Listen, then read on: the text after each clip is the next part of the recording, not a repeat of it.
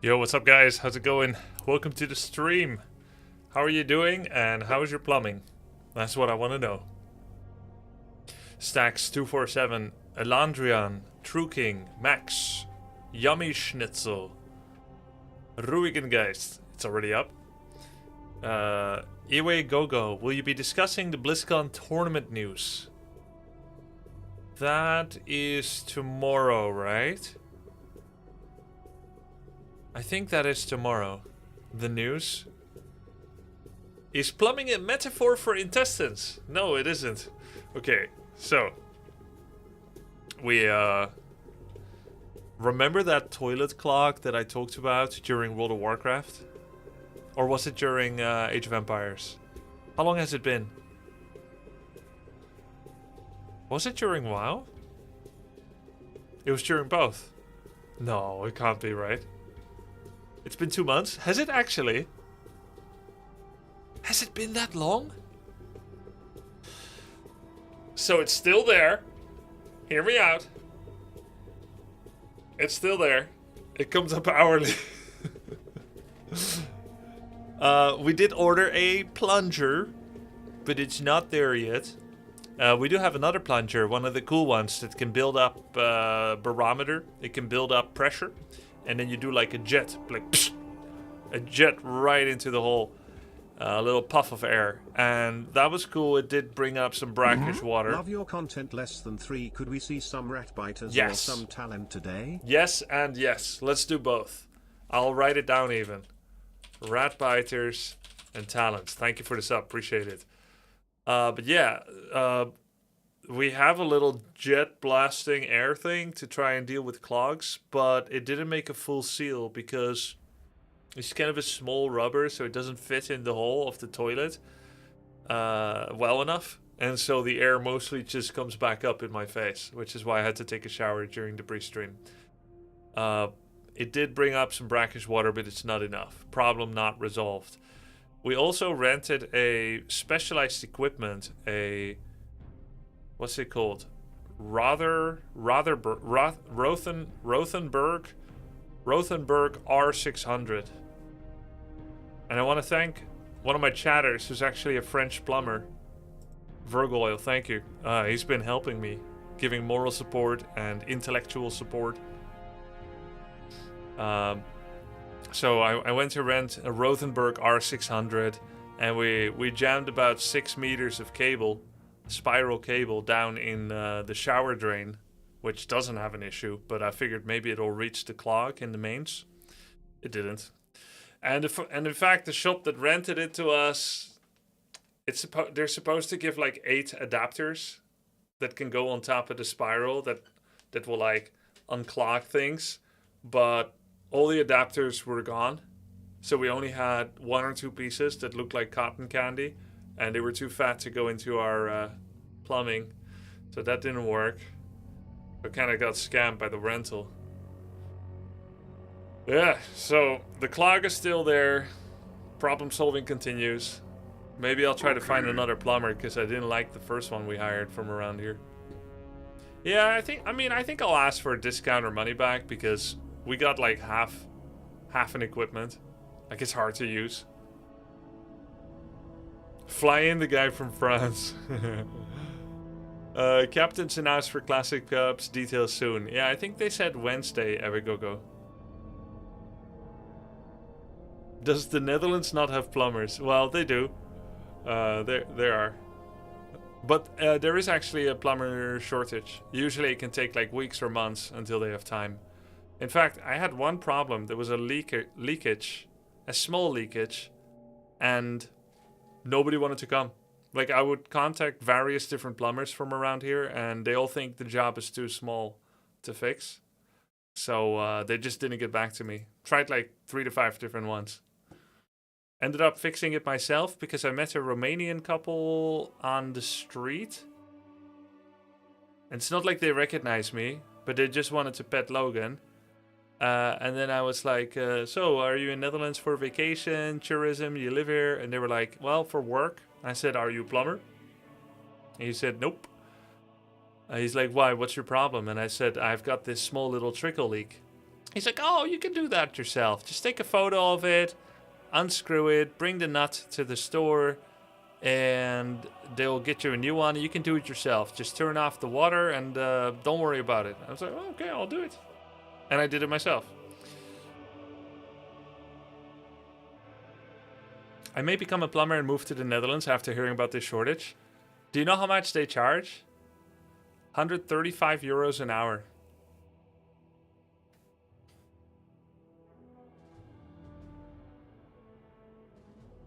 I thought only lawyers, like, it used to be like workman, like when I was a kid, workman was like 20, 30, 40, 50 euros an hour, depending on the expertise level, right? I didn't know plumbing got to that much. Plus expenses. It's 135 an hour. They won't say how long it takes. No extra drive-in cost, right? So. Yep, they do the same in Norway, even more actually. I take 145 an hour, right? And if nobody wants to pay it, they can go fix it themselves. And if they do want to pay it, then it's worth it, right? Like it's clear. I'll be the honest. No, I don't think it's dishonest, to be clear, Slippy Ballback. I'm just I'm not saying it's unfair. I'm just saying I'm surprised.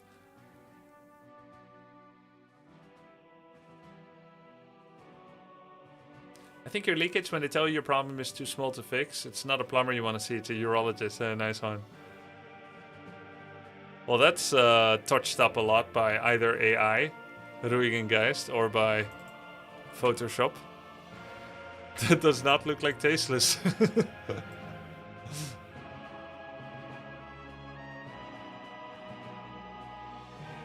It looks like Artosis with airbrush, but it tasteless is changed a little bit.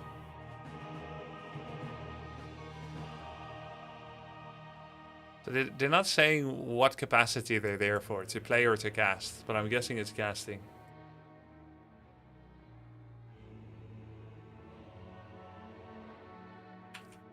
It's a real picture with a lot of change, Rui.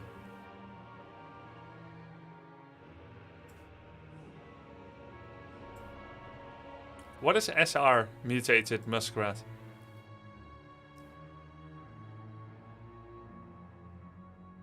A lot of places just totally trashed their vocational training for decades and now surprised there's a shortage. Maybe it would be a seriously good investment to just follow a few plumbing and electrician courses. I think it's not bad as a homeowner or even a renter to learn how to do plumbing and electrician stuff yourself. Not all of it, not the hard stuff, you don't take the risk, but just to be more aware. It's quite satisfying and it's also useful. It can be economical. Of course, you can also do a bad job and waste money by breaking things. That's definitely possible. And I don't mean like change your fuse box. Not that kind of stuff. But like, do you know how to change your light bulb? Do you know how to like add a LED driver to the, you know, put a LED driver in between the electricity mains and your lamp, or take it out, take out a 12-volt converter and switch to a Spire lamp. I mean, what's that? Like a eco lamp, whatever, bulb. I've done all those. I'm not gonna fuck with the fuse box for sure. Also because of insurance, yes, and also because I don't know what I'm doing.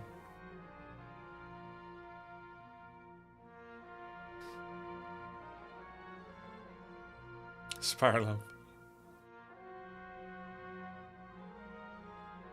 I just played a couple of games with Mass Grunts today. I was obliterated. You have been playing Mass Grunt so far, right, Toma? And you were getting some results, and then now you're losing. That's normal to eventually like run into people that you lose to. A short message, Hutchner, a short message from a YouTube subscriber. I'm 30 today. Happy birthday. And I've been following you on YouTube for years now. More than a decade for sure. It's crazy. Glad to see you're still delivering content after all these years. Yo, cheers, mate. Okay, let's go play some games. We have a rat biter request and a challenge. But of course I'm playing random, so I don't know what's gonna happen.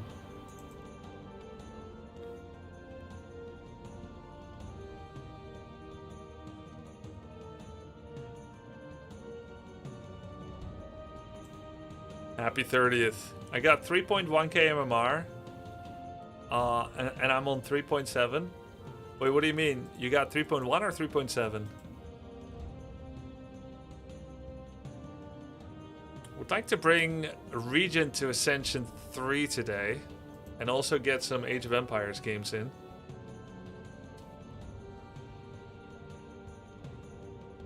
And some Warcraft. Oh, I see. They're the captains, Rui. Happy birthday, Legend. Been following you since early days. Even met you at ESWC when I was reporting for Esports France. Ah, Esports France, yeah.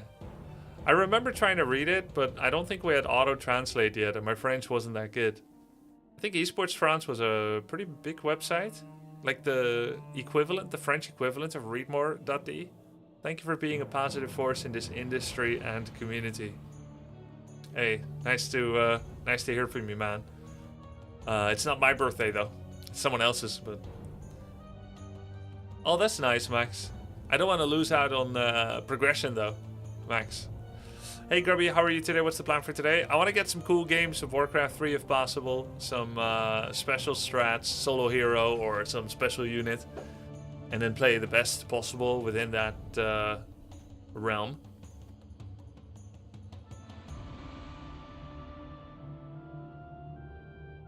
Nowadays, he can learn most things. Please, not electricity from YouTube. I was a police officer and I switched to being a facility manager without prior knowledge. Well, technically, you had prior knowledge then, right? Because you looked things up.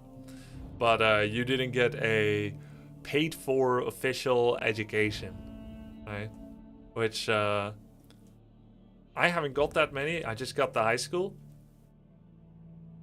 But I hear sometimes people, I don't know if it's like trendy to complain about your education or if it actually makes sense that follow-up education can be disappointing. Let's go for the Blade Batrider, guys. Grubby, do you think I can reach 4,000 MMR with only grunts? I don't know. I don't know your potential. I want to say you can do anything if you believe in yourself. This guy often auto-leaves against me. Whether it's on W3 Champions or BNet. Don't ask me why. I don't know. You mean like unlock progression? I think the daily runs still count, right? I don't think they count for lifting your ascension level, Max. Maybe only random unlocks, like XP or whatever. Don't ask me why. So I'm playing random Torchlight. It may happen, you see. He's lying, Rui. He's just... He lied to W3 Champions admins probably in order to avoid being on the hook for auto-leaving against people that he doesn't want to play against. I think that's most likely. Because everything I've seen from him is he has bad character and is BM to people and whatnot. Maybe he's like an amazing guy IRL, but let's say that Warcraft doesn't bring out the best in him. He has flamed, he has whined, he has auto left. So I'm inclined not to believe him when he says like, oh, I have to leave sometimes because of bad connection.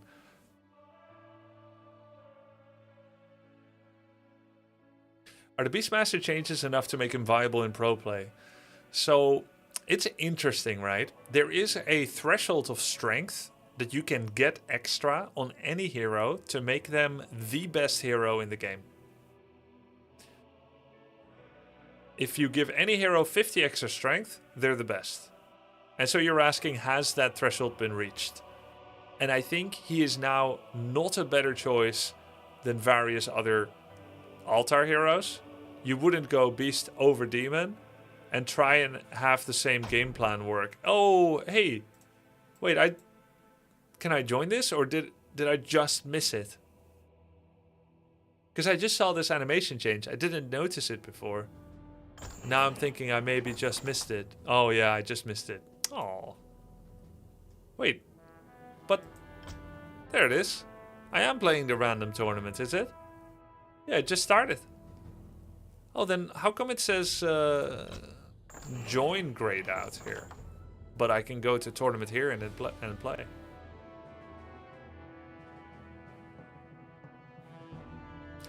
Every time I attack an enemy base, they have 3 towers and it hurts like hell. Yep, you're finding out the value of countering what your opponent is doing.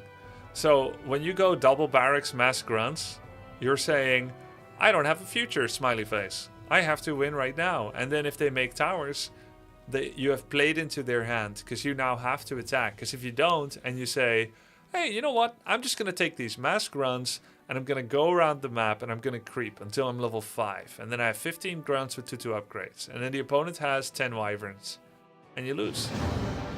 Hey, we're in a tournament. I found a random tournament that started 1-on-1 right here, right now. Let's go for a Tavern Hero. Cool. Let's do Beastmaster Mass Huntresses. Try to see if we can get Stampede. It's always nice when you decide to play some Warcraft 3 and you think you're going to try and find ladder. And then actually you see, hey, there's a tournament going on. That's fun.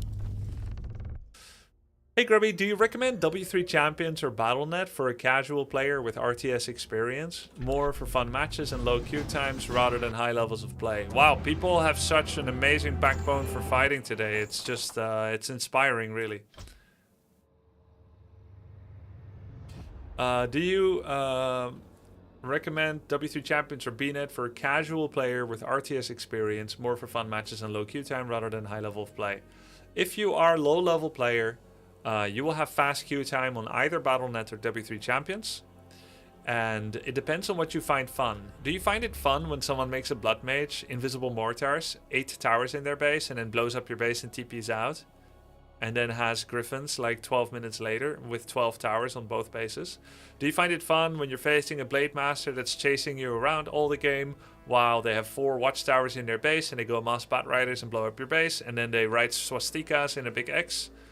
Do you find it fun when you're getting flamed by people? People don't have any build orders. They're really bad, but they call you bad. Then BNet is the place for you. I play here as well, and I love it.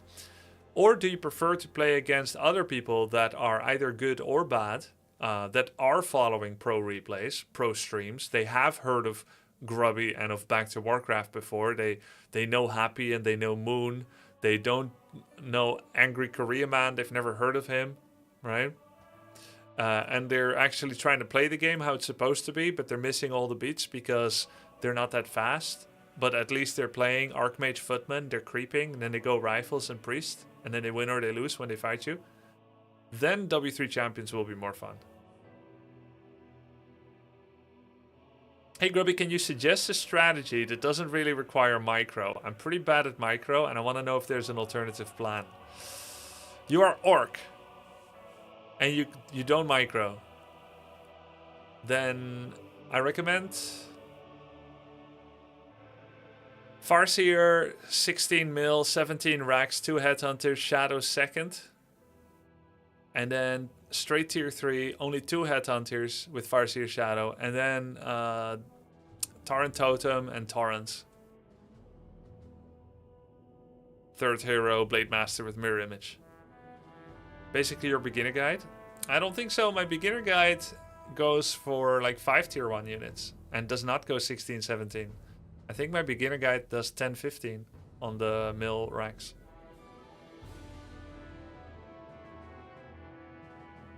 Yeah, every race kind of needs micro. There's almost no way to play Orc without micro. Even healing up takes micro with Orc. If you don't want to have micro, I'm not joking, you should play any race except Orc. I'm not saying Orc needs more than the others, but it has a minimum threshold of micro that is higher than for human. Perhaps even than for undead.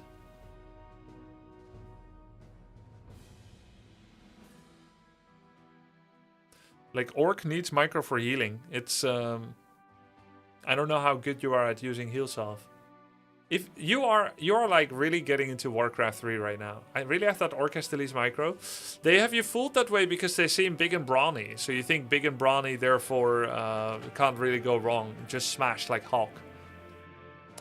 You're really into Warcraft 3 right now. I greatly recommend you to watch my coaching sessions with the Warcraft 3 Invitational participants from last year. Search like Grubby Tyler Warcraft 3, Grubby Viper Warcraft 3, Grubby Red Panda Warcraft 3. Search that on YouTube and hopefully you'll be able to learn from that. But look, if you don't have micro and you don't want to learn and you can't, and you don't want to study VODs and you don't know how to learn from VODs and whatnot, then I don't think I should spend 90% of my stream time explaining you how to get better if you don't want to watch those videos.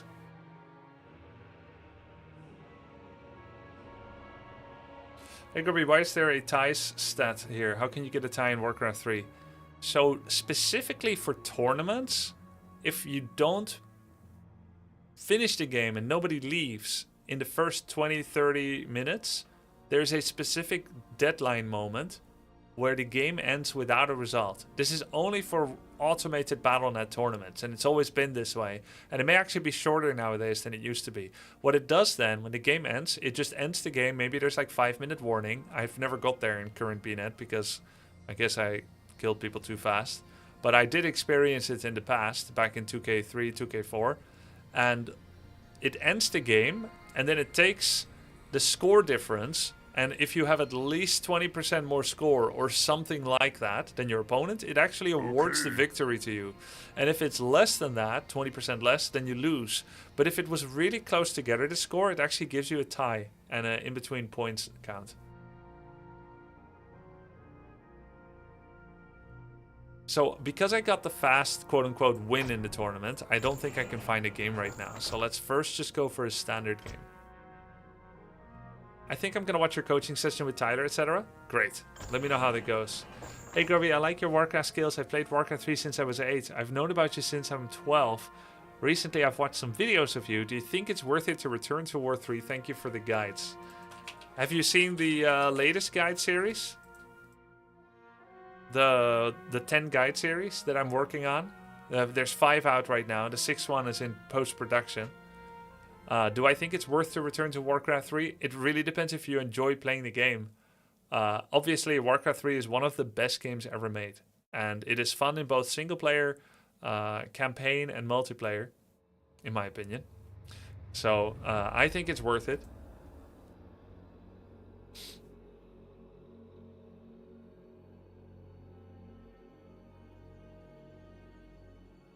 Well, the easy thing about human, Toma, is that priests automatically heal your army. So anytime you go Rifle Priest, Knight Priest, Griffin Priest, if you just do nothing, your whole army heals up to full. Same with Obsidian statues. The hard part about Orc is you're gonna have hurt units and you will fuck up your heal solving. Thank you for the sub, Copsy93, appreciate it.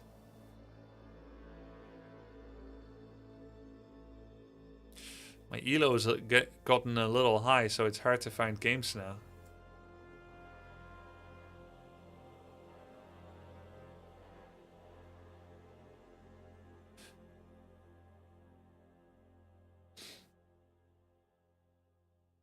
Yo, Grubby, why can't I see the beginner guides on Discord? You should be able to see them. Okay. There is a guides and resources tab. Do you see it? It's right here. Thank you for the sub, Michael. Mr. Grubster.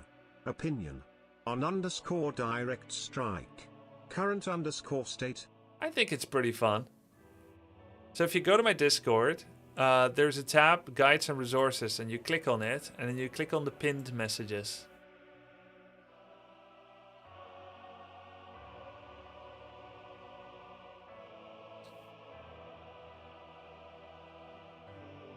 There's all the guides.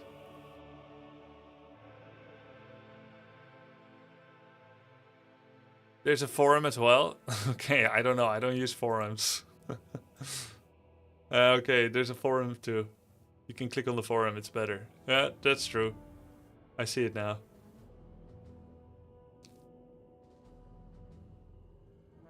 Did Grubby quit StarCraft again? Yes, I have ceased playing StarCraft in conclusion of the show match. Greetings, Grub. Have a good one. I found a harder boss in Elden Ring. Malekith Blackblade. Sheesh. Bro, how many times have you broke your teeth on him?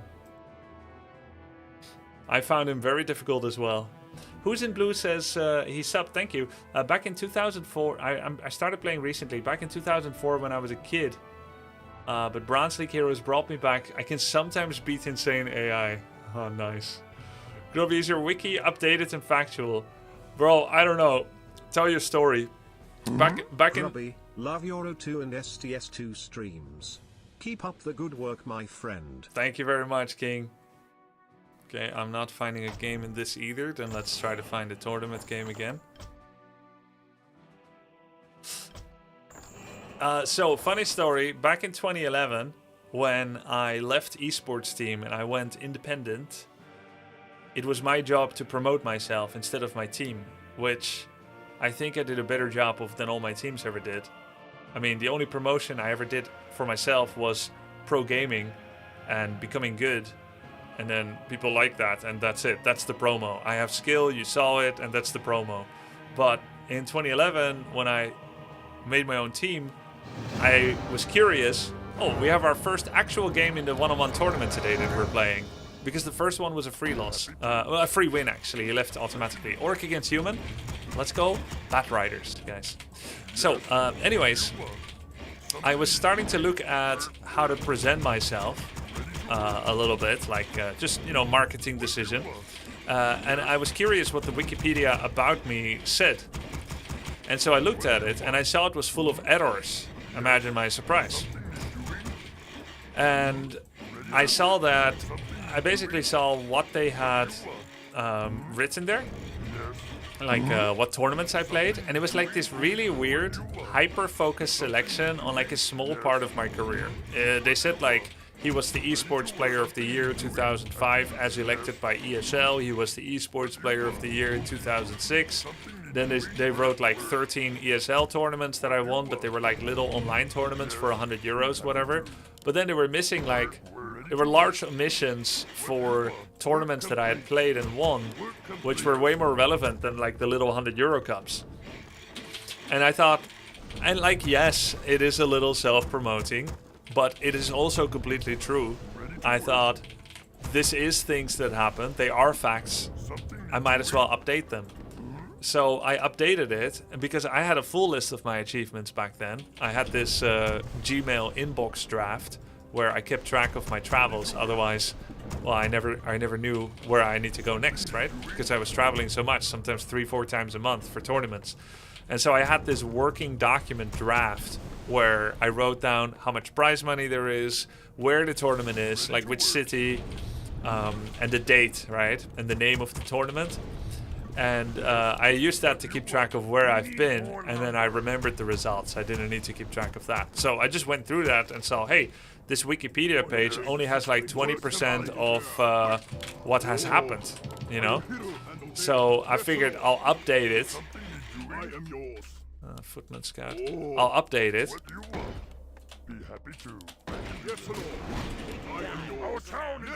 And once I updated it, it looked good, right? It was, I think it was better because it was more complete. And it wasn't like I was lying, like I won this tournament when I actually lost, that kind of shit. No, it was just the truth, right? If I lost, I wrote it as well.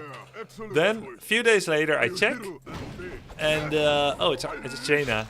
A few days later, I check. Someone reverted all the changes, and I saw the internal editing note, and it said, lack sources. So some salty bugger just voided every change because he said it lacks sources. Some Reddit mod energy. And the thing is, I looked, right? I looked inside. All the other things that were already ratified, verified, and confirmed, they were all lacking sources too. All the other achievements. Then why were mine? Now, what I think happened, the guy thinks I was using an alt. You're not supposed to edit your own articles. Maybe someone figured, oh, he did this himself. It's still true, though. It's all true. And the other stuff also had no sources. So I thought that was kind of dumb. And since then, I didn't bother with Wiki that much anymore. And in fact, I figred if my wiki page is so shoddy, I know I'm not like a big celeb or anything, but if my wiki page is so shoddy, I also lend less credibility towards every other wiki page. Now, to be fair, the bigger something is, the more likely it is to be accurate, because more people look at it. But at the same time, the less likely it is to be accurate if it is really big and there's like an advantage in propagandizing. Right? Maybe it could be like politics or some cover-up. Right? So either way, I'm thinking Wiki is not as reliable as I used to think, because I used to think Wikipedia is kind of like Isaac Asimov's Galactica Encyclopedia. I really believed in the passion and the vision of the project. I thought it's like Galactica Encyclopedia. If mankind goes into a dark age for 5,000 years, and the robot, what was his name? Olival? If he does not prevent the greatest amount of suffering with the 3 laws of robotics, and we are plunged into 2,000 years of darkness, then it's the Galactica Encyclopedia that will bring us back from the brink. They will shorten the Dark Ages. But yeah, they can't even get my achievements right. More like Galactica Encyclopedia. Very large wiki is propaganda. Yeah, I mean, I don't know that. I'm yapping. I'm keeping him in his base. Little regen scroll cancel. Oh, he went to get dust from the other shop. Did he buy a heal pot? Is he not scared? He's gonna be scared, right? He will buy pot. Oh! He did not buy pot! Dude, he's got balls of steel.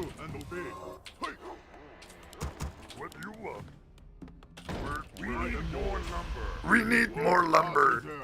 Oh, yes, excellent choice. Yeah, you're just yapping.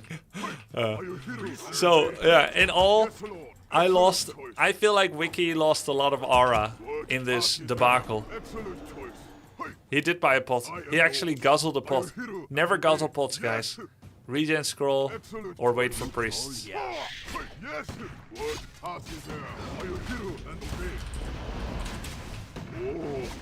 His Mountain King should be out very, very shortly, because we saw tier 2, it takes 55 seconds.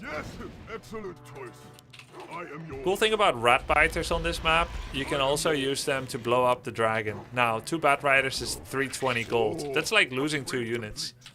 Not very good to lose 2 units to kill 1 level 6 for creep. being here every day, so for compensate you, take my sub box. Please do not feel guilty. Please do not feel guilty. Of course, I like getting subscribed to, and I like the support and it helps. But I really like it when I know that happiness is being spread. So if you feel good, never feel guilty for that. Even if you watch for 20 years and never sub. This is 100% okay. Okay, he's coming in. He's attacking. But look at the reinforced timing. It's perfect. Oh, yeah. Oh, I need to bait dust early. Yeah, there it is. Okay.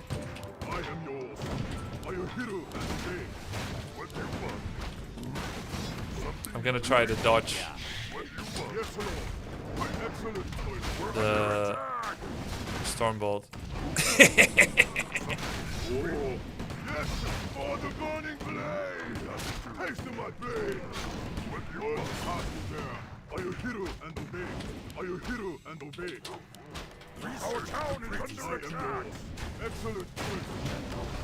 Oh, that's actually an important building to me.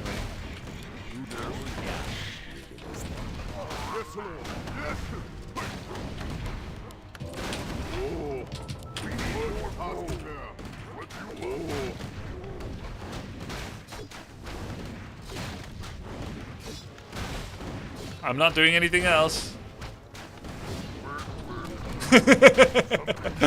It's all about that moral victory. What you want, people?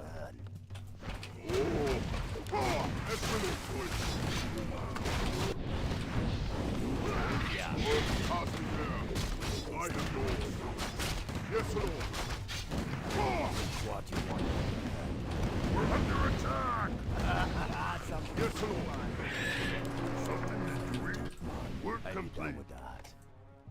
I am yours. Are you hero and obey? Yeah, what is it? Work complete. Boss, what you want me for? In fuego, baby.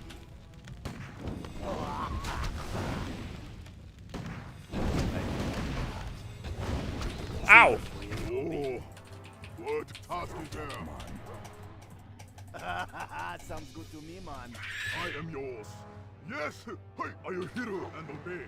What task is there? Yes. Hey, excellent choice. Excellent choice. Hey, are you hero and obey?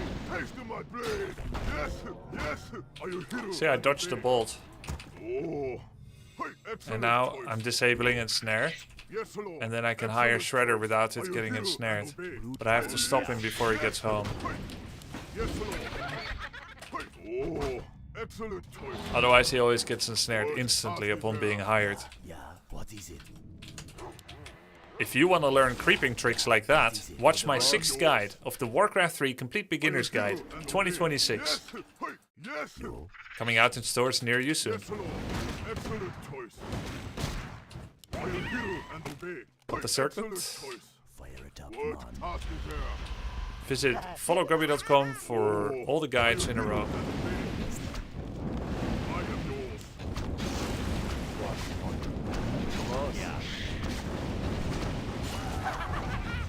I am yours. Yes. Yes, Lord. Oh. He has no masonry. They have that much damage actually. I am yours. Oh. Yes, Lord. What you want? What task is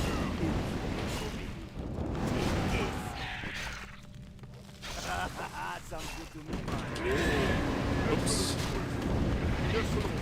Am I dead? Task is there? He has no I am slow, yours. so I'm not Yes, dead. Lord. Yeah. Oh. What is it? Yeah, what is it? I am yours. Yes, Yeah. Lord. I be. Oh. Hello. I am yours. Are you hero and obey? Actually, you pause your upgrades when you Staff of Telly on it. What task is there? Yes. Yes, Lord. Hey, yes. Are you hero and obey? I am yours. Kind of need regeneration, so I'm building a barracks now. Excellent choice complete. I am yours. Yes, Lord. Let's get armor upgrade. We have 2 attack now. Task is there? Oh, Something need doing. What you want? Happy to. Yes. Something need doing.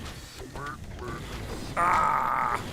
hey, either it was by coincidence, or I am yours. he is now more careful about putting his mounticking nearer the peons, and because of that, I can't dodge. Oh. Yes, Lord. Ah. Maybe he improved his. Maybe he's countering it now. See, he was closer again. Smart. It's smart of him. What task is there? I am yours. Boss.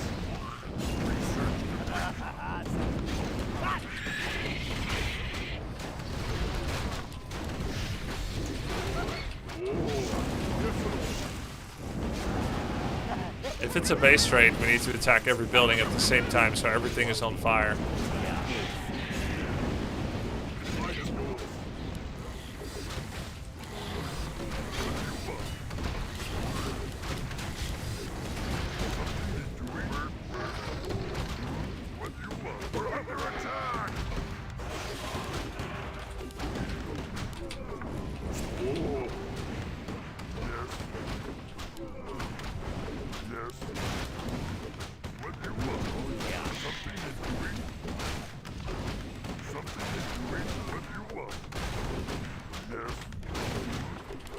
I came for AoE2 games. What game is this? This is Warcraft 3. One of the other top 5 best RTS games in the world ever made.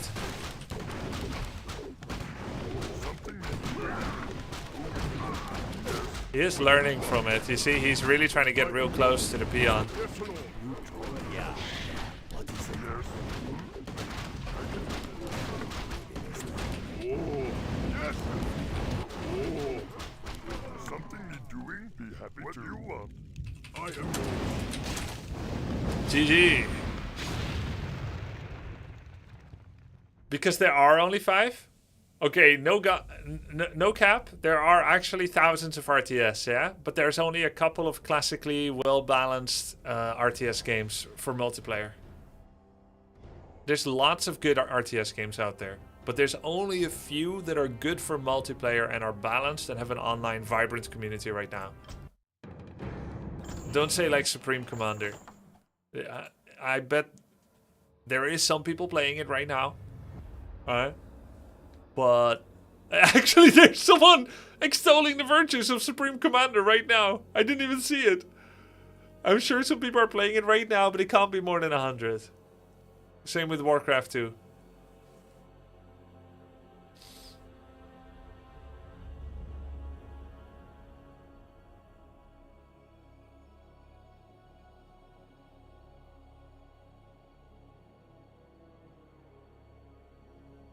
It's beyond all reason in the category.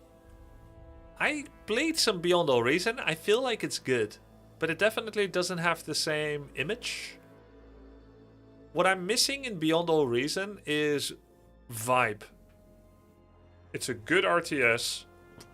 Quite good, in fact. But because it is like an indie project and is not officially brought out, it doesn't have like... story campaign. Or am I wrong? Does it? Bar needs matchmaking, man. I've been pestering about it for eons. It's a good game, right, Euthermal? But it has a bit of a hurdle to get into. We both found it a little bit difficult to get into. Because you just, you join games or something. But it is a good game. I enjoyed it as well. But like, Beyond All Reason is like the honorable RTS variant of Star Citizen. It's never coming out. It's not ready. But it's not a scam, unlike Star Citizen. Allegedly. And they have no money, and Star Citizen has $1 billion.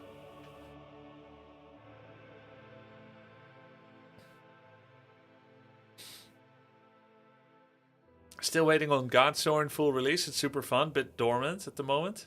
Ah, Mirkrit, you liked Godsworn.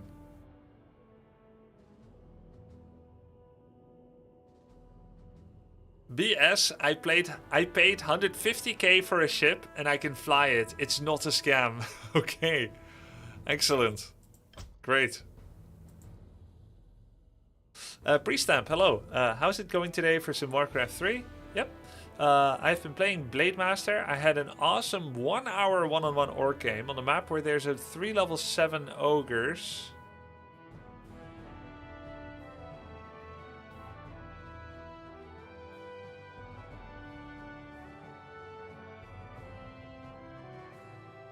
Lost Temple has 2. Last Refuge has 2. Shattered Exile has 2. Where is there 3? Anyways, he took middle gold mine. I ended up winning by killing his blade, doing stealth missions and getting siege to take down his middle base. Hey, that sounds so much fun. But what map did you play on?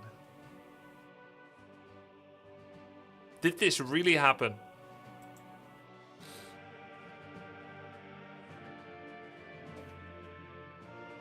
Is there a new guide coming out for creeping? Yes. In the guide, I actually explain that creeping is what we call farming neutrals. Farming mobs, farming NPCs. And I even explain the etymology of creeping because it could be misunderstood. You see, they're creep camps. Named so by Blizzard. They're creeps inside creep camps. It's bad. They're bad. They're not something to emulate. But now you're going to emulate my creeping. This is wrong. But that's because the community called the farming of creep camps creeping, when essentially it should be anti-creeping. There were some issues with certain tunnels where in the Netherlands where supposedly people feel unsafe going through because there's a lot of crime and harassment, especially to women. And so they installed some anti-creeping lights. Now you can see who you're being harassed by better. So maybe we should call the removal of creep camps in Warcraft 3 lighting.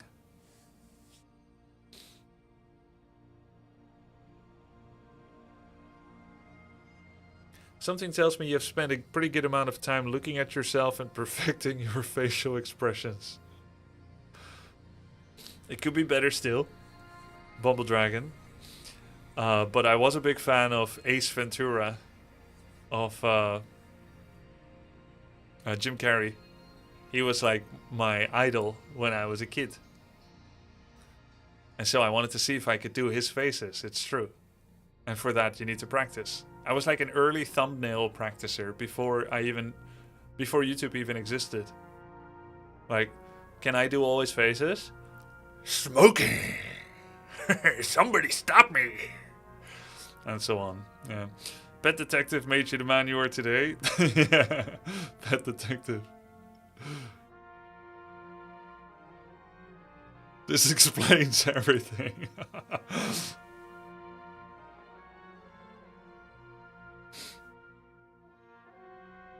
It used to be my party trick. What the hell did I just tune into? What the horror did I just do?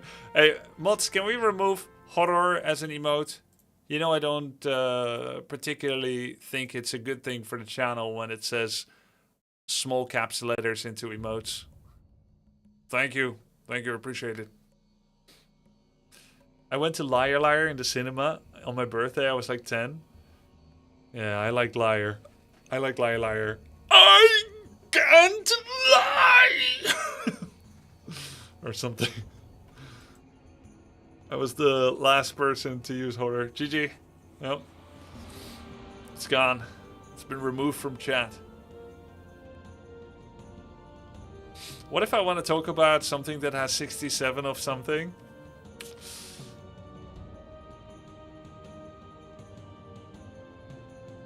More of a Robin Williams fan myself. I was a big Robin Williams fan too. Yeah, I really liked him. He had really good vibes. He seemed very kindly. I met him in real life actually. In New York. He was walking with a hood. Like a little hoodie over his head. But he was unmistakably recognizable. But I didn't say anything because I was already a little bit of an e-celeb. And sometimes it annoyed me when people spammed me with autograph requests. And so I wanted to give him the piece. Even though I made him, I recognized him, right? I mean, I don't mean I created him. I made him. I mean, like when someone is undercover and it's like, oh, I'm made. Like, I was like, yeah, I saw him, but I'm not going to hassle him.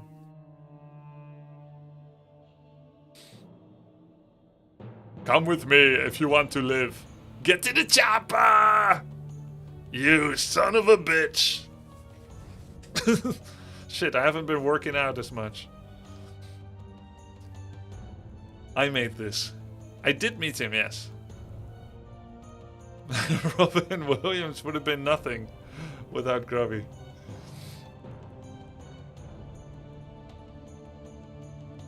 Arnold is doing a new Conan movie, I heard. Really? Dylan. Well, that's cool. I'll watch that. Did you nod and smile to him while passing? No, I just looked. And then didn't act on it.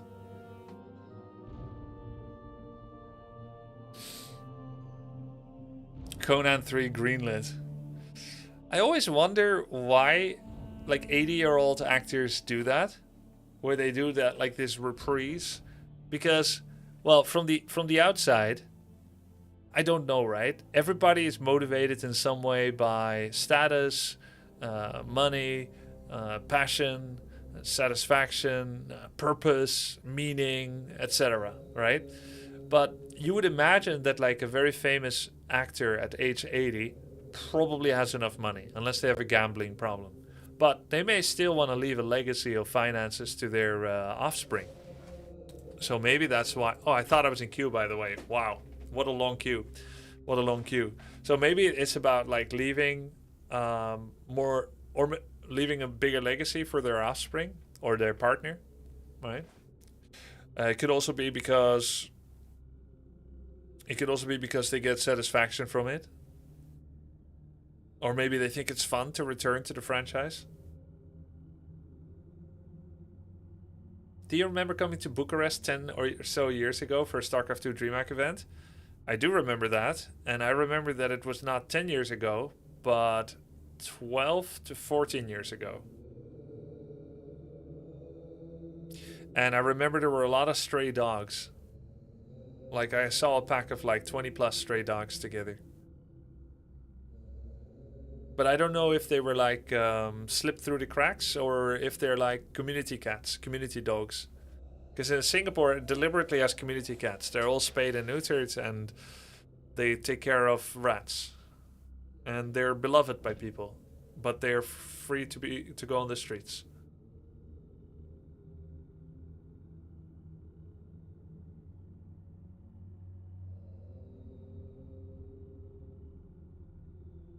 It's an interesting quote from Invi about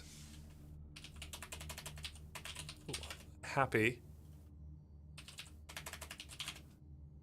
People are discussing who's the GOAT for a while on the Warcraft Reddit. And people compare different players. Usually I'm not in the discussion, which I understand. And they'll discuss Moon or Happy usually with other honorable mentions. I guess it could be me or Lynn and so on. But there's been some back and forths about who is the GOAT of Warcraft 3. Is it Moon? Is it Happy? I think they're probably the biggest contender for that. Oh, look at that. We have a nice guy opponent in the tournament today. Good luck, have fun. Wish you all the happiness. It's funny that all these BM guys, instead of farming me for content, because they'll probably get more views if they play against me, they're extra mad and leave. Like LeMay, this guy. And maybe there's some kind of feedback loop where, like, they are themselves, which could be more beautiful, let's say. I'm not saying I'm holy, right? But they are who they are in full display. And then people are like, why are they so mad? And I'm like, I don't know why they're mad, but they always do this. And then I expose it, shine a light on it, and then they scurry under a rock or something. I don't know. Why do they hate you so much? I don't think they hate me. They don't even know me. I don't even know them. I think they hate their life.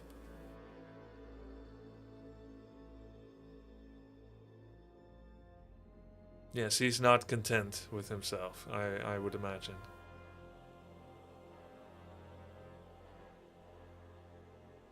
What just happened? So there are some people that always flame their opponents. They get really mad. There's no particular feud, right? It's not anything you did. There's no reason for it that you have anything to do with. But you'll get in a game with them and they'll try and say the most horrible things. A reflection of their own emotional state of mind. For them, the world may really look like that everybody does that. And if you don't, you're either weak or a pussy or I don't know, right? I don't know how they see the world. They have different experiences. I mean, look, if I was born to my mom and dad, but I was adopted by his parents, how do I know I wouldn't be the same as him? I don't know. I could be the same or worse. You have no idea why people get to be the way they are. Now, once you're an adult, though, which I'm assuming the guy is, you are responsible for trying to uncoil the fuckery that you are and presenting the version of yourself to the world that you want to be known as. And that's his choice. I mean, you've got to be responsible for your own choices. As much empathy as you can have for how someone got to be the way they are or the horrible experiences they had. At the end of the day, some people have terrible experiences. They were abused, they were neglected, etc. And then they choose not to propagate that, and other people do. I mean, I gotta believe at some point choices were made. But at the same time, it depends on you believing in free will. Do you believe in free will, or is everything preordained? If it's all preordained, then they can't help it. Then I can't help being myself either. And everything that I do, I won't be responsible for it because it's all preordained. It really depends on how you view all this. And I don't think there's one way to look at it.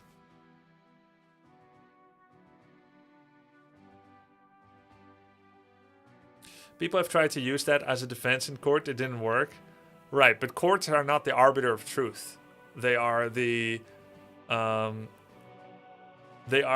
function of the monopoly on justice being executed in the most broad lines that are probably the most healthy. It's like painting with broad strokes. It is the attempt to paint with broad strokes while also leaving some space for custom treatment. Like if you have very good lawyers, or you're very rich, or you have a bright future ahead of you, then there'll be some custom treatment. And so on.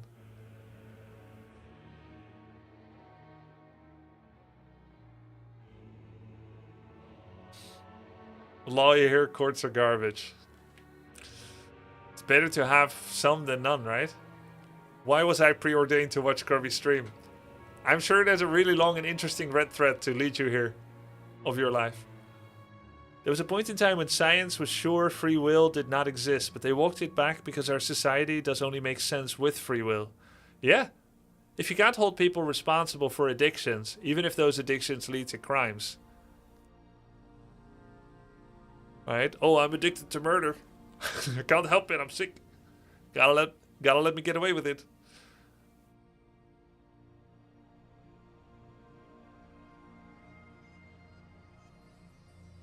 It has to be the court, like law has to assume that we all have free will and that we can act, like that all of our decisions, that we are responsible for it.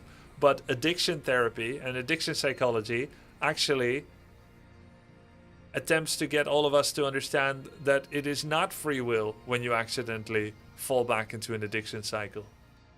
Right? And there's plenty of evidence for that as well. It's all the paradoxes of being a human. Netflix series Lucifer has a lot of perspective on preordained. It's a good watch. Come on. I've seen that. I was forced to watch it with my wife. That's a chick flick.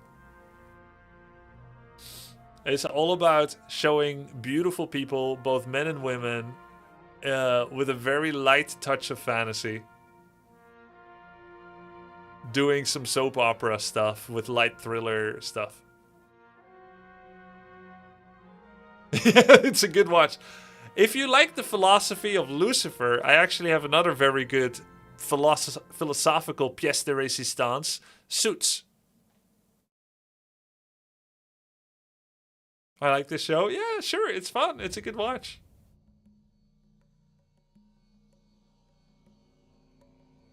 Not necessarily. Free will or not, a murder addict should be kept for society to keep people from harm, right? Right, but they should go to a hotel, not a prison. Max. Like, if we continue this rather absurd line of thinking where, yes, people have to be protected, but they should be well treated.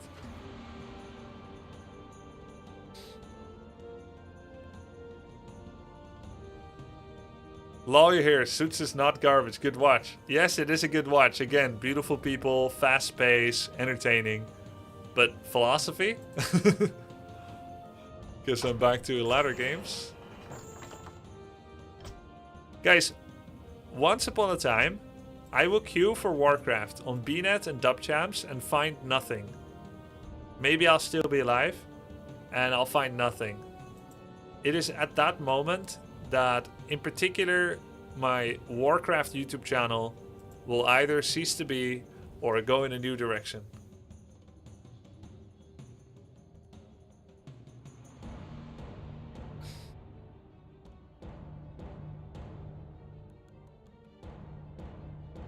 What's your caffeine of choice? Tea or coffee?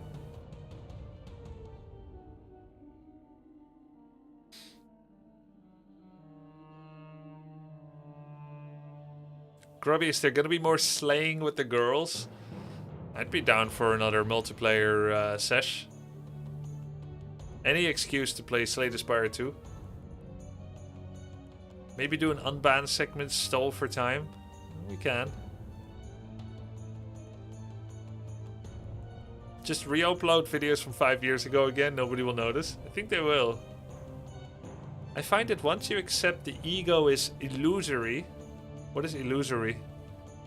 Is my ego a loser?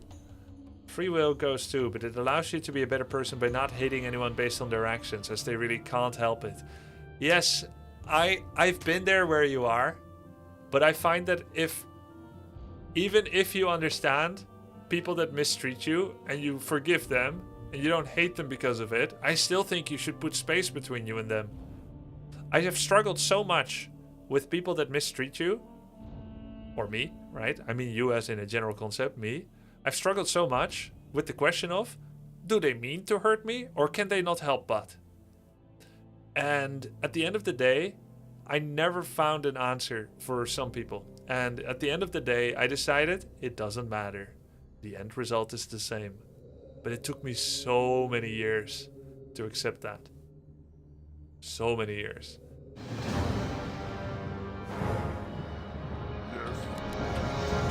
Orc versus orc. Then let's not go for an orc hero.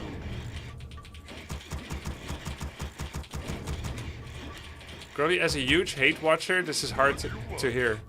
What do you mean? Do you think it's hard to hear that I've been hurt before? What? That doesn't make me special. Yes. What do you want? Why would it be hard to hear? It should be good to hear for you.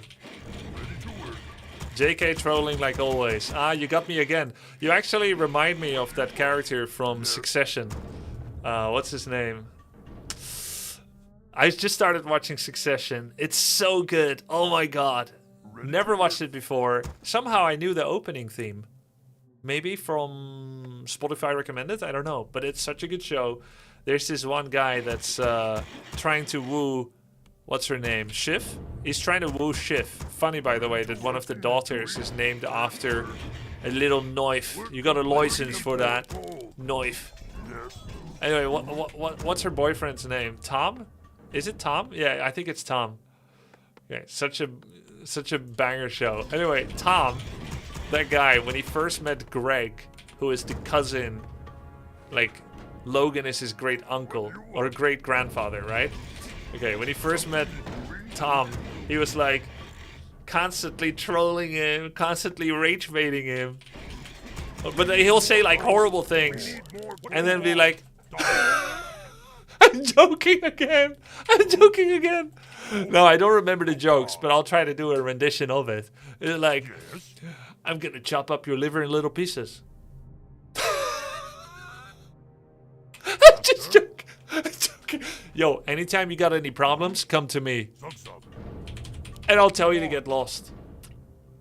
Because I'm not gonna help you here. You don't expect help from me or anyone. It's okay.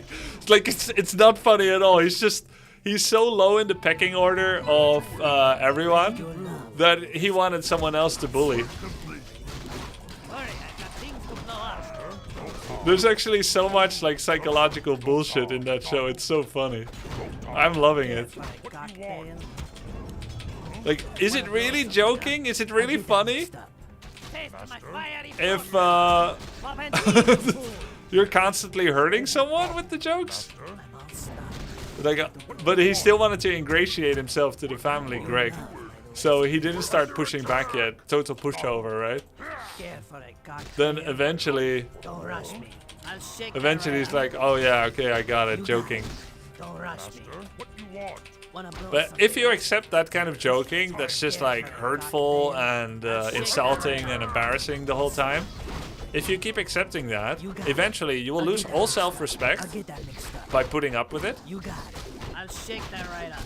Hurry, I've got things to blow up. Oh, close. And when you lose all your self-respect, you will actually endure and accept greater levels of abuse after that.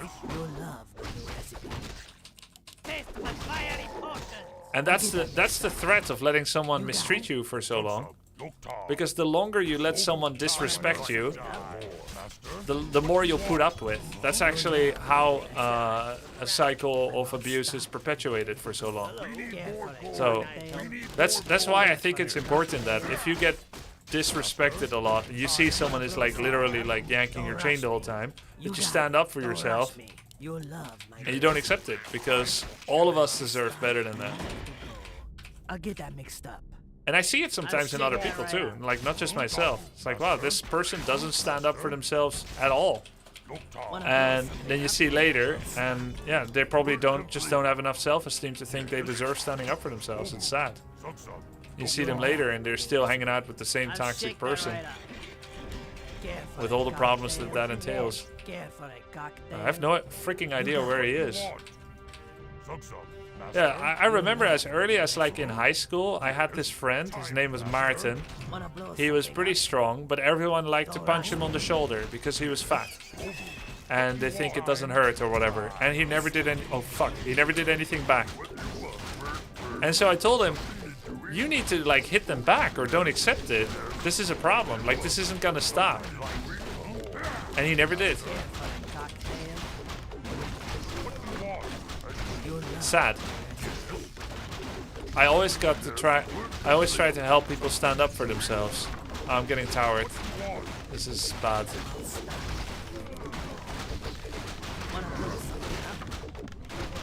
Oh my god, I saved at least. I saved my burrow at least for now. Yo, that cost me everything, by the way.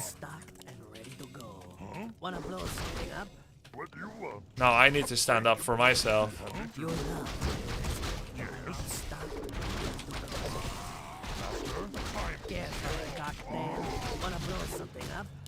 What do you want? Yes, that's a double. Slow move. Get for a cocktail. I'll stop. What do you want? Master, no car. Wanna blow something up? I'll get that mixed up. Yes. What do you He should not have TP'd. He should have played without his Farseer. Recipe. You got it. Care for a cocktail? Yes. I'll stop. Double. Ready to go. Don't rush me. So I need to get a Tavern Hero now. I think the best will be Beastmaster. What do you want? No tar. What do you You want? love my new I recipe. hear the cost of the wild. Care for a cocktail? And I need to send one pick to cancel the heal salve on his Farseer. Even now, he's walking towards me. There we go. So now we have another potential angle Don't rush on me. his Care for a cocktail? Farseer by canceling that. He's heal salving again, so another cancel. That cancel is worth like a lot of health, right? Because I'm ready to track. What lies before me? I've got a scent. You love my new recipe. What do you want? Wanna blow something up? Flush them out. You love this Beastmaster doesn't matter. I need to keep him away from my tower, so he's not making a good decision. My Something core. in doing. I'm acting. We're under attack. Ready to track. You love What mattered is him reuniting with the towers. cocktail. I'll shake that right up. I'll get that mixed up. Don't rush me. I'll get that lies mixed up. before Wanna me? blow something up? I'll stop. We're under attack. What lies before me? On the ground. You love Okay, he got level up. That's not good for me. got it. Town is under I'm still in big trouble, potentially. He basically has like a really strong army. Care for a cocktail? I'll shake that right up. You got it. Yes. What do you want? You love What do you want? I'll shake that right up. Don't rush me. I'll get that mixed up. I'll stop. Shit. Ready to go. Don't rush me. I'll shake that right up. Time to die. I fucked up my control.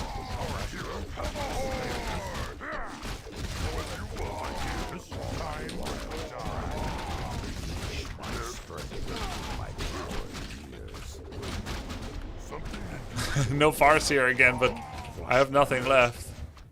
Ready to brew. For a cocktail? Wanna blow something up? Wanna blow something up? Town is under attack. I'll stop. We're under attack. You got Lies before me. Something in doing. it. You love my new recipe. I'll get that mixed up. Can I kill this tower? Time for what do you want? What lies before He shouldn't be trying to surround me. He can literally just hit me. our paths converge? But he's level 4. It's bad. I did kill the tower, which I kind of consider to be an achievement, but I don't have any units left. So sometimes when you fight back against your bully, does he just kill you? Is it like in Stranger Things? Or they said fight back against the Demogorgon? GG. Yep. So maybe this fighting back thing isn't that good, huh? Cruel World of Warcraft. That was a tournament game or a ladder game? Oh, that was just a ladder game. I didn't actually lose a tournament match. Alright, yeah, that was a ladder game. Dude, I thought I just lost a tournament match. Right? It doesn't say here? It doesn't say here!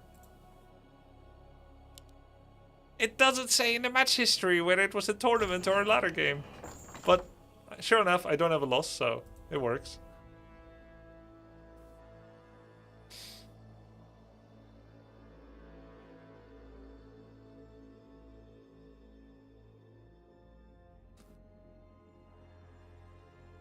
If you let yourself be disrespected once and let it continue, it will keep happening for the rest of your life. Yep.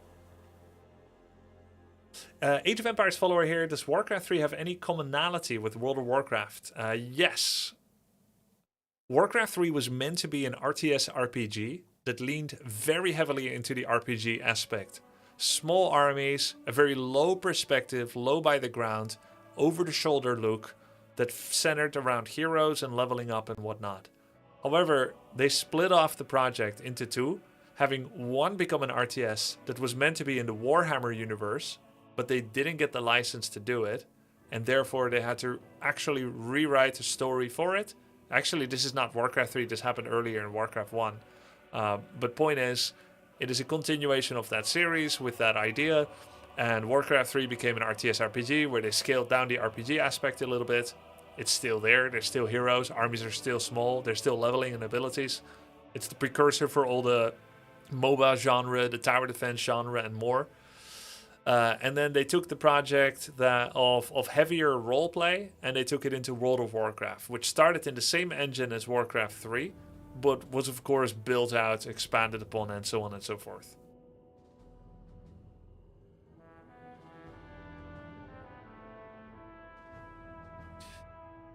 Is there a reason for you playing BNet mainly nowadays? Yes, there's a reason for everything I do, and there's a reason for everything you do. We come back to free will, right? And the question is, when we think we know the reason for why we do what we do, anything, we are really just rationalizing a decision that was most likely already made in our subconsciousness. Do you want my rationalized reason? Is it my logical reason, my emotional reason? I can't even be sure. Anytime I say why I do anything, I'm just guessing at it as well. However, what springs to mind is that, first of all, I'm part-time Warcraft because I'm playing other games. So grinding in tryhard games on dub champs is something that I do in waves. I get the bug, I get hooked, I'll grind for a month or two, I'll try to get as high MMR as possible, and I love it and people love it. Right? I start competing with some of the big wigs, some of the top players, but I do not enjoy doing it in a trickle, only in waves. A tsunami and then gone. Tsunami and gone. Tide comes in, tide goes out. Right now the tide is out. So I play in other places. That's the emotional reason. The logical reason as well is that on W3 Champions right now, this is a volunteer project that is extremely valuable and it's been very helpful. But right now there is some problems with the servers. Some of the servers, not all, there's a couple of nodes that do not spark joy. So what they've done is they have several programmers and people working on it. It's a completely free-to-play job for them. So they're not getting anything for it, essentially. They are being compensated by people that somewhat, right, that basically support them on Patreon. But they have other jobs that, and this is their passion project. But it's not always fun for them, right? Because they have to deal with a lot of shit from us. Including sometimes reporting decisions, ban decisions, and whatnot. There's not many people praising them. There's more people flaming when they're not happy with things and so on. So I don't like talking about the problems because none of the people personally deserve that kind of baggage.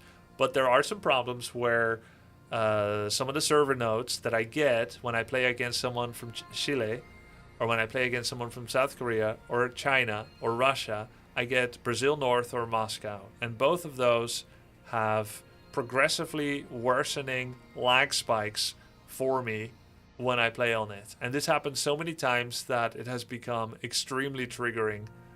When I get it, I get in a bad mood, I don't enjoy the game, I whinge, and that is a stream persona that I don't even like to show, where I'm just complaining and in a bad mood, and it's like, well, it's another laggy game, guys, it's fucked, right? So I just avoid it. It's better that way.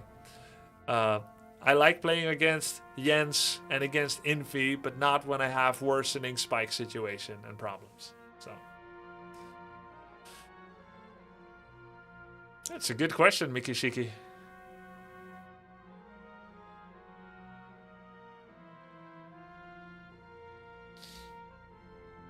Dota matchmaking is so bad, nobody wants to play as a team. Everyone wants to play +1 and buy damage items. Yeah. And the map got so big that you can have 3 +1s.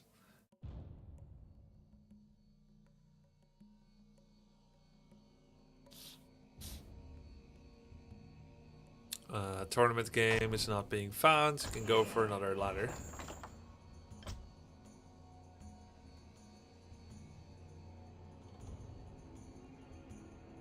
Big map sucks, way too much farm. Yeah, I mean, I think there's fun parts about it, but the culmination of it is that everybody can find farm everywhere, which means you cannot play aggressive anymore because you cannot constrict the map enough to stop people from avoiding engagements. So sure enough, it has some downsides. Dota meta too stale lately. Meta is always going to get more and more stale the better people get. That is just the end result of optimization. Now, evolutionarily, biologically, it makes total sense for all of us to seek optimizations everywhere in our lives, because that keeps you alive, optimizations. If you were some kind of rebellious non-optimizer, you and all your ancestors and successors would be dead in the past, a long time ago. So yes, we will, in a competition, especially with high stakes, like Dota has been for a long time, we'll of course optimize. It is our natural go-to, our natural state of wanting to be. If you can do something faster, for less energy, if you can choose the easier, the cheaper path, generally you'll do it. But there are some checksums that prevent if you had optimization to choose, everywhere. Were you going to be a panda or for a instance, and why? Thank you very much for the sub. So, for instance, it is optimal for a squirrel to observe one of their fellow squirrels and see where they're batting the nut, and then for you to go and pilfer the nut away from them. But in human society, suddenly this is cheating. This is crime, and you'll go to jail for it, and you'll pay a fine. So there are checksums against certain optimizations. Bury these nuts. Yes, exactly.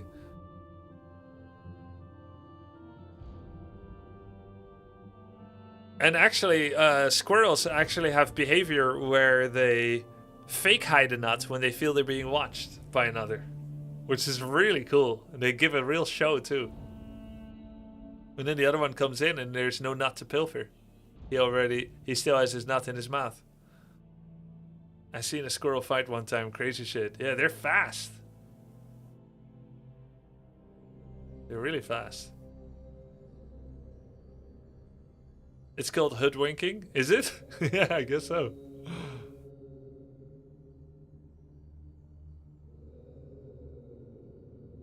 Well, Warcraft 3, guys. I feel like I've been in queue yapping for 1.5 hours and I got about 2 games. Wish we could make more of it, but it is just not possible. We're gonna have to play again tomorrow. And hopefully we get better luck. It's fun yapping with you guys.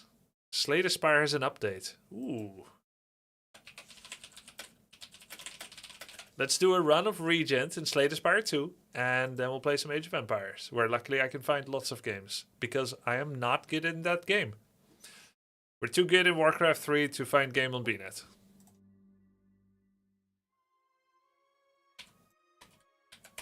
But in AoE2, I am perfectly sucky. Oh, I'm still in a run. Alright, let's continue this run and see if we can finish it. This one started without you guys. We continue.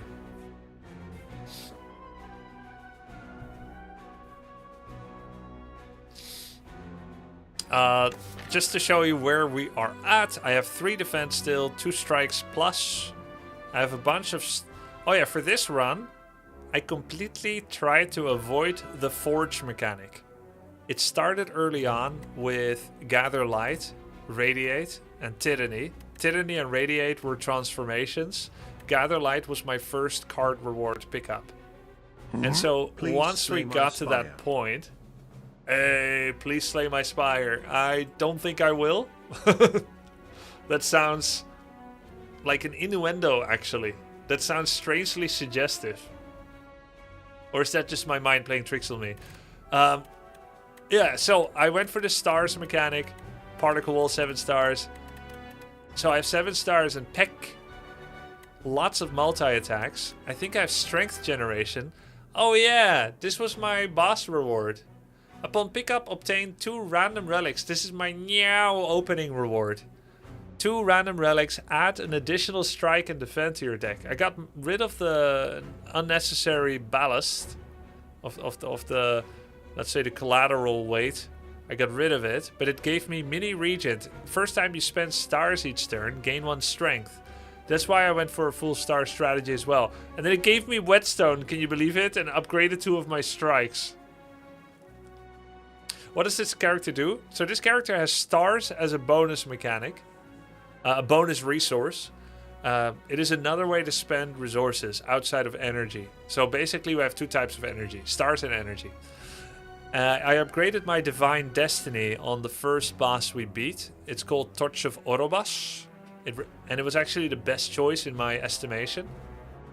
And so now I have 6 stars generated at the start of combat, which put me really close to 7 stars. I can always use Particle Wall, which activates Mini Regent.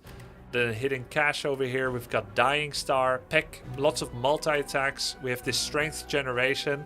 Exterminate entered my deck. Hegemony for some mana generation. And then Shining Strike and Make It So. We have obviously Molten Egg, so all the attacks are extra attractive as they're always starting upgraded.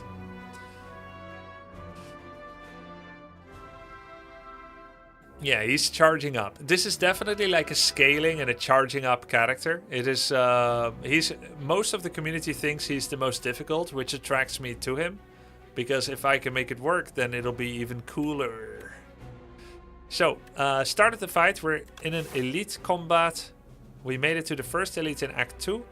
Possibly looking at a path to take more over here. Or I can go for the more difficult path here where there's 2 elites.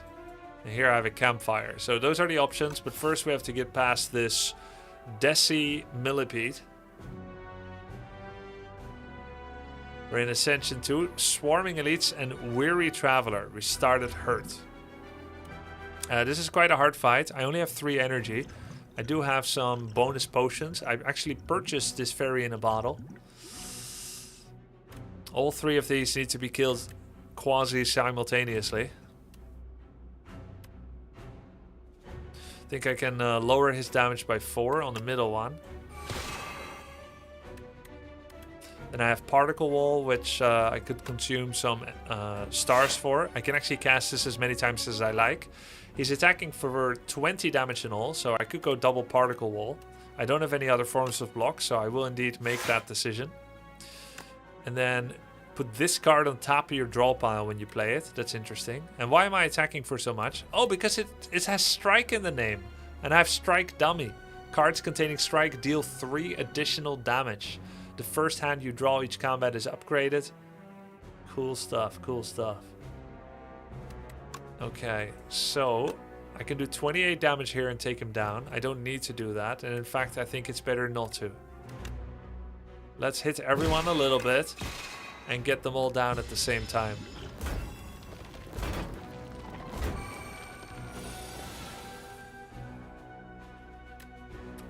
Can change the title a little bit. What's my favorite character so far? You're looking at him. It's the bored starling. He's actually born from a sun. And he was bored staying there and just remaining with the rest. So he went out there for adventure. Deal 3 damage to all enemies for each star gained this turn. I can gain some with Gather Light. We're far away, sadly, from 7 stars. This one also gains. And then I will have 3 damage to all enemies for 1 star gained. Why is it 3? Isn't it the baseline 3? Oh, and then it goes up to 4 because of strength, but it goes down to 3 again because of weaken. So I'm going to be able to do 9 damage to all with Radiate. And then Peck will do another 8 damage. So I have 8 plus 9 is 17. That's not enough for anyone. With this, it's 28. That's not enough for anyone either. Maybe I can play the top 3 cards. I think I need it. I need either the block or the damage. How did you obtain Peck? Is it an event? This is an event where you can replace one of your starter cards with the Donut Toughness that gives 5/5/5 block for 3 turns. Or Peck that does 2 damage times 3. Yeah, let's do Distilled Chaos here. I hope it casts the Dying Star. No? Okay, fuck. I mean, damn. Okay, so 11, this is 8. We hit him with this. Hit him with this. And then we can do Radiate. And then Peck him. Okay, so... yeah, that looks okay. I still have 3 energy, which is giga awkward, but I had nothing else to spend it on. And I don't think I want to use an attack potion here. I can still do it next turn if I change my mind. Is this Ascension 2? Yeah, you can see it right here. It is. Miss Lethal? How did I miss Lethal? Deal 10 damage here. 15 damage here.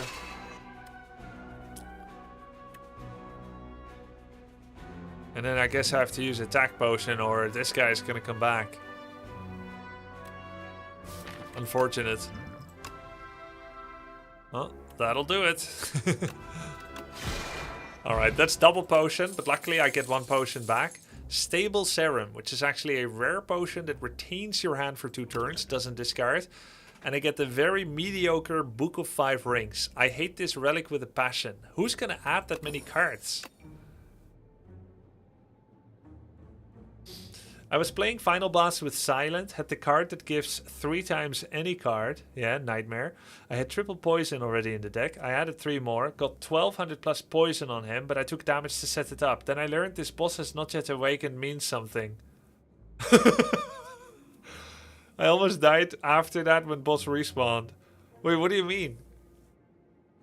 Did it like remove... Holy, I'm being offered Void Form! Yes! It's kind of hard to play. This is the 3rd time ever that I have Void Form. I have a lifetime run count of the Regent of 11 runs. 4 win, 7 loss. 4 win, 7 loss. Best streak 1. Current streak 0. Lamau. And of these 11 runs, I had Void Form twice. Both times as a starting random rare card from Meow. So now on my 12th run, I find Void Form for the first time out in the wilds. Cool. It's gonna be hard to play. I got it on my first run of him. I kept pulling it round 1. Yeah, me too. I won so easily because of it. Oh, whenever you rest, heal an additional 15 HP. Okay, we got double healing relic. Brain Leech. Do you want to get a colorless card reward or choose one of 5 random card rewards? Colorless cards are pretty good in Slay the Spire too. How do you draw lines on the map? Just hold down right mouse button or click on the menu over here. I kind of like colorless cards. Flash of Steel plus 8 damage, draw a card for 0 mana. Thinking ahead, draw 2 cards, put 1 card from your hand on top of your draw pile. That works well with I'm Invincible. And Fasten, gain an additional 5 block from defend cards, which I have 3 of. So it is essentially a little bit like that event in Slay the Spire 1, where they say upgrade all your strikes in defense. That's essentially what's happening here, but it's even better because 10 is more than 8. But it's a power. Hold on, it's not a relic. I've literally only played Iron Cat. I just finished Ascension 10 with him. Seems to be the max at the moment. Yes, it's the max, Jimmy the Kick It. And, by the way, pretty good job by you.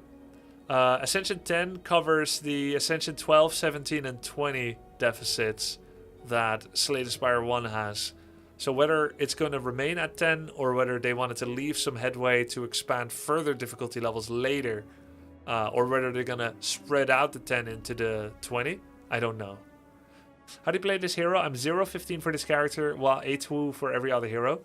With this hero, in my opinion, there's a lot of setup, so I think you should draft a lot of blocks. You want to get Gather Light is quite a nice one. Hidden Cache, I don't think you should take this early. But I think Gather Light is a great early card. First, provide yourself with star generation. Then find star spent is a better angle than vice versa. Don't be wishful thinking and be like, oh, I'll take Particle Wall and I'll take Dying Star. Because first you need to have star generation. So as you can see, I generated star with Gather Light first. I got Hidden Cache. Then I felt Dying Star as an okay inclusion, right? And a lot of the good star usage actually require you to find a rare. Like 7 stars is good. Heavenly Drill is good. Dying Star is good. There's 3 rares that are amazing, but they require stars. So make sure you get your star generation from standard useful utility cards like Gather Light and others. And then you can actually end up using that resource. I heavily recommend against straddling the middle line of Forge and Star. You should pick one. It's okay to have a small direction in one, right? A little bit of star generation and usage, or a little bit of forging.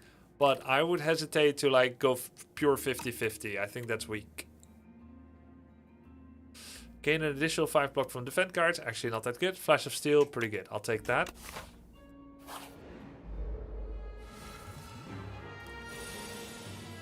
And there's no amount of... what's it called? I think it's called Orbit. There are some key cards you must always pick, like Orbit. But it starts at 2 energy, which is hard to play.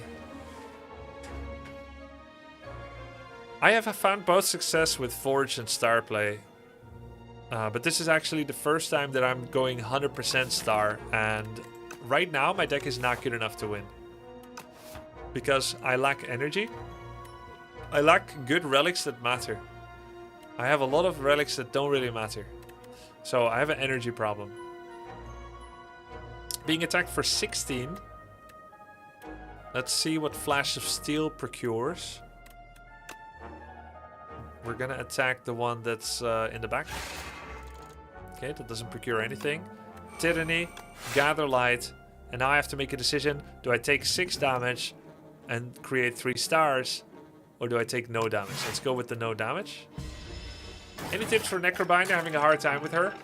I think Necrobinder's best build is Souls, second best build is Doom, and third best build is Asti. Personally, but I could be wrong.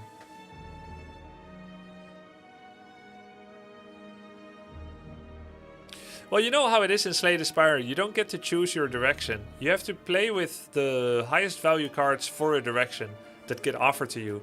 And it often pays in Slay the Spire to take a small step in every direction until you see the true key card, the key combinations coming to you. So you can't decide in advance whether you're gonna hard force Forge or Stars or Poison. You gotta see what's offered to you. But I'll easily take I'll take a Poison card on Silent, and then I'll also take a discard synergy, and I'll also take something else, Shiv, It's okay to take a little bit of all of it, so long as it works right now. You're not thinking of floor 40, but you're thinking of floor 2, and it works on floor 2, 3, 4 to have a little bit of those things when they're well balanced, and they fit a variety of different purposes.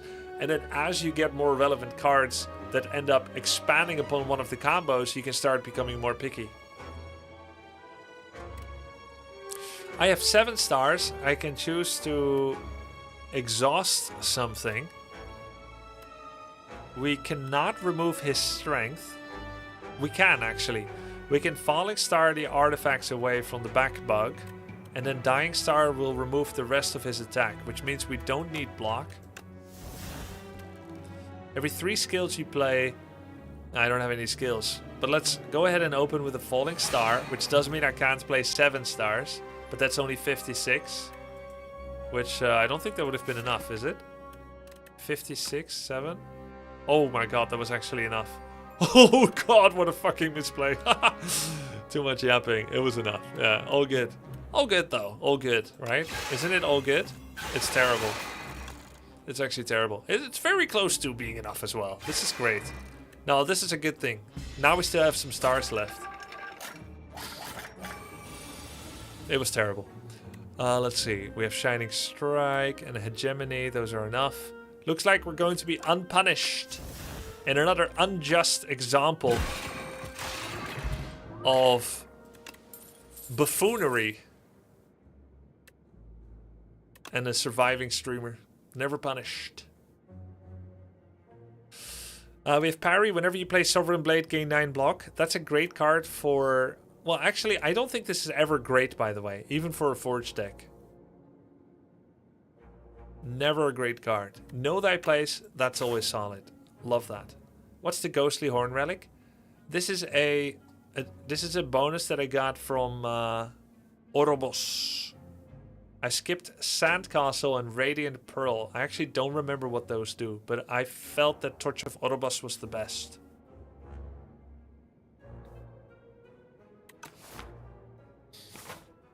Okay, am I strong enough for a double elite, or do I need a campfire? And how necessary are card upgrades for me right now? The obvious example of a card upgrade right now would be Void Form. That way, 3 cards that I play will be free instead of 2. That is an incredible advantage. However, I do have your opening hand is upgraded. And so I have at least a 20% chance Void Form is upgraded regardless, even if I don't upgrade it. Double Elite could also leave me hurt, but I do have Fairy in a Bottle. And I do need more relics. And I have a Regal Pillow if push comes to shove to heal extra. So let's go greedy. We have Regal Pillow, we have Book of 5 Rings, we have Fairy in a Bottle. This gives us bonus energy. This gives bonus energy as well. Looks like block cards are for losers. But I do have Dying Star, and that will take away half of his attack damage. Okay, we have our Tyranny in play, which means we'll always draw 1 more card, but we also have to exhaust the card, which means it will be removed permanently from combat. Having bonus energy here from Hegemony means we can play Void Form and other things. Hidden Cache will set us up for 7 stars, but otherwise it doesn't do a whole lot now. Though it doesn't look like we're in a rush for energy generation, which makes Hidden Cache actually 1 more than Venerate. Looks like Venerate is actually the best removal at this time. Let's remove Venerate. We play Void Form. No! Oh no! I fucked up. I forgot that it ends your turn.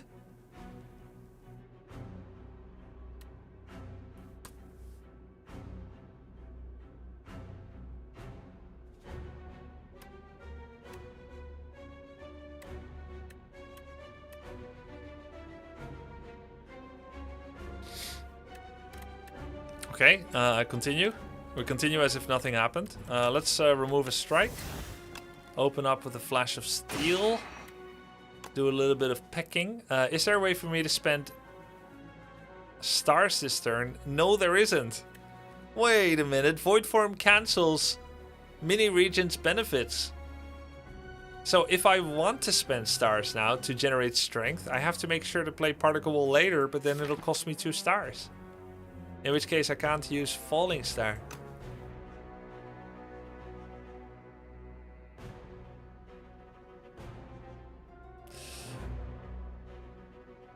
It counts as having spent, you think? Okay, let's test it. Yeah, I knew it. Anyway, I'm gonna cast it again, so it doesn't matter. It did for me yesterday. Then you saw wrong, I think. Unless we have some kind of weird bug. He's gonna attack for 27. I have 18 block. I can still get enough. Is there a chance you come to a WC3/02/Dota 2 tournament in Krefeld, Germany in June? I don't know.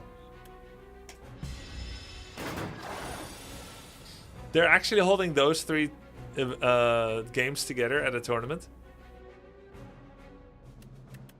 Okay, let's remove a defense. So now we're in this 6 situation where 7 stars is free. Which is insane, actually, because it normally costs, you guessed it, 7 stars. This first. Then 7 stars. Gather Light. Falling Star. And that's about it. Doesn't matter. Oh, I should cast Defend, because I get Make It So back. Yeah, I don't have Void Form Plus yet, Night Sanctorum. I almost screwed up again and missed my 7 stars. Whoops. Okay, in this case, I think the best removal is hitting Cash. We have Dying Star that we can cast for free and Peck. If I do Dying Star first... Can I generate enough? Actually, it doesn't matter, right? He's just dead. Yeah. Overthinking. Letter opener. Okay, let's see what we got. Be Gone. I don't like it that much, especially with my deck. It's a bloat against my Void Form. Summon Forth doesn't fit my deck because I am playing completely without Forge at the moment. And this is if you play 5 or more cards in a turn, draw 1 extra card at the start of your turn. It's basically the antithesis of the relic that gives you 3 extra cards if you only played 3 last turn. What's that called again? Man, I'm thinking. This combos pretty well with Blue Dot. Stopwatch. Yeah. Stopwatch. This is like on the other side. Playing 4 cards satisfies neither conditions, but 3 or less satisfies Stopwatch, whereas Pale Blue Dot wants to be satisfied by 5 or more cards. I think we can do that. Let's get the Pale Blue Dot. Good combo with Void Form, like you guys said. Grubby, I started playing this game 2 days ago because of you streaming it. Never played the first, now I'm totally addicted. Favorite character, Necrobinder. That's my second favorite. So good. We're gonna weaken and vulnerable this one so we can start taking him down. Wait, why is Radiate doing so much damage? That's incredible. Okay, so it's Radiate plus, which means it's 4 instead of 3. And I gained all the stars from Divine Destiny. That is great. For each star gained. So if I Gather Light first, it'll do even more. And then Exterminate. Wow. Star Potion. Nice. Okay. Gamma Blast is interesting. It's of course plus, but I don't want to bloat my deck too much. Though it does give me 15 heal to compensate for the mistake I made earlier when I played Void Form too early. That cost a lot of health. Parry is a no. Patter is a no. Patter has some value for my multi-striking, actually. It's a possible yes. How much vulnerable do I have yet? The thing is, in the entire cycle of my cards, I have 1 weak, 1 vulnerable on Falling Star, and 1 on No Die Place. That is not necessarily enough for a 24, soon to be 25 card deck. So Gamma Blast is quite nice. It adds a lot. However, Patter is also nice because I have loads of multi-strike. But I think Gamma is better, and also it's a more valuable Void Form card.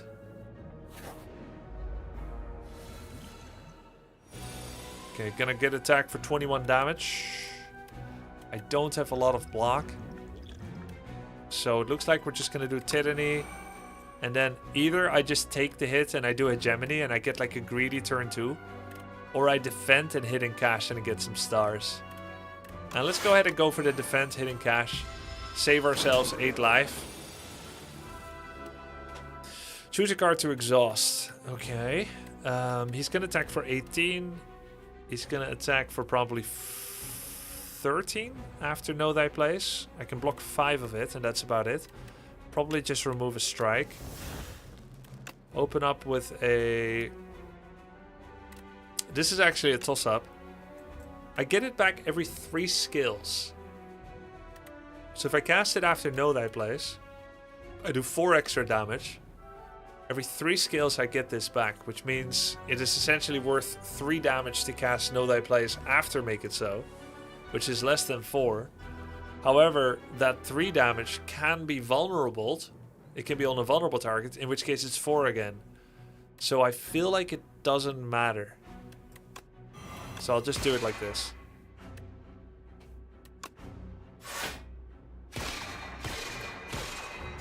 Oh no! Oh no! Bro, I had one other hard fight with the multi-striking that I have in this deck. I met this, what was it, like a crab or something? It was a dude that has 5 thorns. During that turn, I had in my hand 7 stars and Peck. And Radiate. Oh god, I'm gonna get so dazed and confused. And it goes into the draw pile, not the... Okay. Do I want to get rid of anything? No. Just a dazed. Okay. How many cards can I play? Pale Blue Dot. Flash of Steel. Gather Light. Gamma Blast. Radiate. Looks like the condition is satisfied. No, it isn't. Oh, man. Because he doesn't count for himself, I think. And it has to be in 1 turn. Yeah.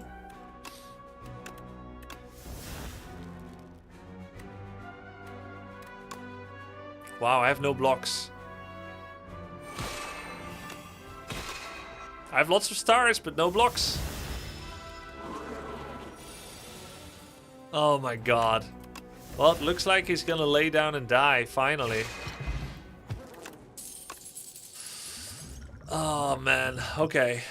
Enemies drop additional gold. We have a colorless potion that can be more useful than 3 stars. Stable Serum might actually be better to keep. 3 stars can be legit though. I think colorless potion saves me at my worst, whereas 3 stars is the greediest. None of these seem particularly important. Let's go ahead and skip this. Okay, so do we heal or do we upgrade? We're facing the crab guy. I still have Fairy in a bottle. I think it has to be a heal, sadly. It's even more worth it because of Regal Pillow.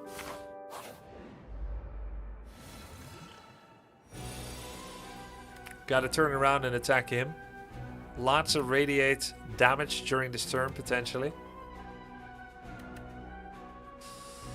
Really want to cast Hidden Cash, but I don't think we can afford to. So let's go ahead and do a Gather Light, Hegemony, and then a Radiate.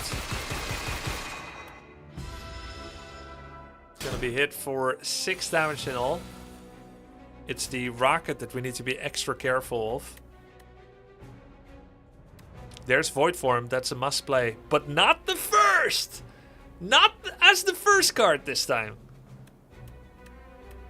I know, it's crazy.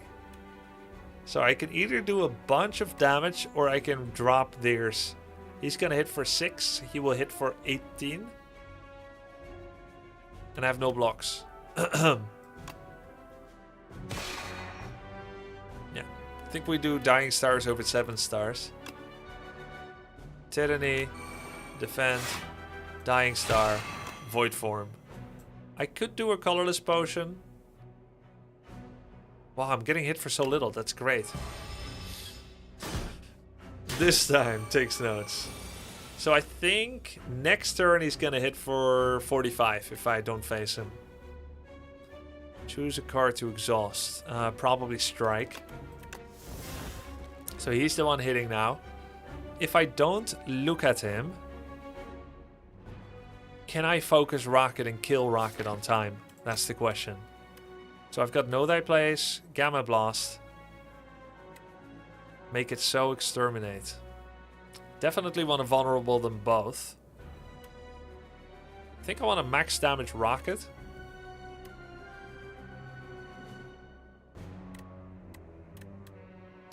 Max damage Rocket. Let's see what we get from a pot. At the start of your turn, transform one card in your hand. Entropy. Dramatic Entrance. If you have no attacks in your hand, draw 2. Man.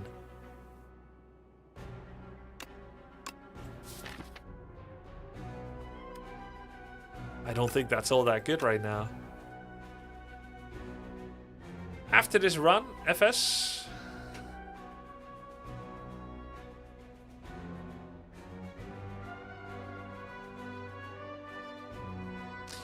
Impatience is very cute, it makes it easier to play 5. Yeah. Entropy seems like grief. Dramatic Entrance is okay. Maybe this is an okay form of card draw.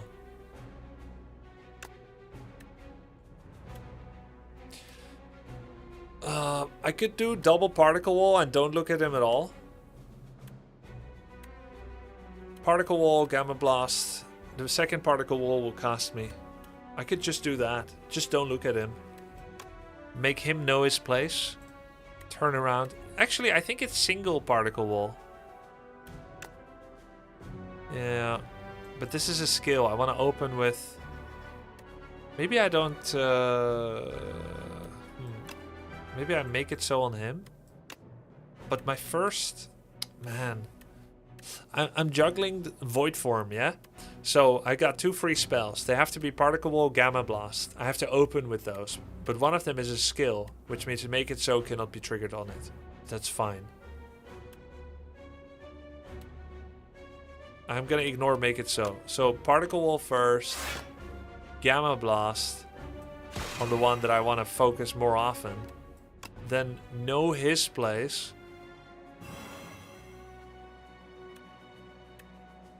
Exterminate. I don't want to make it so with him. Actually.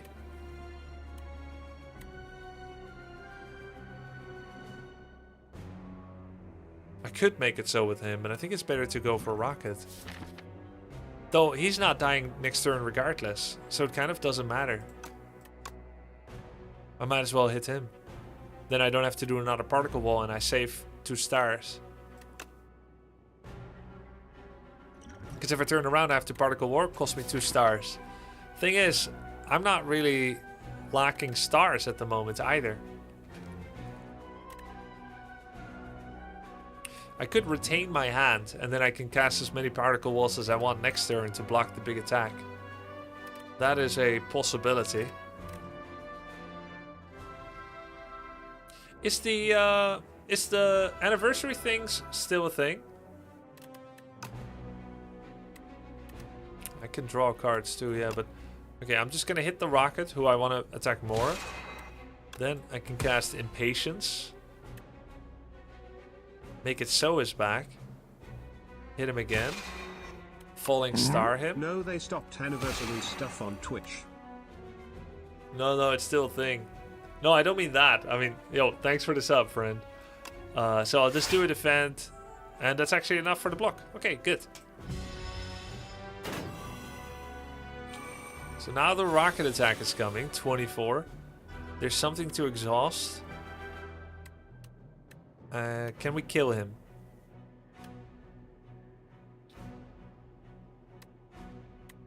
$18. 16. 34. Not quite. Unless Make It So comes back. 3412. Actually, I think we can kill him from with Make It So. So I need enough skills to proc it.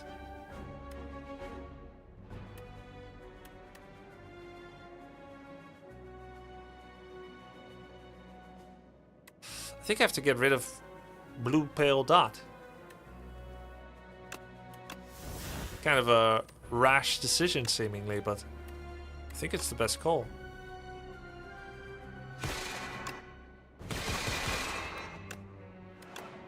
Because I don't know how many skills are needed for Make It So. Yeah, I need all 3, see? Yes! Calculated.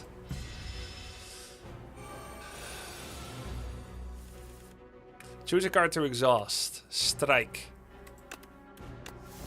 Know your place. Gamma Blast. Gain stars. Defend. Exterminate. Still gonna get hit, but we will survive. Get rid of defend. Hegemony. Shining Strike. Impatience. Shining Strike. Let's go. I'm invincible. Very good. But I don't have any top deck fixing yet. Shining Strike fixes itself, which is actually anti-synergistic. Usually I have this block card that puts something on top. Afterthought. It's very good. Not per se, Nitro Shots 1. Not per se. Genesis is kind of less necessary now that I have Void Form. Normally I like it as an engine for stars, but it's a bit slow considering I already have Void Form, so I find Big Bang the most useful here. It does Forge, which is something I've successfully avoided thus far. But it's not like Forge is a downside. I think that card is good enough by itself without even considering Forge. So here we have a late shop. There's 3 equal elites. I like right for shop. Equal campfiring. Equal elites. This is equal to this. More question marks. Not necessarily. There's 1 question mark. There's an early shop. That's a forced double shop. We have 1, 2, 3. We have 3 elites with a late shop, early shop, and 1 bonus campfire. Should we go and diverge here? Then it's elite, bunch of question marks, campfire, 2 elites in total, no shops at all. Well, I do want to go for a shop, so it's going to be the right side path. Royal blessings for royal visitors. Servants, fetch some tea for us. Raise your max health by 31. Fruit of the Loom. The 5th card you play each turn is free. So the 1st, 2nd, 3rd, and 5th are free? Isn't that crazy? And with Blue Dot, we just need card draw. Choose 3 cards in your deck, enchant them with Swift 3. The first time you play this card, draw 3 cards. It's pretty damn good too. The first time you play this card, draw 3. And you can choose which ones. So Big Bang would get 1. Maybe Pale Blue Dot.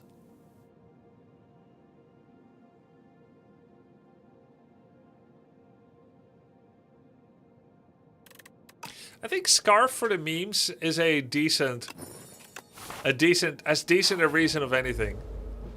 1st, 2nd, and 5th are free. Let's make it 3. Let's make it 3rd too. Oh, 2 cards.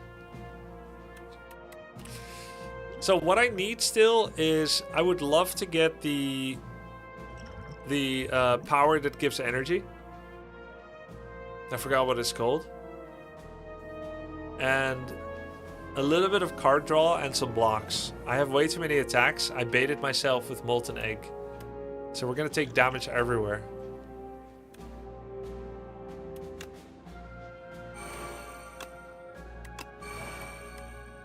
Oh man, I can't even play 5 cards.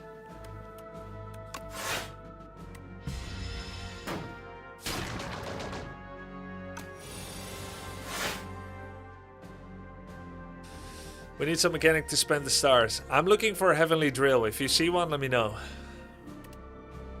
I think radiate doesn't really benefit much in this fight.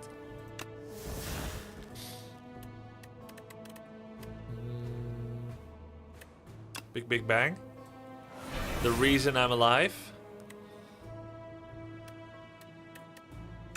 Gamma blast him most likely.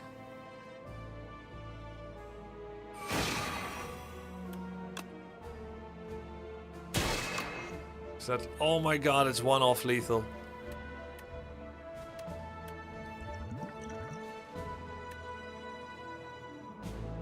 And I don't have enough skills for letter opener to finish him either. We can keep Sovereign Blade. He's not going to get block anyway, it's fine. He still has vulnerable. Oh! Oh! Oh! Oh! I forgot, the 5th card is free. Did you color coordinate your shirt with your character on purpose? Bro, we come back again to the concept of free will. Okay, we talked about this earlier in the stream. I did not consciously do it on purpose, but possibly I subconsciously did it on purpose. Because I am hooked on this char. Even your hair matches? I wouldn't go that far. I think God made me do it, yeah. Okay, let's see. Blip blip. Mel Gibson said it. Mel Gibson said it. Saladin, what up, dude? Mel Gibson said it. Know thy place. Yo, he's just dead, right? Good stuff. Clarity Extract. Draw 1 card and the next 3 turns as well. So, I need card draw and I need blocks. Quasar could be a block, but it might not be. It could be good, it could be bad. Do we like inconsistent good bad? Even just for Book of 5 Rings? I do not think so. What is that even? Oh, the test subject. How does this get better? Upgrade it. Could be good actually. But my deck is getting big. Let's not do it.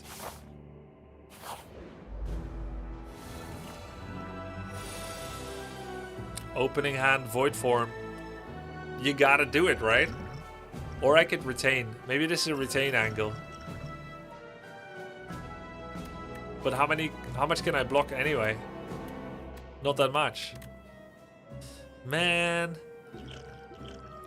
They're gonna steal my max health. I don't like that one bit. I have Scarf, but it's not enough to get to Void Form because I only have 3 energy. Make it so. Every 3 skills you play in a turn, put this into your hand. Wait, does this also count when it's not in my exhaust pile? I feel like I've been seeing it appear randomly even.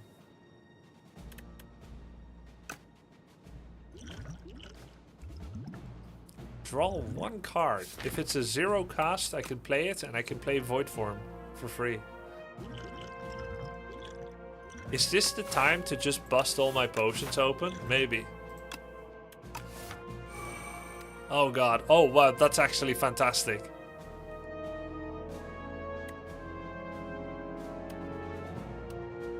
That is great.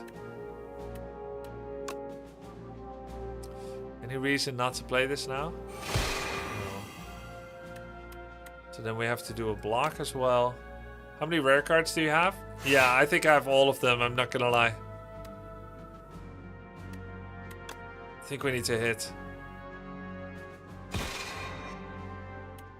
Now, do I retain or is this gonna be a short fight? I think this is gonna be a short fight.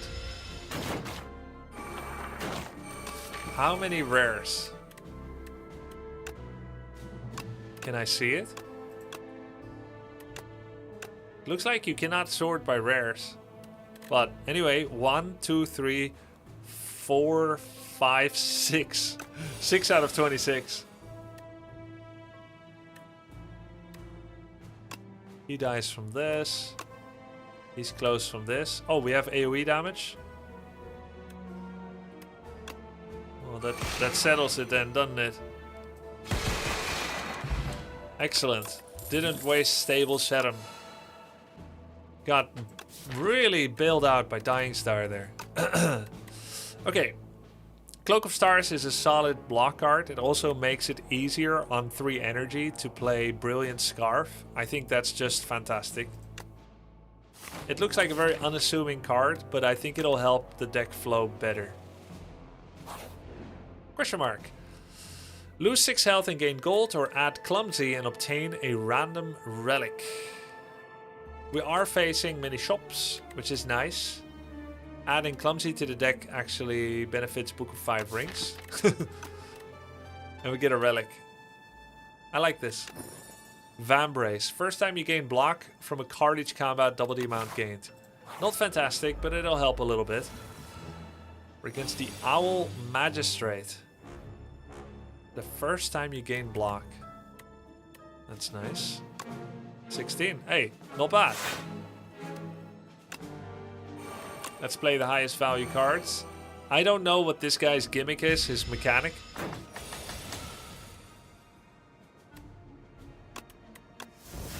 Oh, crap. Oh, no.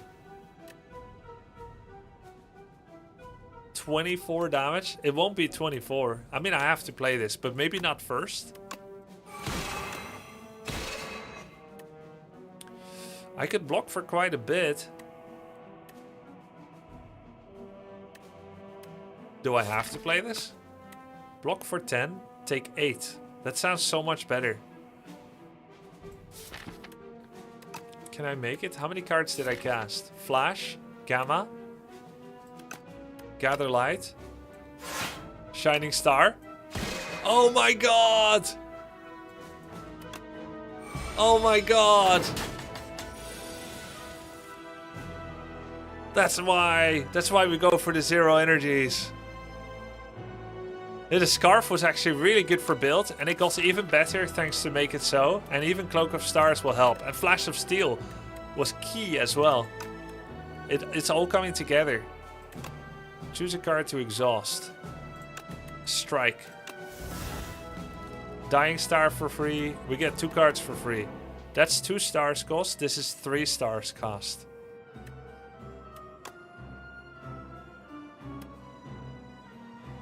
The first time, each time you spend energy, gain 1 strength. Particle cost 2, Falling Star cost 2. Grubby. So let's just do...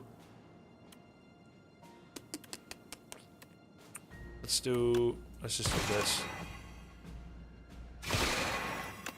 And I could cast this for strength. Got strength. Then Shining Strike. We got a free card. This doesn't do anything if I cast this now. I can do Hidden Cache. And Gather Light for more stars. And Letter Opener. Make It So is back. And then I cast Defend because I have no Ice Cream So Good. And that helps Make It So come back. Yeah, stars can be free too. Yo, thank you for the sub, the Gimp. Thank you for the 33 months. Choose a card to exhaust. Strike. We have some free cards. Hegemony's normally expensive, so we can open with that. Why are we doing less? Because he's flying until it lands. Cloak of Stars can give us strength when we use it. What's the next one we want to use for free? Shining Strike is okay, I guess. Now we will redraw Shining Strike, which could be good or could be bad. Now we get Strength. Know Thy Place. Big Bang. Whoa, whoa, whoa.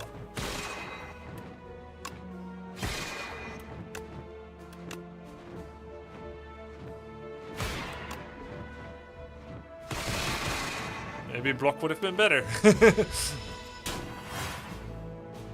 Okay, I should have blocked instead of that hit that was greedy. Because he's probably gonna die now anyway, right? Yeah. That was greedy. Lost 5 health for nothing. Know thy place. Again, makes it easier to get 5 cards per turn. Cosmic Indifference is key though. It's a block card, I needed it, and I can sort. Let's go with the Cosmic Indifference. Is my deck becoming too big? Yes, it is. But I always find it growing uncontrollably with the amount of cards that were being offered that are good. Cosmic is fantastic. How many cards can I play this turn? They're attacking for 21.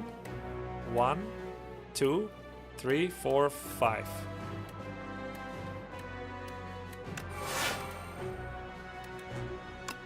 Gather Light. Shining Strike. Particle Wall. Dude, I love Particle Wall enabling Void Form. It does mean that I can't play Make It So or Particle Wall again. But hey, that's okay. Particle Wall Scarf combo. Yeah, it's sick. It's brilliant, in fact. I think Ethereal debuff is okay, actually. We go for the Magi Knight, who removes card upgrades.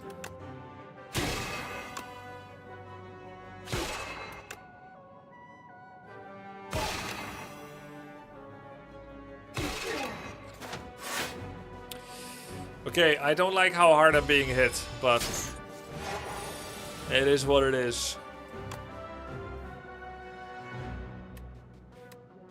Can't make anyone vulnerable. That's 2 energy. That's dead. This could save me a star if I cast this later. Wow. That's fairy in a bottle. What a brutal fight, actually. He's not attacking, get rid of defend.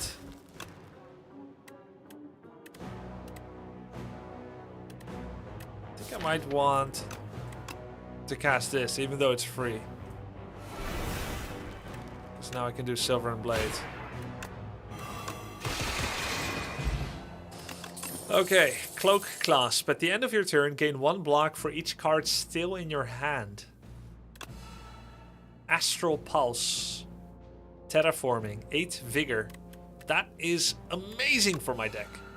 Terraforming. And I get much needed 15 health. 8 Vigor. Your next attack deals additional damage. We have so many multi-hits that it's on crack. So, we need card draw, we need energy. What else is new? The first time each combat that you... Oh, there's Master of Strategy. We're probably taking that. The first time each combat you exhaust a skill, add a copy of it into your hand.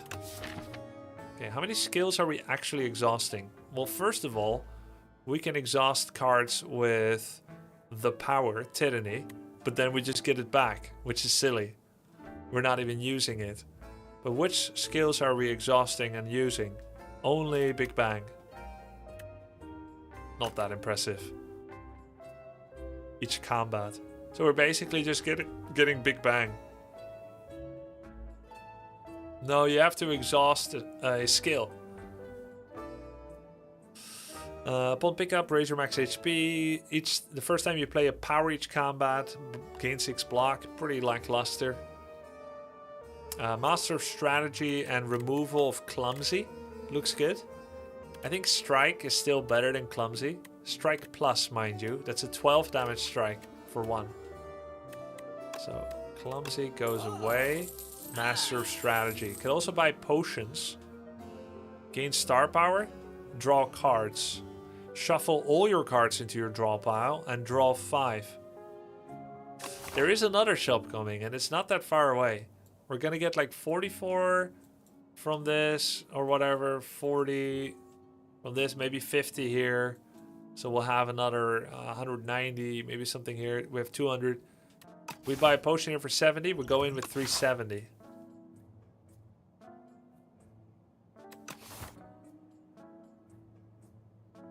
But I think I should buy potions. Taking the 5 HP from the owl unnecessarily actually costs you fairy in a bottle. Yeah. It can be better to remove strikes since clumsy is ethereal. All the strikes were upgraded, so probably not this time. Yeah, exactly. I agree with your reasoning, but I also have strike dummy, so they're essentially 12 damage strikes for 1. Not incredible, but probably a better occasional option than just relying on the self-delete from clumsy. I like how thoughtful you are of every decision. I appreciate your... thanks, Megasobooth. Glad you like it. Hi, Grubby. Appreciate your thoughts while playing. Can you play next game a character you are the least comfortable on? I could play another run. Then again, why shouldn't I? We could play one more run before Age of Empires. If the people want it. I will sacrifice myself to do it. I'll sacrifice myself. Whenever you play a power, draw 1 card. Why shouldn't I keep it? Whenever you play a power, draw 1 card. The people want what Grubby wants. And what he wants is free will. Or does he? We are free to do what we will, but we are not free to will what we will. Arthur Schopenhauer. Whenever you play a power, draw a card. That's pretty damn good. I think it's gonna have to be a defect run then, because I don't have played defect yet in this game. But I feel like showing Ascension 0 is kind of lackluster too, so...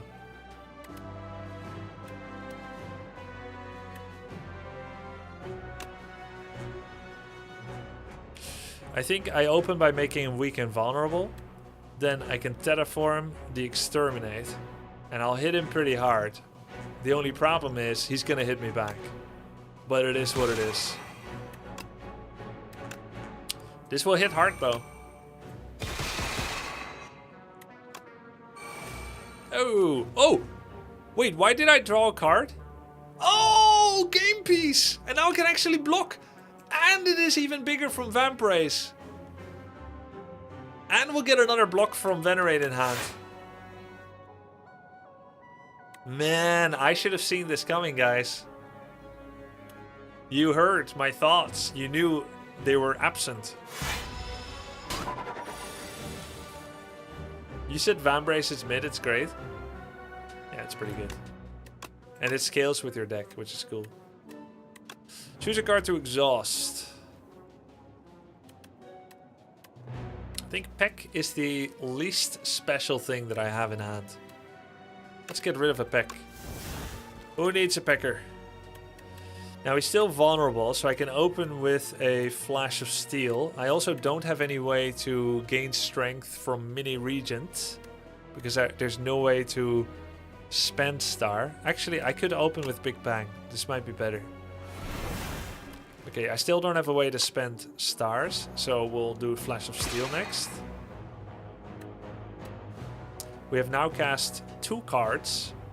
The 5th will be free. That's going to be 7 stars. Now we need to block. That's 3. 4. Full block. 5. Make it so. No way. Oh my god. Really? That's great.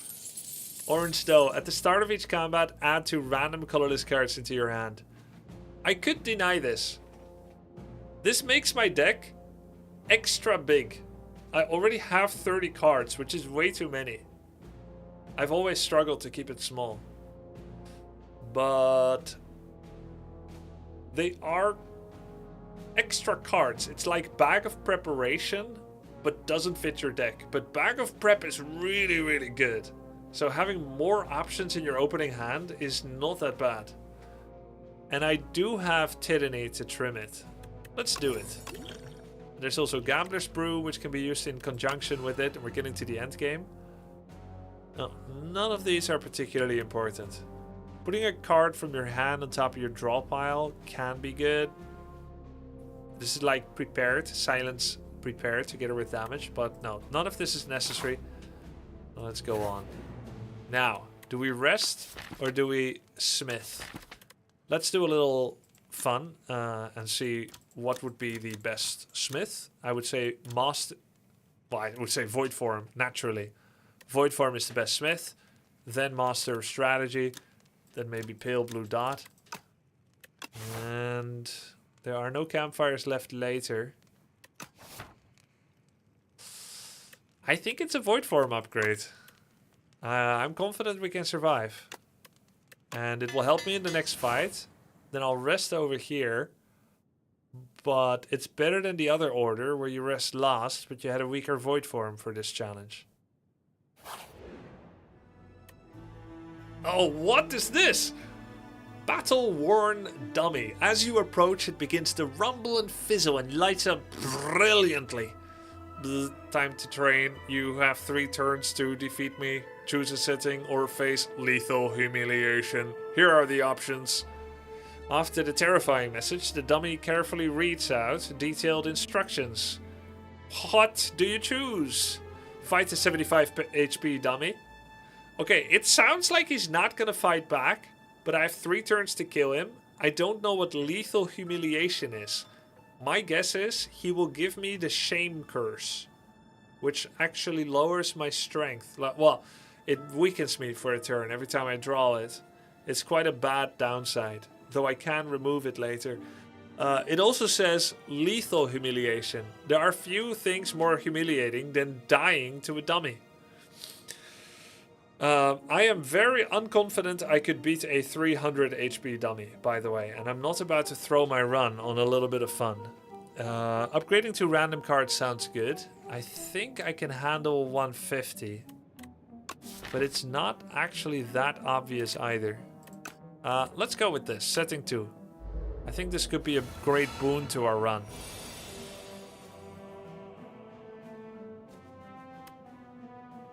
Mind Blast, 25 damage. The question is Void Form responsible to do here? I mean, it can be my 5th card, actually. Hey, Mind Blast is only 1 energy. Void Form or 7 stars can be last, so... Let's go with a Flash of Steel. Oh, that was misplay. That cost me 1 damage. Mind Blast. Master of Strategy next. That's been 3 cards. 5th will be Void Form. Play 2 random cards from your draw pile is probably the most relevant thing that I can do right now. Tyranny, Pale Blue Dot, and Void Form. Or 7 stars. Is 49 damage better or 3 cards for free? Is there still any card draw left? Maybe I'm over-focusing on the Void Form. I don't think there's that much damage left. I think it's better to do 7 stars. Am I crazy? It doesn't look like energy will be a problem coming up. Nor stars. I have 6 stars still. I am not crazy. I am correct. It has to be 7 stars. And then I can still do this, but that's only 7 damage. And it cost me 2 stars. But the stars spent on my coming up is low. It's only Gamma Blast and Dying that needs 6 together, but I'll probably be able to generate 1. So the 7 damage here is worth it. Choose a card to exhaust. What's the one thing we don't need?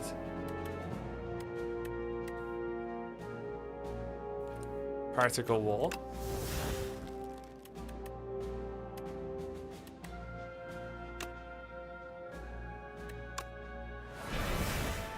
I mean, it's over, right? Okay, now the question is, could I have done more? Because I got 36 damage here, and that's 66. And I could even cast this. That's like 90. So I have 50 over damage. And then I would have to do 100 damage on the final turn. I think we chose the correct gambit. I think 300 is there for very strong decks. or fools to die. Oh! Wait, what did it just upgrade? I saw a rare. What did it upgrade? Tyranny? Oh. Oh, so it's innate. And what else? I think 300 was bait. Let's see what it upgraded, if I can recognize it. This one, Cosmic Indifference. You passed the training. You are now equipped to defend this factory against intruders. Be sure to hydrate after training sessions. It should keep showing the upgrades until you click continue, in my opinion. This is too fast. I agree with you. I often miss it. Oh, it was defend. I see. Oh, that's why they're okay with only showing it for a bit. Because you can have backlog. Okay, I still think it's slightly too fast, but fair enough.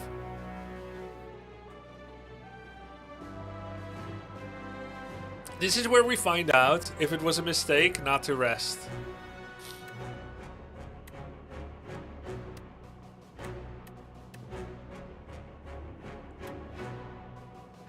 Looks like we're going to be fine and unpunished. Pale blue dot. Particle wall. That's 2. We're now safe.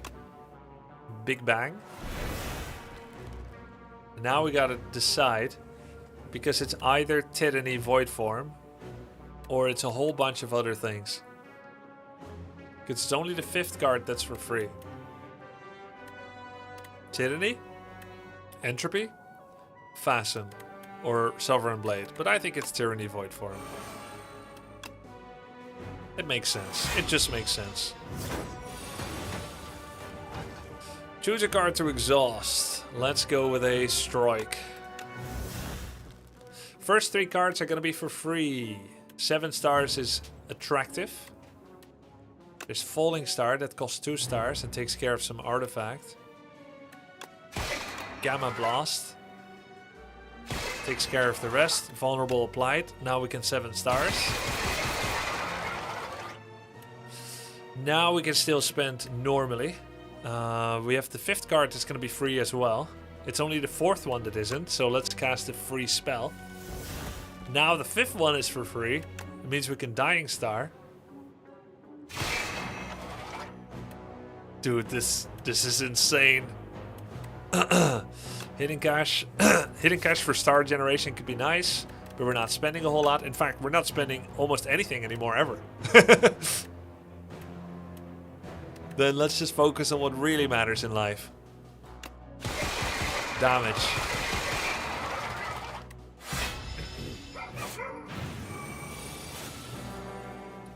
Choose a card to exhaust. This is a nice side benefit for Tyranny. Removing curses. Sovereign Blade is free. Don't cast. Maybe Flash of Steel so we can find something that's actually expensive. That's not expensive, but we still want to cast it early. Because this now gives us strength. Spending 1 star for a strength is worth it. More things for free. And Radiate. We're taking 6 burn damage, so we don't need to cast Defend. But we do not need to cast it either. Because then we get Make It So back. Grubby, any recommendations for a noob? Which character is the easiest to focus on? I would say Ironclad is the easiest to begin with. They cleverly put him first.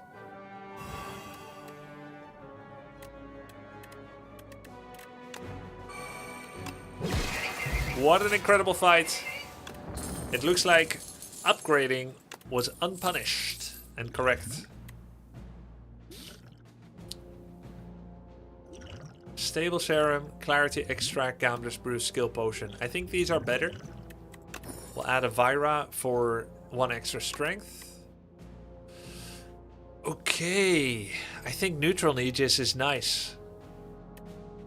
8 Plating. Whenever you play a card this turn, gain 1 strength this turn.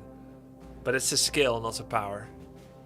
Let's go with Neutron Aegis. Vira is actually very good for me right now as well, yeah.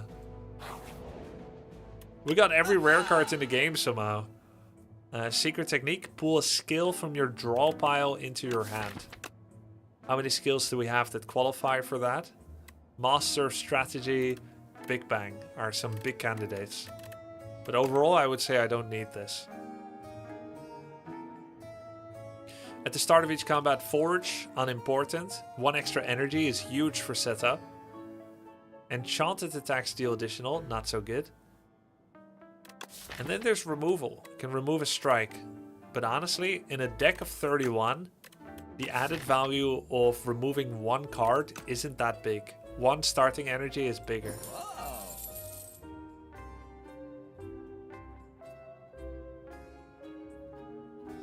I think that's it. That's good. Now resting is prudent. We're almost full. I feel very confident about this fight. Let us begin. Okay. Test subject. He's got several forms. Let's see what our colorless cards are. Deal 16 damage, 5 additional damage for each unique debuff on the enemy. Draw. Retain. If your hand is empty, draw 2 cards and gain 2 stars. Can we get there? 1, 2, 3, 4, 5. No. We cannot. Not this turn anyway, but it has retain.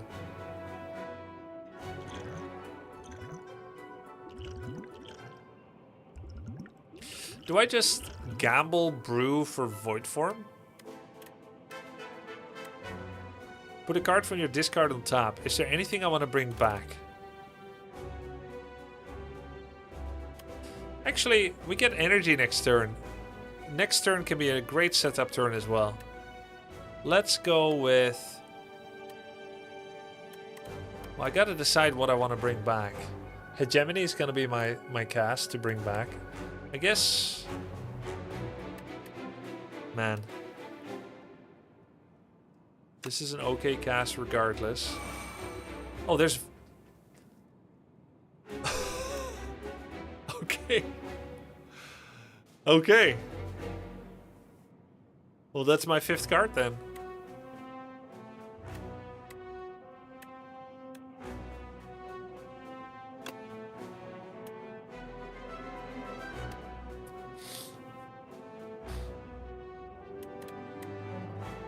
I don't care. Just bring nothing back.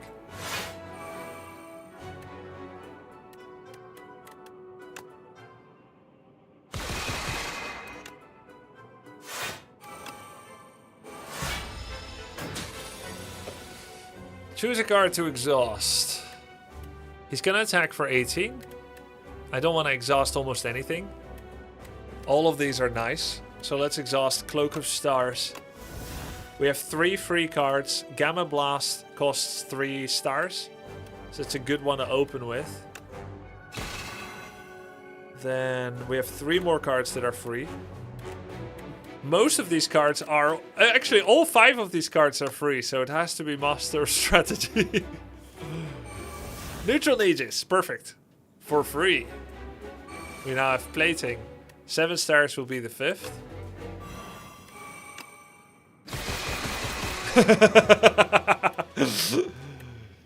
Man, it was too good. I can't hit him anymore. Come on. Wait, do I keep playing? Show's over?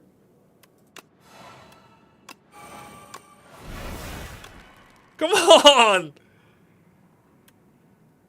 I misplayed.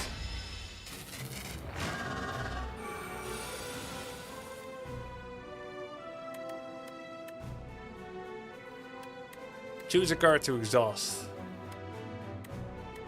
Man, I actually kind of don't wanna, but I guess I'll just remove Gather Light.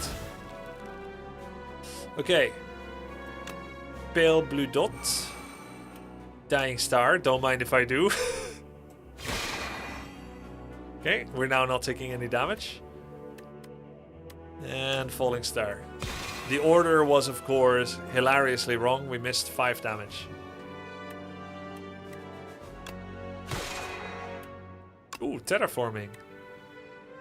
Gather Light at this point is just star generation. It's kind of whatever. Don't want to waste terraforming on a blade.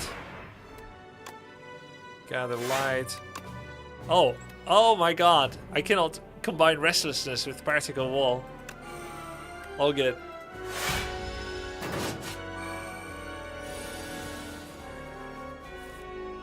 Choose a card to exhaust. Let's get rid of a strike. We now have multi-hit, so that makes Peck interesting. Let's begin with a Peck then. Little peck on the cheek. 3 cards. Shining Strike. We can draw it again with Flash of Steel. Let's go with the block first. Flash of Steel. Shining Strike. Strike. Radiate. And Restlessness. He has no debuffs. But he is dead. Exact lethal. Wonderful. And we have 21 stars. Excellent. Alright. The third and final form.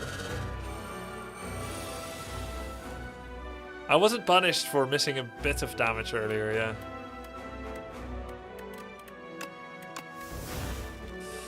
Would be nice to get Vigor back.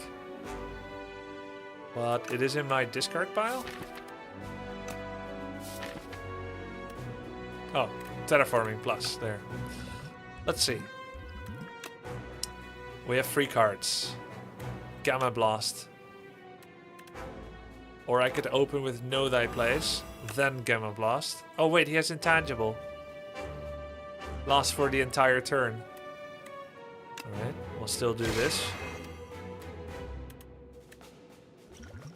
Let's start drawing extra cards. And maybe Brew for some blocks.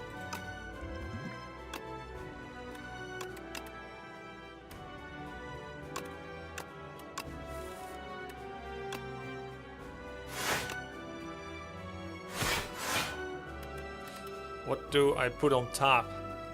Gamma Blast.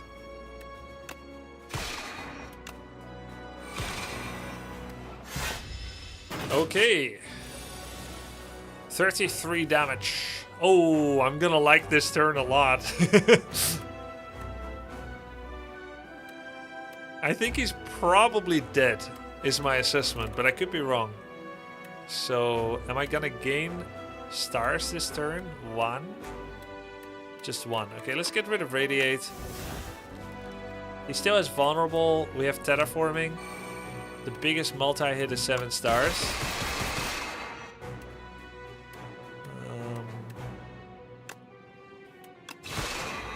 This. We have plenty of stars, not to worry. Oh wait, he's dead actually. Because of Particle Wall spam. Dude, we could have made it so many times. That's such a sick combo. You just play Particle Wall over and over with the 20 stars he got, and then make it so it keeps coming back. Wonderful. Fantastic. GG. I've had enough of your poor manners. Something we can both agree on. Let's dance.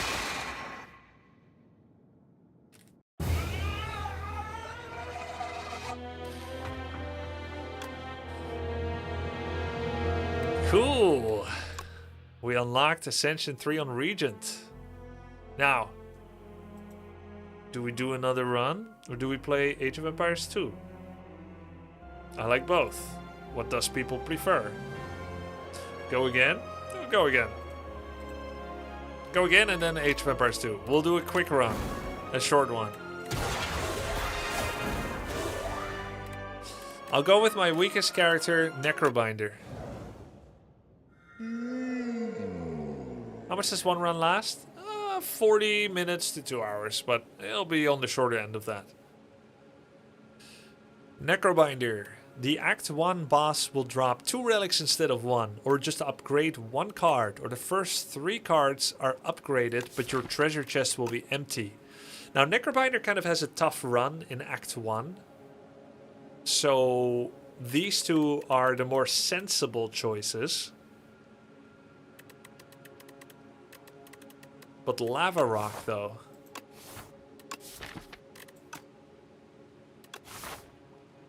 Lava Rock, though. Let's go Lava Rock. If you want to play Age of Empires 2 earlier, go Lava Rock. No, I think we can do it. You just need to play well, you see. Ooh, I see a path full of combat and elites.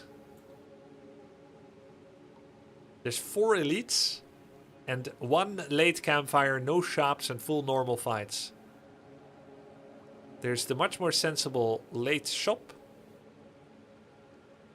Campfire. Elite 1, 2, another campfire, elite. This, oh, dude, this path is insane. It's literally unlosable. Start a prediction right now, mods, to see if we will make it to the boss. We 100% make it to the boss. I want to see if people believe we can make it to the boss. Dude, it feels weird being at the start of a run again when we were so strong just now. Is a lot of fighting good in this game, Grubby? Every time you fight a normal mob, you get a card reward if you win. If you die, you die. Right? If you lose, you die. You get a card reward for 1 out of 3 that you can add to your deck or skip. And you also get a little bit of gold. Every time you fight one with the horns, an elite, you get a card reward. I think you have a higher chance of better card reward, like higher rarity. You also get a relic, one of these. And you have a higher potion chance, but I could be wrong about the potion chance and rarity chance.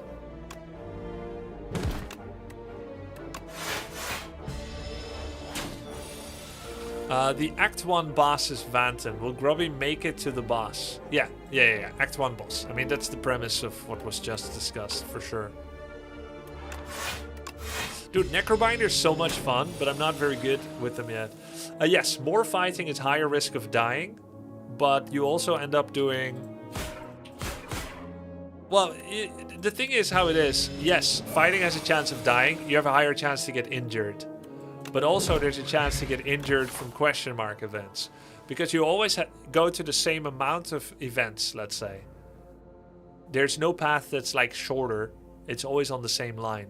So the question really should be, what are you getting normal fights for? Are you losing out on Merchant? Are you losing out on Unknown, which is an event, or a Campfire? Campfires are the safest. It's always good. Question mark in Slay the Spire 1 is quite high negativity ratio, like 50% negative. But in Slay the Spire 2 I have the idea that question marks are 70% positive. So they're a more attractive option. I don't really know how to build Necrobinder yet. I know that souls are good. Do I want to bury my chances for the run and take something I don't have energy for to even play? Putrefy obviously is extremely useful. Vulnerable and weak. And also Reef with souls is nice, but I will say this is one of the less good soul cards. I'll go with a Putrefy. I think soul archetype is probably her best. Doom second best. And Asti oriented play I think is third best.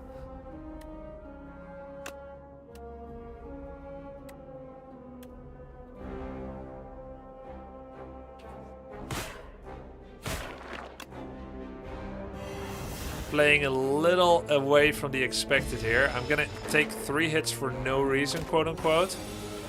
And in return I have weak and vulnerable here, and I believe it might be good for the long run.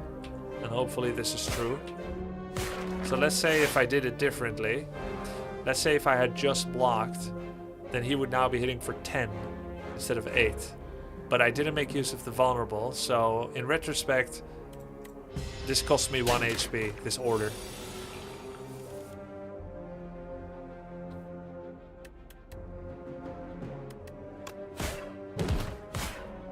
There's also just a regular fight as a Necrobinder archetype, but it's a bit lackluster.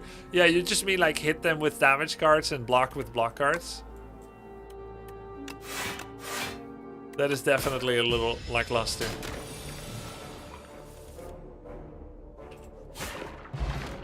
I just won with Necro for the first time. Nice.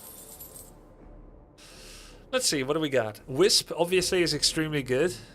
Just getting an energy. It does cost you a card, but it becomes retained, so you can cast it whenever you want. Lose strength, but gain energy is incredible. Wow, I already found my energy solution? And I lose strength, but Asti does not. Flatten. Deal damage. Okay, I think friendship is super goated here. That's the first time I choose for friendship in a game. Add clumsy to your deck and get a relic. It's okay. It's gonna be gone soon. It will only trouble us once, and then it's gone. It's ethereal. And in fact, I think she has ethereal synergies. We now have Lantern, even more energy. It's fantastic. Okay, let's hit him as hard as we can. Ascender's Bane is gone. And we're just going to go for a block here, since we don't have lethal.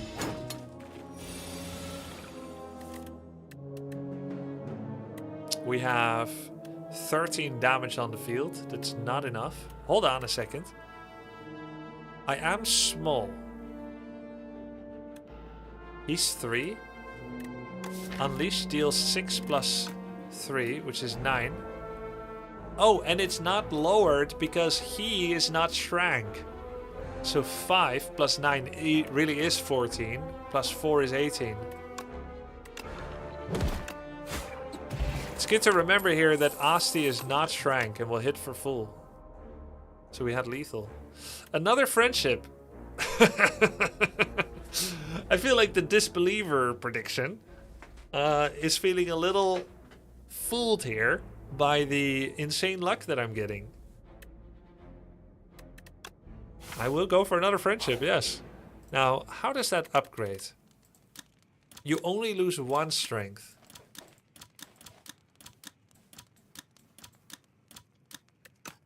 It's kind of a good upgrade. I definitely don't need the heal. It's either Putrefy, Unleash, Bodyguard, or Friendship. It's gotta be Friendship. Because I am still hitting them. Whatever grand visions I have for the future that have yet come to pass, right now, my strikes still matter. So,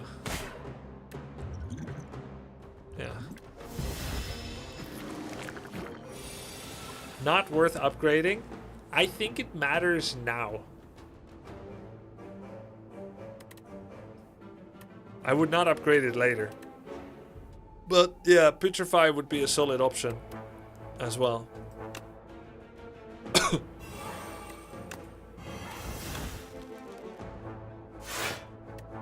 Maybe I should have hit them with the Unleash there, actually. I don't like that decision. Asti is gonna die. I should have just hit him instead of blocking for 5. Yeah, that's not good. Hit him first. Then Friendship, Bodyguard. I think that's a bad mistake. Okay. And now the Putrefy has passed, so Unleash doesn't do much anymore. I could go for a Shackling Potion here, but I might need it later as well. It will block 16 damage, which is pretty good. Or I do this, blocks 4 damage, and I hit him harder.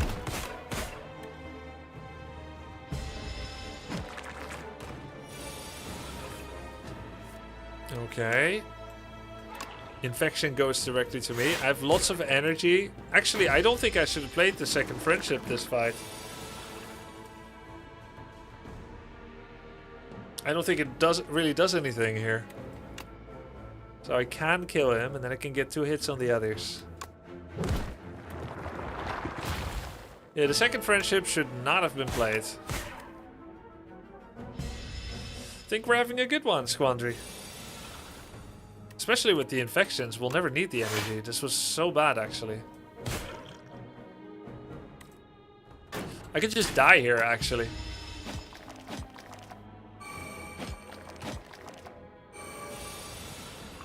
I need to get really lucky not to. Oh my god, did I ruin the run with the power of Friendship and not thinking? That was so stupid.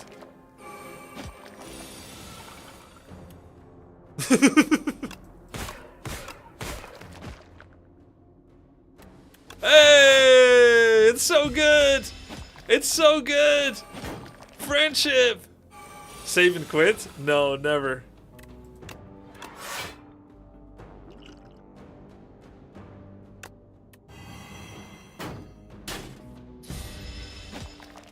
Okay, he's still alive, still alive.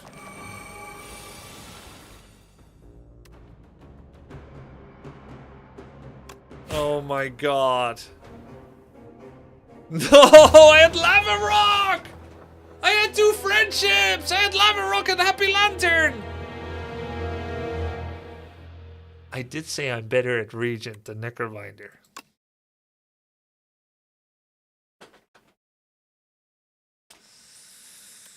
Well. I gave the chatter what they wanted. Another run.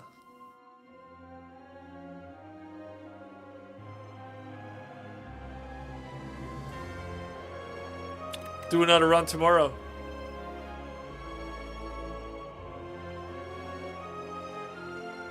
I also want to play more. Okay, go again. Last one for you guys.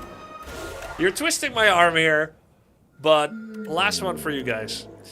Obtain a random relic, upgrade a card, lose all gold, choose 1 or 2 card packs. Let's get a random relic. It's Warpaint, it's double defend. Okay, not the worst, not the best. I see a path of death.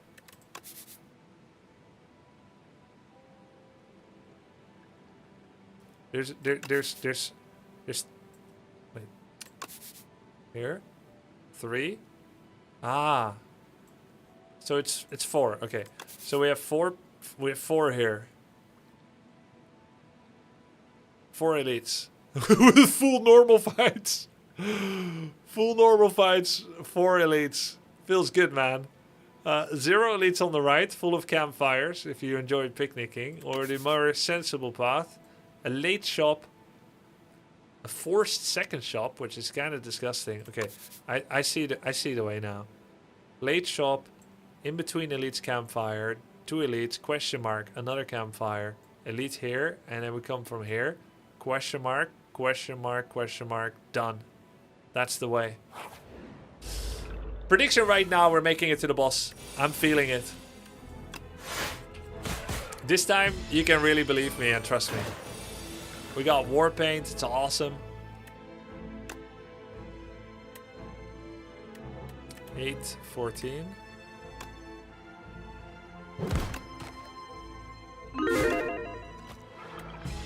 There we go. I'm feeling it. He's attacking for 9. I can hit him for 18, 24. Wonderful. Wait, he has thorns? Oh, shit. Why does that little stupid fish have thorns?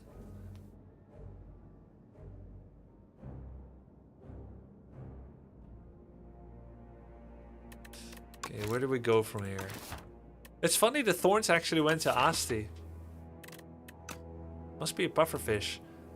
Deal 8 damage, add ethereal to a card in your hand. Oh, you can kind of sort your deck with it. Fear, apply 1 vulnerable. That's kind of nice. And then there's poke.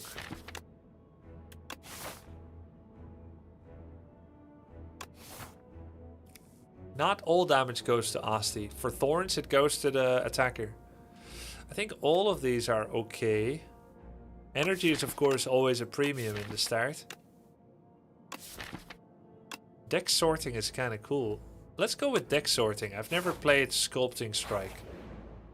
It was between deck sorting and poke for me. Ooh. Wait, unplayable Eternal. Can you Ethereal Eternal? No, right? Like you can do it, but it just comes back immediately. Is it like there's no escape from this card, Slay the Spire 1? Do you guys know?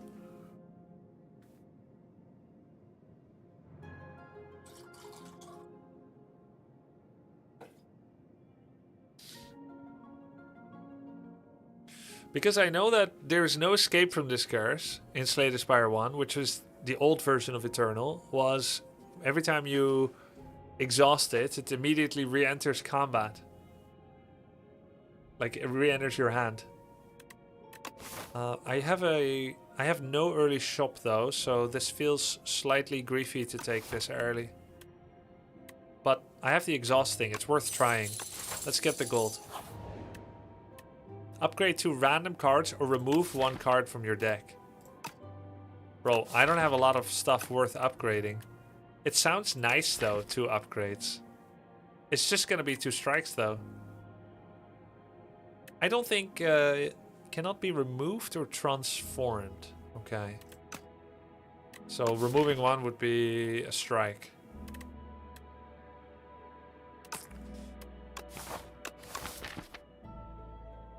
I think with my luck, it's gonna be Bodyguard and Unleash.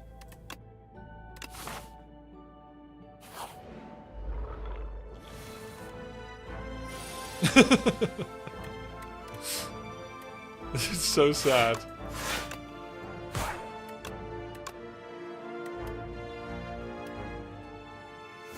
Oh, cool. So I can remove it for the fight.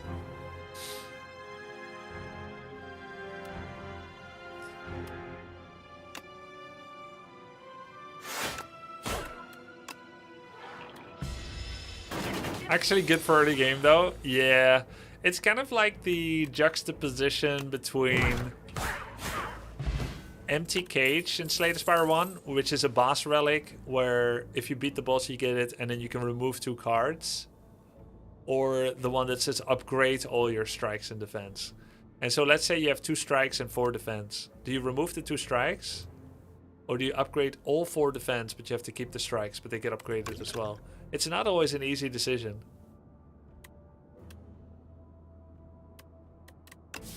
13 damage, 13 doom, draw a card. 8 damage to all. Let's go 8 to all.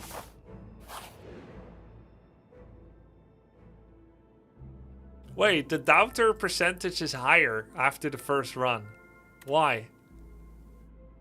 Pay 35 gold, transform a card, continue feasting. Upgrade a random card in your deck. Let's do a transformation. Wait, I've never read this. You lumber into a shack with a bright but crooked sign that reads, Endless Feast, pay what you hunger.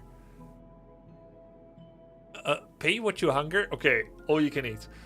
Inside, a willowy, multi-armed chef is deftly preparing bites of food and placing them onto a winding chitinous belt. Oh wait, it's not all you can eat. One of the chef's arms point to a sign, 35 gold each. Grab jelly liver off the belt. Transform. Let's transform a strike. Which one do we want? Squeeze. Sentry mode? I got a rare. What's this? At the start of your turn, add 1 sweeping gaze into your hand, which is every turn. Asti deals 10 damage to a random enemy ethereal exhaust. Wait, I can buy more? Upgrade a random card. Another strike. Oh, it's this event! Oh, it's the one I played with Sing Sing. Heal 10. I don't really need heal 10. But I can keep spending and find more. Upgrade a random card. Sculpting Strike. Add Feeding Frenzy to your deck. Gain 5 strength this turn.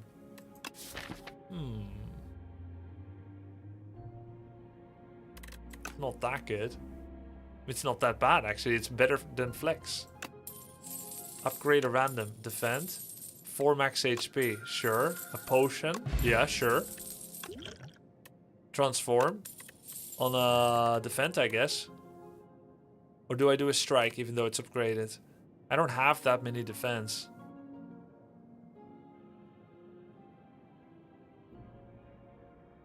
Osti doesn't use your strength. Oh, it's bad. I think I still remove a strike. What? Oh no!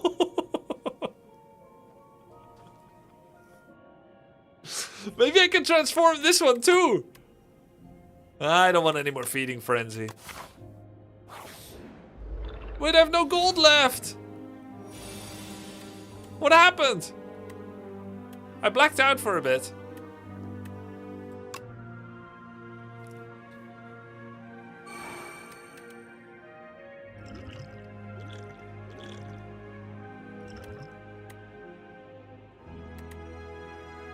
$10 damage. I'll do a so.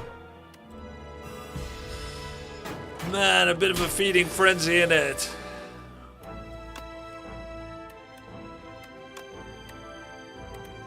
Oh.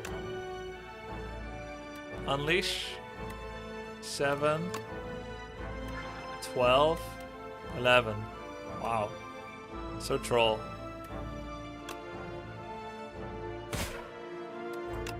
At least we can get rid of Betty.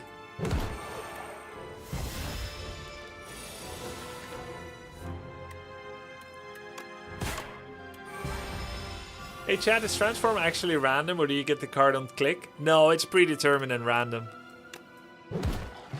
It's completely random and predetermined. Wait. Oh, Reap and Bury are not the same. Retain 27. Wisp. Next turn, summon 2 and gain 2. Well, that's one way to play Betty. So is Wisp. But Wisp doesn't need as much timing as Invoke. 3 energy though. Wisp with Berry is kind of sick. It's easier to combo. I'll take the Wisp. Man, what a feast we had just now. I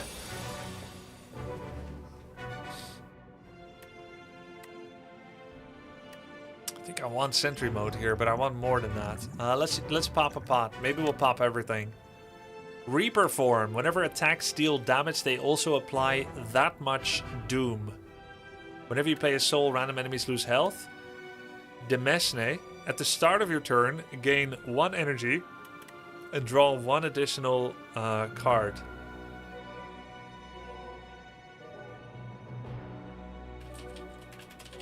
Hold on, I need to change my title. Necrobinder is so cool. Can I A1?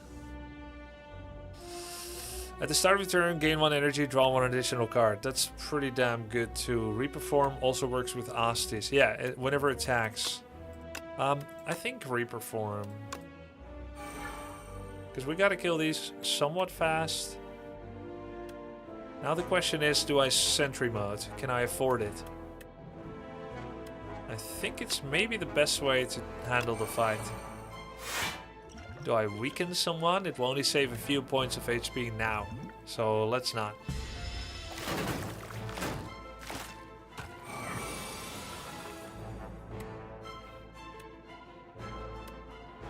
Man.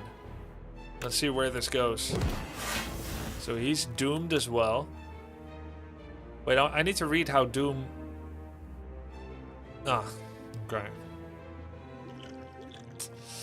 Looks like it's going to be a double defend here regardless, which blocks pretty much everything, so I don't need to worry. Just hit somebody else.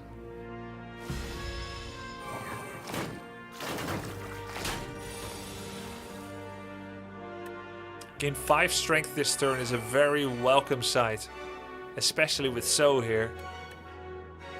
Now they're gonna get 6 block. I think we just open with the So and then evaluate. So he's gonna die, but of course it's later. Wait, they're all gonna die. They're all dead. I just need to block. Okay, I should have done random enemy attack first, by the way. Yeah, that was a sick amount of damage. So now I can weaken him to save 3 HP. That's not worth it. Of course, I could draw cards. And then I could have another block. But at the most, I'll block for 8. Yo, unnamed player. Thank you for the Twitch Prime. I appreciate the support. Thank you, man. Thank you. Could have killed one. No, I can kill one more, yeah. I mean, probably this potion will save me 7 to 8 HP on average. Let's say 8. Okay. Hey, Lazy Stray. Thank you for the Prime. Appreciate it. Glad you're enjoying the show. I'm just gonna take it. It's quite a lot of health loss, but we're still fine. I wish Doom worked before they attacked. Well, it does. It's called poison. Kind of. Not exactly. But yeah, it needs to be different and distinct from poison, right? At the start of boss combat, upgrade 3 random cards in your draw pile for the rest of that combat. Okay. Doesn't help me right now. Pretty weak relic so far. Zorius, what up? Thank you for the 53 months. Appreciate it, man. Whenever you apply Doom, also gain 2 block. That Doom application we did just now, that was a potion. So this has 0 synergy. It's unpickable.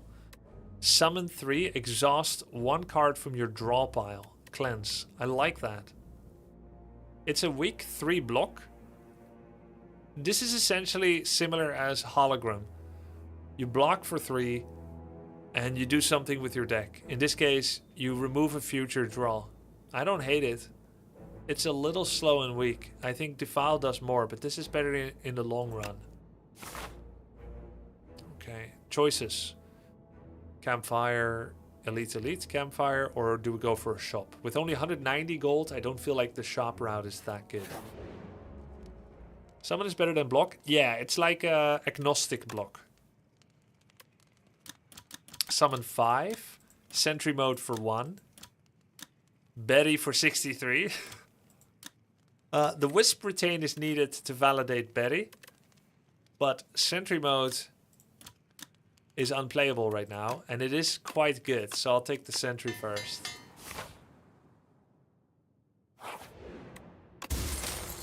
I really wanted energy. That is so disappointing.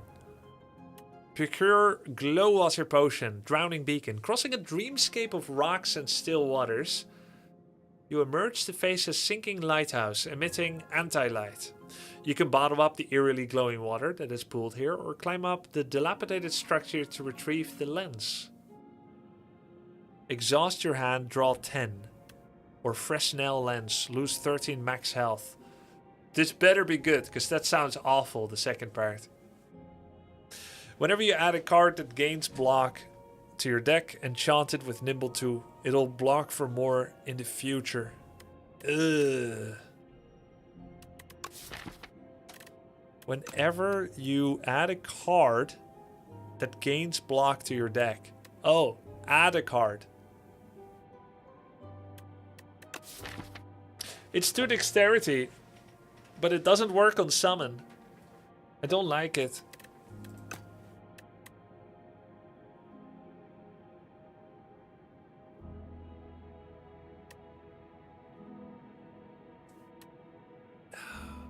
It does work with X, yes. For block powers, it's absurd. Not necessarily. A block power may not listen to Fresnel Lens. Does a block power is a card that gains block?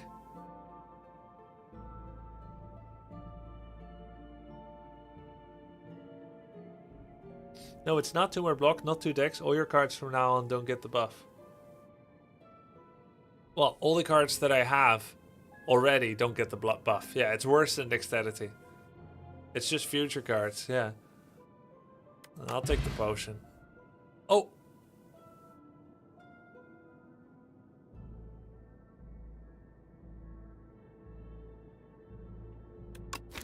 I normally never do this, but for a misclick, it's okay, right?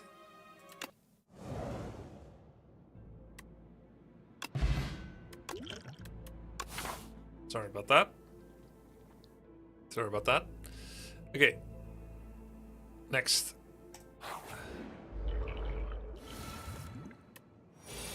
It's gonna hit for 9 and do 4 status cards. Sentry mode. Defend and so. Neredur, thank you for the 10 months prime. Appreciate it. Deal 8 damage to all, but it's retain. Or I could block. And Osti will grow in 1. No, we need to get damage every turn. Okay, what's next? What do we do? He's gonna hit for 16. Looks like it's a pretty simple turn unless I'm gonna do something special. I could weaken him, of course. Maybe I do want to weaken him. Do I have another form to weaken him? No. Yeah, let's weaken him. That's -4.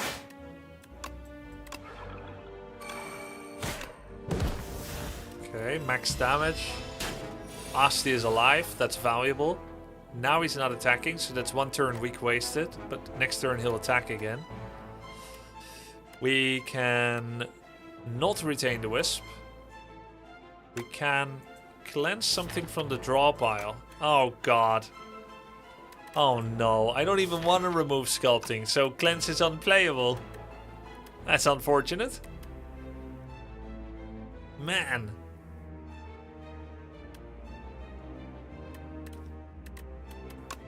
Well, it's not like I'm missing damage at least. Yeah, I was aware of that it's a late game card when I picked it, but... The greed. Oh, this is no good, is it? I cast that Wisp too fast. He can't take that much damage.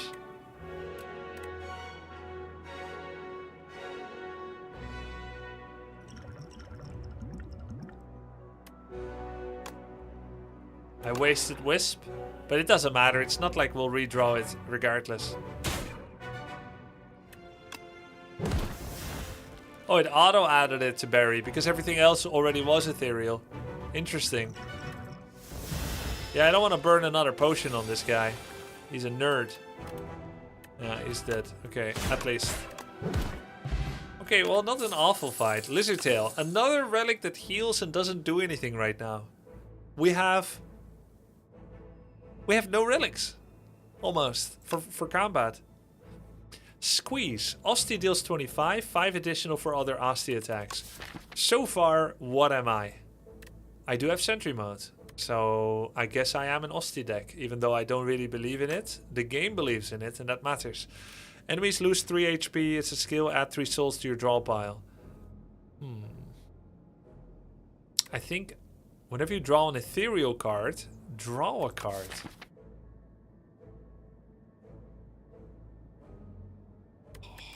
That's so good with souls. This is so good too. Squeeze is hard to play. I think I'll go Capture Spirit actually, yeah. And how does it get better? 4 souls. Man, it's Wisp plus or Capture Spirit. I think it's Capture Spirit actually. Very interesting. She's such a cool, classy character. Sentry mode. Defense. Defense. Tether Eel.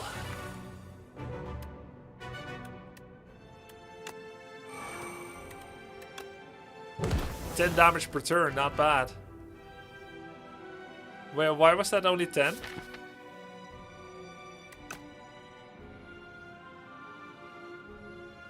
What? Oh god!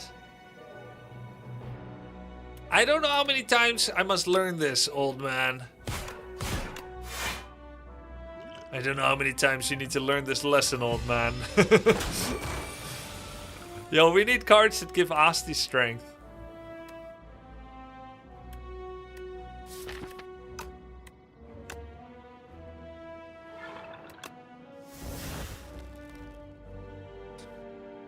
Okay, so we get rid of one of the strikes. There's a sweeping gaze. Add 4 souls to the draw pile. We're gonna draw all of those soon. And now the question is there any point to drawing cards to try and find the block? I think we just do a big Regal Pillow heal up if we survive. I mean, hold on. 11? 18? No. Just end. Just heal up with Regal Pillow. It's all good. Add Ethereal to a card in your hand. Then let's make sure we have something in our hand. Okay. Let's see if we're gonna be drawing Wisp. That helps. There's the Wisp. There's the Berry.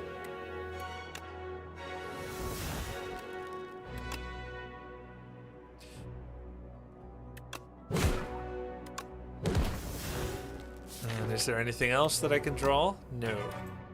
So that was pretty cool.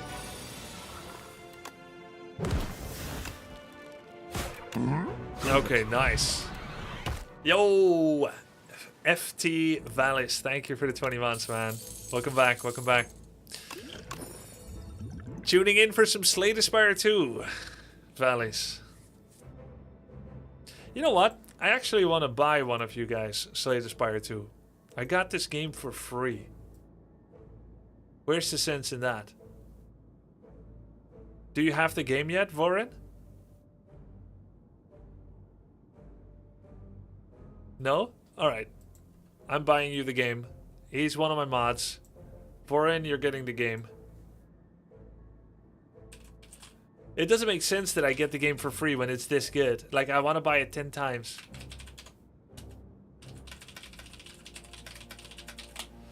Okay. Let's see what's next. Devour Life. Whenever you play a soul, summon one. Oh!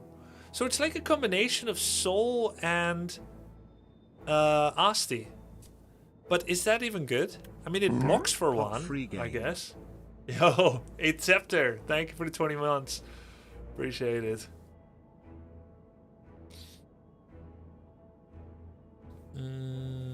It is one block, and it could be damage as well. And when you upgrade it, 2. Okay, not bad.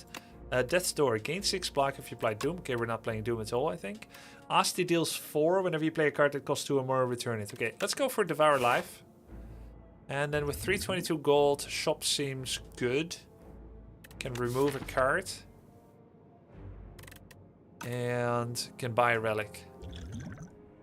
Event seems fun too, but let's go for the shop. Ah.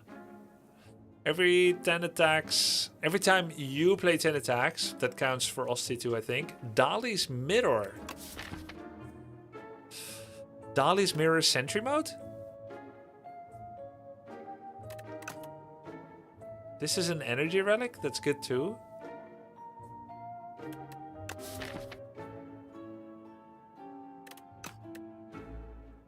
Panache.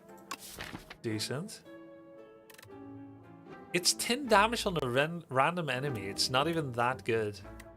But it's an upgraded rare. I think it's fun to play around. Let's go with the mirror. This is the only upgraded rare that I have. In fact, it's the only upgraded card that I have that's relevant. So let's try it. And then we remove probably a strike. I don't have many defense cards, by the way. That's kind of a problem. Maybe I should add defense. What about Afterlife? Summon 6. Or Defy. Gain 6 block, apply 1 week.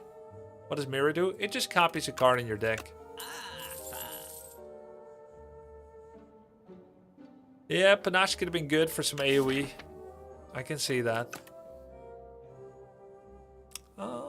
Summon 6. No real synergy for that yet, is there?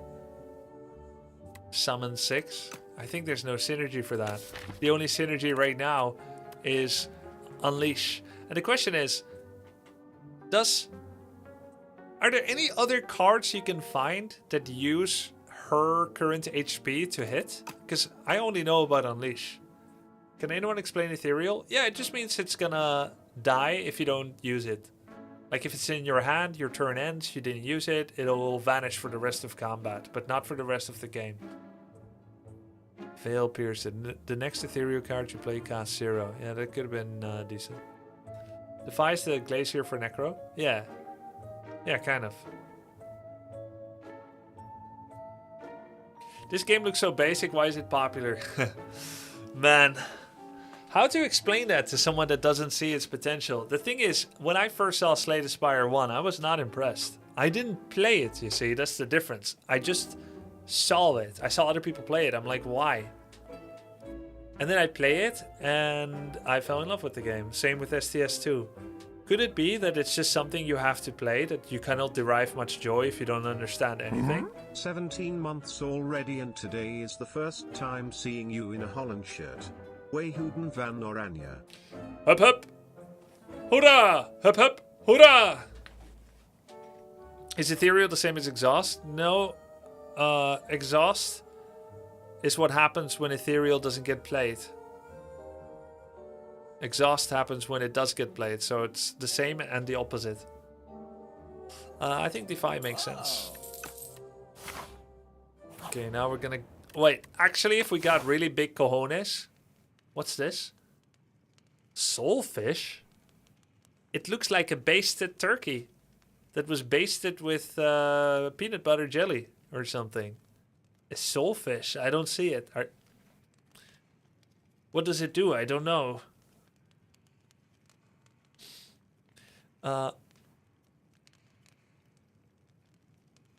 It's more easy to watch and understand because it's simple. I played STS 1, but I was bad. I didn't play much. I see. Are you sure Asti attacks don't automatically scale with Asti's size? And the one you have just deals double damage? It's not double, it's 6 plus HP. Like, look. The thing that Sentry Mode generates is literally 10. It's capped at 10. Save tail for next act.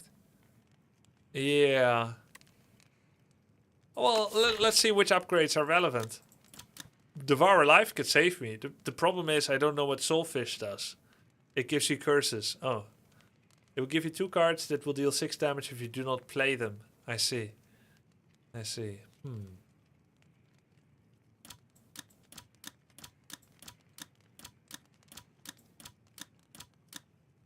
And I'm more likely to draw them because of Capture Spirit. Not damage, HP loss. Okay, that's worse. Yeah, I do have 3 potions. I think I should just Smith. Devour Life. I have 3 potions. And it upgrades 3 more cards at the start of combat. Which ones did it upgrade? I saw Berry. That's gonna be a nice one. Yeah, Berry and... What else? Not Feeding Frenzy, it somehow missed that. Bunch of defense, 3 defense versus 3. 1 strike. Bodyguard didn't get buffed. Unleash... Wait, what the hell did it buff?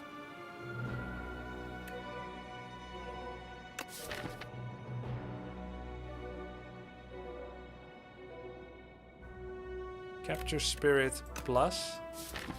No, it's already a plus. It didn't work! Sculpting Strike? No. Check map log. I don't think it works when you're still in the event. Oh, it's something I have in my hand. Oh, okay, okay. Hey, guys, I think this is the first time I'm facing this fish. He intends to give you 2 status cards. Exhaust 1 card from your draw pile. What would I exhaust? A strike, I guess. Add Ethereal to a card in your hand. Okay.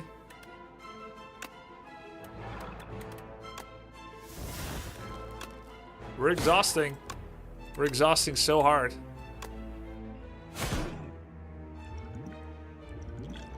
Well, seems fine. The fish looks how I feel whenever I'm at work. Oh. 16. Beckon. What's Beckon? Oh, at the end of your turn, if this is in your hand, lose 6 HP. Yikes. Cannot be blocked. Ooh, we got game piece. Whenever you play a power, draw 1 card.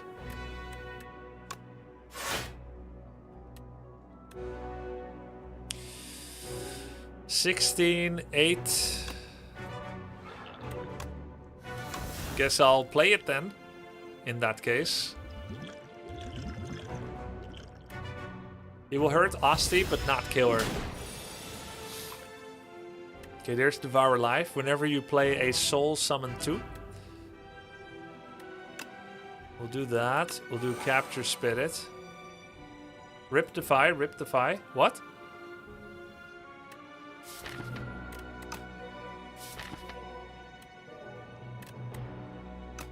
What? What happened to it? Did I draw it because I played a power last? Or what? Oh, I didn't play it. Okay. Oh, that's bad.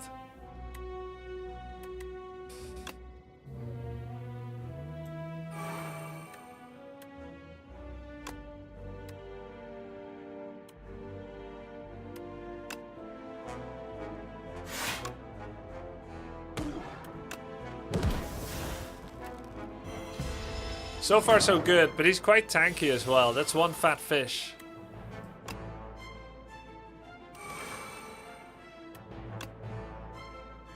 I summon, right? Every time I soul. That's kind of nice. Oh, wow. This is really nice. Yes. Okay, now we get rid of Berry. Without Wisp, we cannot play it. Do I still summon? Yeah, I think so. Even though I can't play anything? We just summon. Do we summon more? No, because I could draw the beacons. Yikes.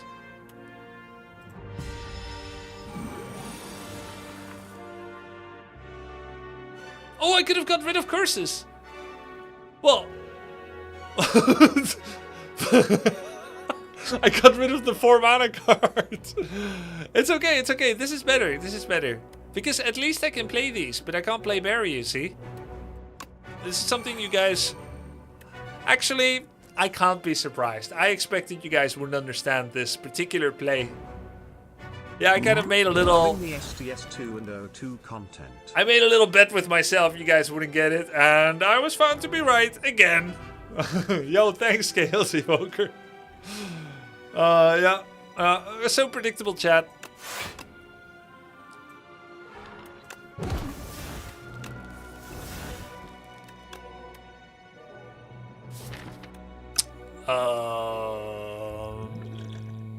That's fine. That's fine. That's fine. That could have been a berry. That could have been a berry. Okay, how many beacons? Okay, okay. Unfortunately, no strength synergy. Okay, now I'll do the play that you simpletons foresaw. Right?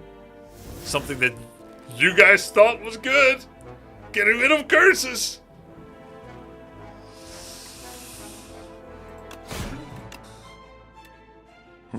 Simpleton reporting. Hey, Miss Cozy. Well, thank you for the sub, Christwolf. 24. Uh-oh. This is the biggest Osti I've ever had, by the way. Oh, we need Unleash.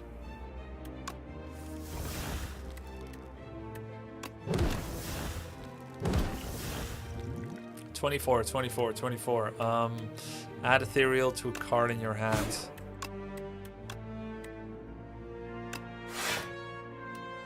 Well, I think Bodyguard is actually a better development strategy. This blocks more of Asti's health, but Bodyguard will synergize with Unleash. It is the daring, dastardly approach. Wait. Wait. It's still gonna hurt me. Before Ethereal. Oops. All good, all good. Are there souls in my... Yeah, there are beacons here, but that's okay. Because we might be able to end his miserable existence right now. Wish someone would end his miserable existence. And he keeps gaining summon. In one fell swoop.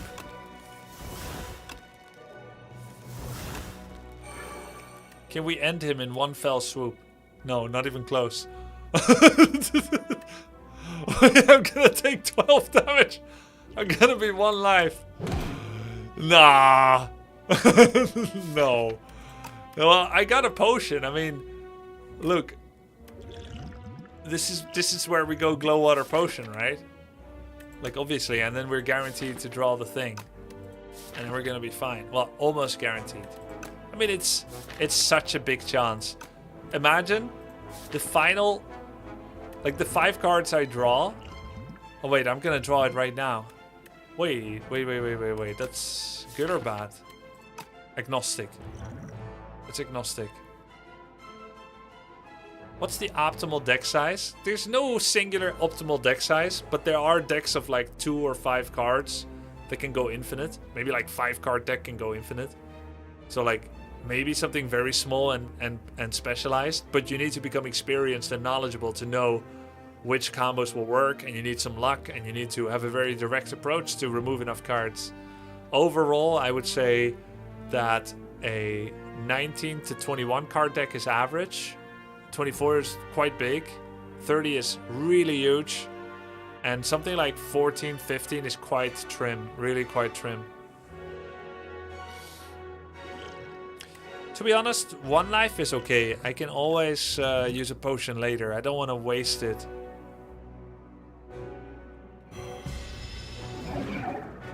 I don't want to waste a potion. Yeah, 1 HP, all is good. So we have Unleash again. We saved all the potions. And now we get another potion, which means we could have used one and saved some headache. However, we now have the unique pleasure of selecting the best potion. And in fact, this is the worst. So I don't use it. What is this? 33 damage to all? Costs 2 energy less for each ethereal card. Oh my god, that's so good! What? Each ethereal card played? I have none. No, I have lots. I have lots. Sentry mode. I have lots. Okay. So. Ethereal. Any sentry mode generates it. And of course, Capture Spirit generates it. But let's look at the rest. Demesne. At the start of each turn, gain 1 energy, draw 1. But this is so good too. What the hell? This is so good as well. Oh my god.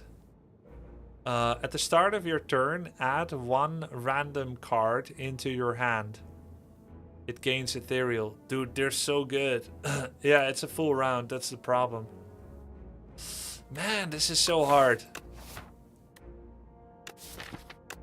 Demesne. It's a full turn. That's tough. It's pronounced Deme. Deme. Deme. Because it's what? Because it's French? Then they should have spelled it that way, silly French. Check upgrades. Yeah. Becomes 2 energy. This my guess is everything remains the same, but it becomes 44 damage. Oh, 39. Okay. And this one, at the start of your turn, add 1 random card. It's gonna be 2 cards. Oh, okay. It's innate.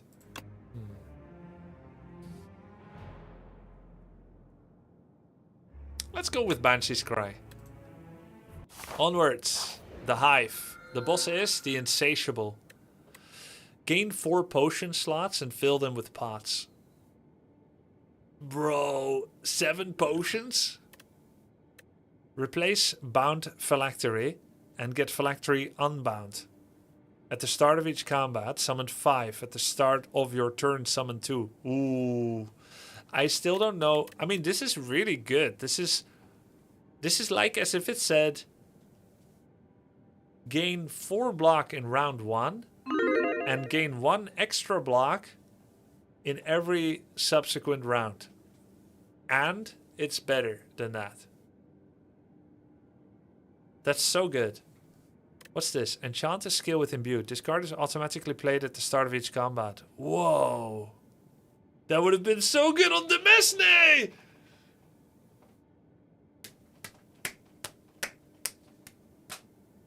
Wait, but do you pay the energy for it? Oh, and it's only skills. Okay, stop clapping. Stop the clapping. Any clappers I see, you'll get clapped. Okay, 4 pots or this. I think this then. Cool. You know what I like about Slay the Spire 2 that STS 1 didn't have? When you switched your main starting relic for a cracked core, cracked lightning for cracked core, it would update here, it would not show something here, and it would mess with Twitch chat's sense of progression. I have the deep embarrassment, despite my 700 hours of experience in Slay the Spire 1, to once have gone to Balorlord's chat and asked him, what happened to your boss relic? How come you don't have one? Did you skip it? Were the options so bad? And then he gave me the beginner-friendly explanation. Well, you see, it's cracked core. It's because I didn't see it in the progression of his relics. I asked that. It was deeply embarrassing. It was really chill and gentlemanly about it, as always. But really, he should have called me. All kinds of names there for a question of that nature. But yeah, here that won't happen anymore because it has a little artifact that says, yo, bro, that thing that happened, I did that. I don't know how you come back from that. Well, here I am. Yeah, frozen core, crack core. Maybe that's why they did this. They were watching Baylor when I asked that. Early shop sucks. Can just take some more fights. Go over here. Get a campfire. Kill an elite. Get treasure. Another campfire. Kill another elite. Die to this elite. Go on to the boss. I see a pretty good path here too. 2 elites. Semi-late shop. Interspersed campfire. Another elite. Campfire. But then I have to do an early shop. But it's a good path. What are the differences? 2 shops on low econ feels kind of trash. But it's 2 extra campfires in both paths. It's 3 elites in both paths. But either I get 2 shops, an early and a late, or none.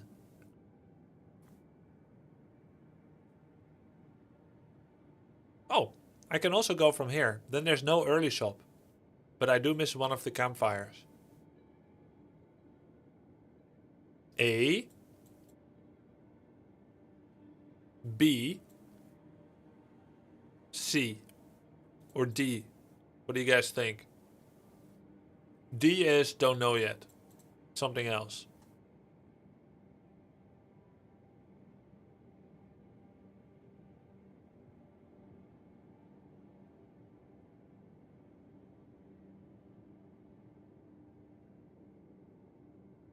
Wait, there's a 4th elite here as well. What price is remove? Might be 125 already. A feels safest.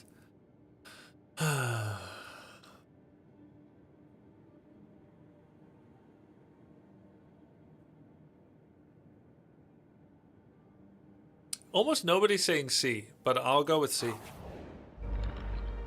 You know it, I know it, we'll know it. You'll die to 4 elites.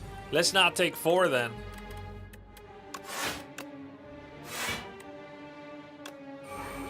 Great turn. Let's have another.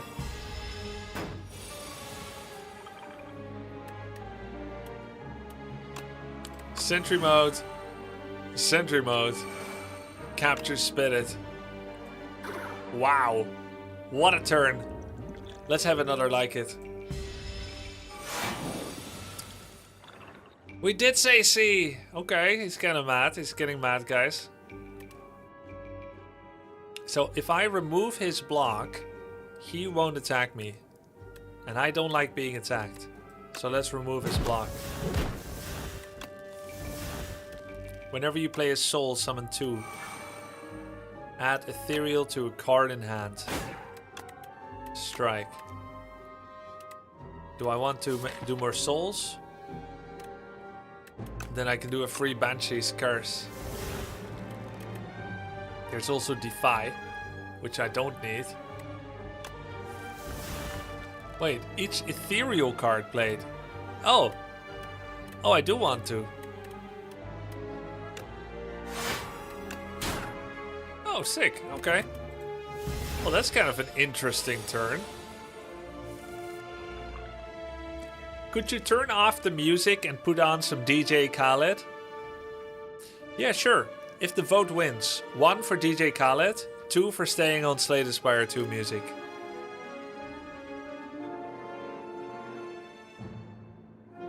Two won by a narrow margin. Let the record be known that 2 won by 51%. I was the deciding vote. It was close though. Good one.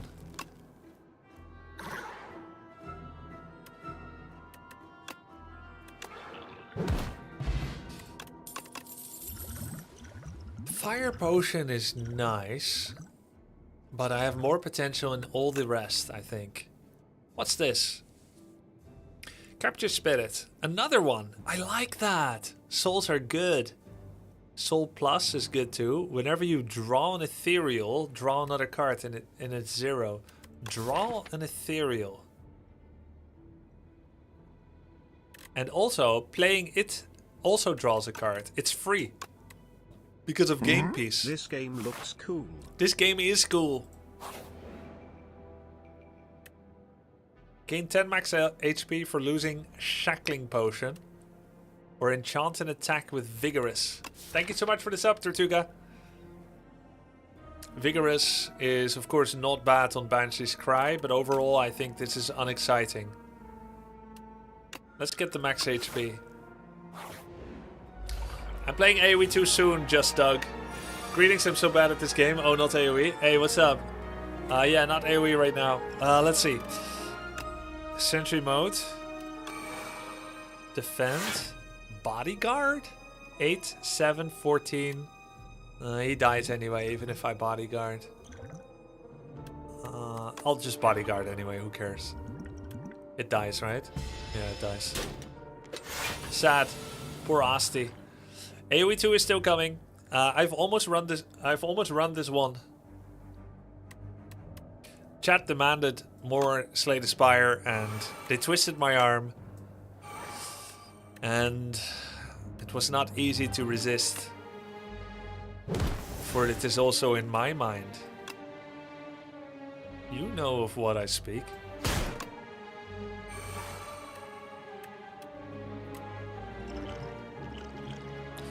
I think I might want to draw cards here.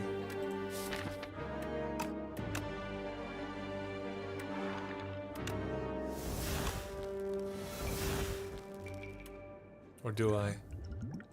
Nah, we're fine.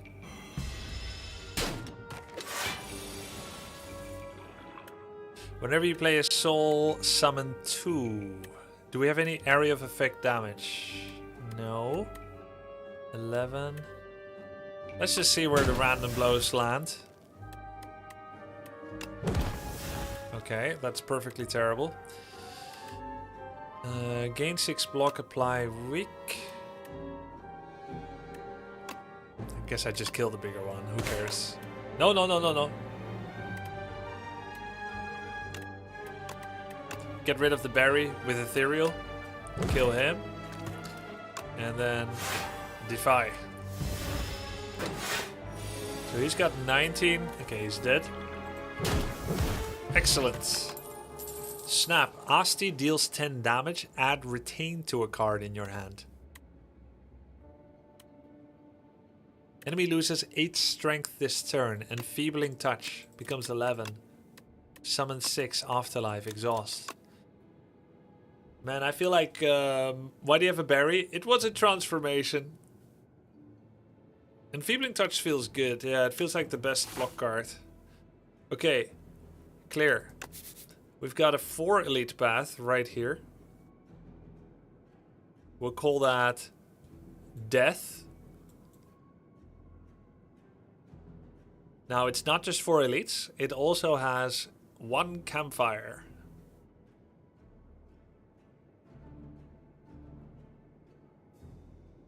It can also go like this.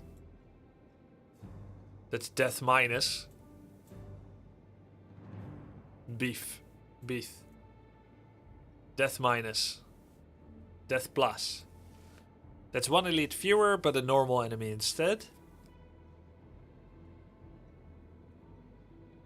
Then there's 2 elites with another campfire. And here we have 1, 2, and 3 elites. With a late shop and a campfire. That's kind of nice. I guess this is death minus.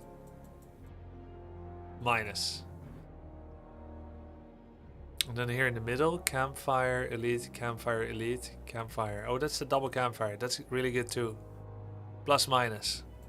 I think this system of naming isn't that good, by the way. I think there's better ways to describe all this. And this D looks weird. That's what she said. Where's the option for Death Prime? Upgraded Death seems cool. Yeah. I like the double campfire, double elite. I don't have that much money. So we'll go for death plus minus.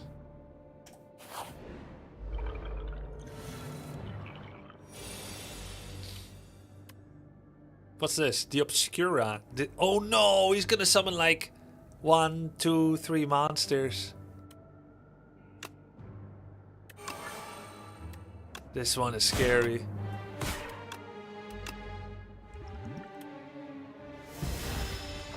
Or maybe he summons one and he keeps resummoning it. That's the one.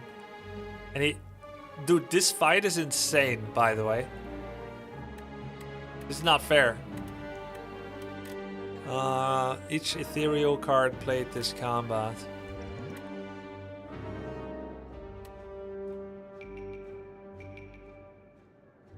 I'll finish this run, AoE2 fans, and then we slay. I mean, then we AoE. Wow. Man. Draw 5 cards. I think I need to draw more.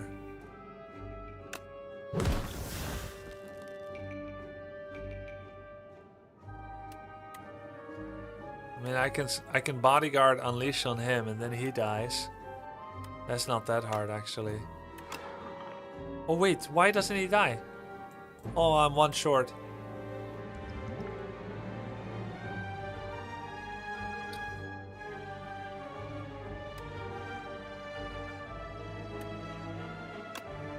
Oh. Oh! Oh my god! I fucked up! Oh no! It was so easy!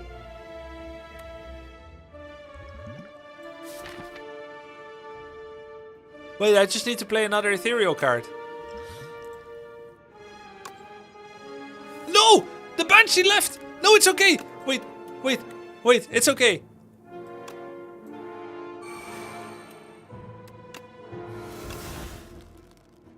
Never punished. It did cost me a pot. I'm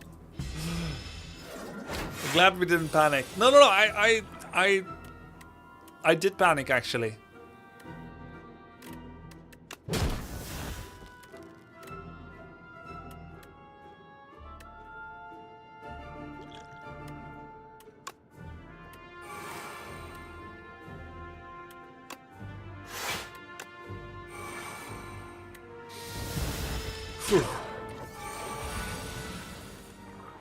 You lucky son of a, you redrew it? Yep. Yep. Sometimes lucky.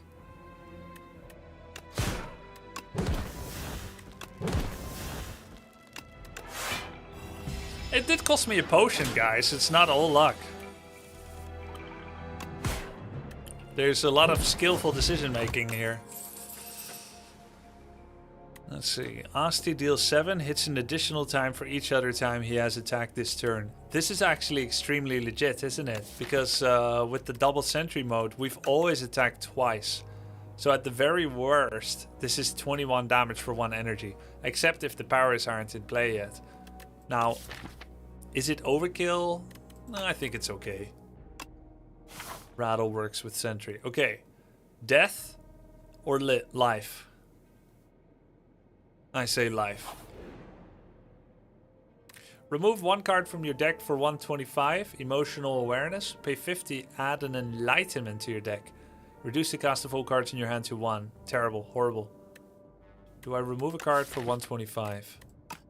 There's no shop on this path, so that's a rather opportune opportunity. Is there something better to remove? Nope. Get rid of the strike. And then we have a shop on the left, which is undesirable.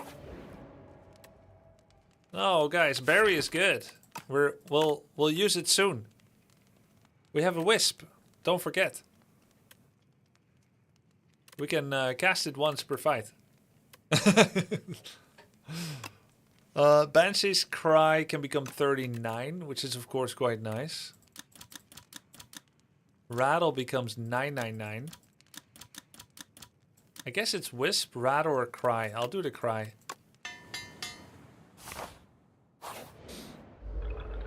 Okay.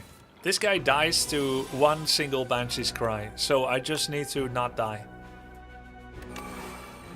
There it is. There's the berry. There's the wisp. Perfect.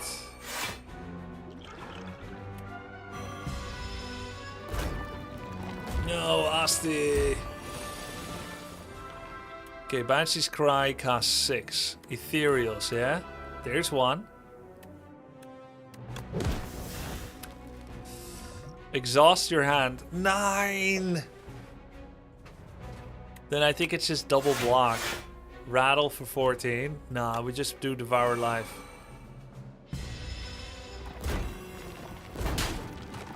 Not dying is the play. Took 6 damage. Page Storm is a free card draw. Defy. Sweeping Strike. Add Ethereal to a card in your hand. Feebly Touch. 8. Okay, that's sick. Put that on him. 10 damage on somebody. Don't think I really need to use Cleanse. Defy is solid.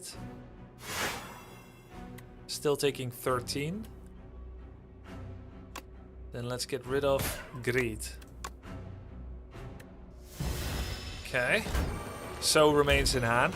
We take 5 damage only. Ah, what? Didn't draw Banshee's Cry. So unlucky.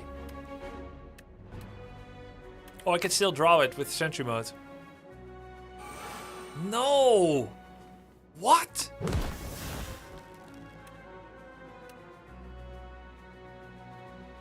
Oh, I could just use the potion. I'll save a lot of health. 10 cards. Guaranteed. Yeah, so either I take a fucktillion of damage. 32. I can only block 16. 14 damage when you count Osti. Is this potion worth 14 damage?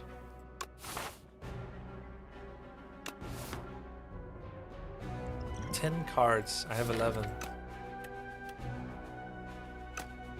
Read pin? What? Oh, me? Yeah. Not me. Your weekend? Ooh. Alright, we block. We just block. It wouldn't be enough. That's so funny. You guys should have just let me drink the potion. It would be hilarious content. 29 toll.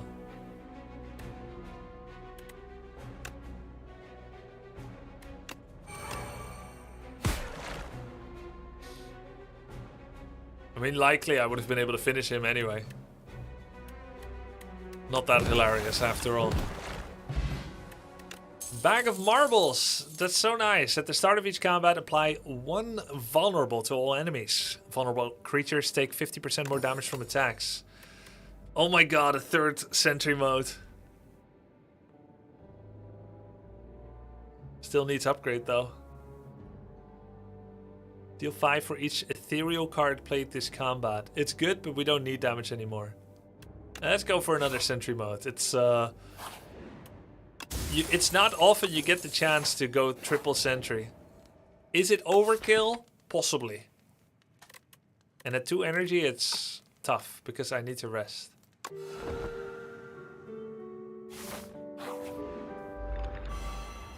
think pull from below could easily do 30-40 damage.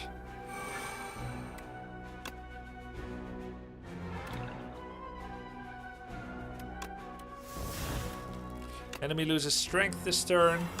Defend. And unleash. And we don't take any damage. Good.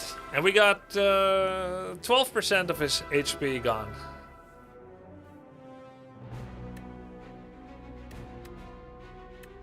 This looks like a defy angle.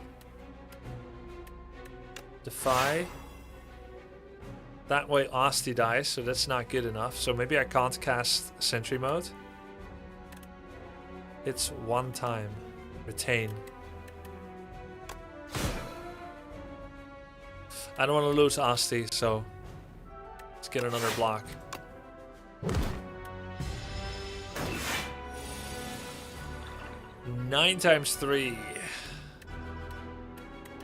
first we capture his spirit.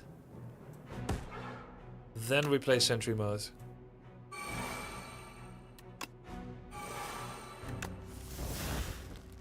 Is there any point to summoning more? Yes, I could get Banshee's Cry, which gives me energy.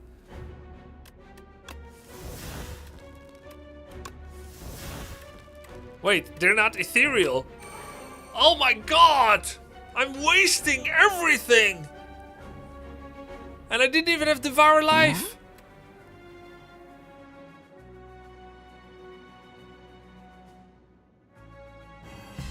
I thought it's based on exhaust.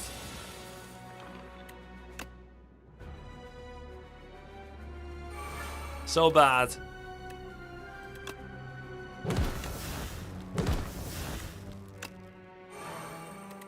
That was not wrong order, by the way. Osti doesn't benefit from strength.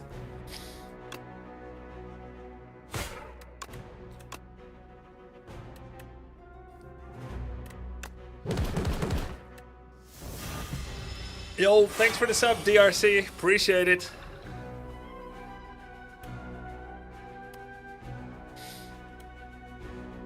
Okay, this is an interesting moment. Devour Life is not here yet. We want to draw it. Devour Life benefits from whenever you play a soul. For some reason, I don't have many souls anymore. I don't know what happened to them.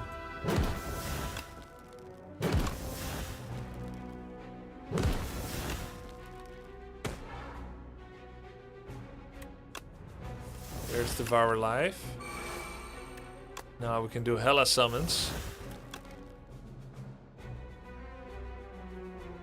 Wait, can I draw strength again? I could draw strength, actually.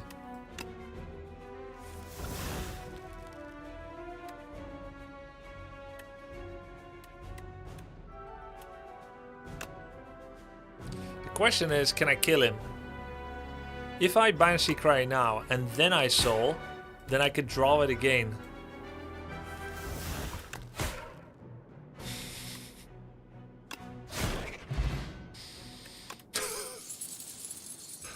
Nice. Just draw it again. I like this reaction. I like this one in particular. Wait, I want to show you guys.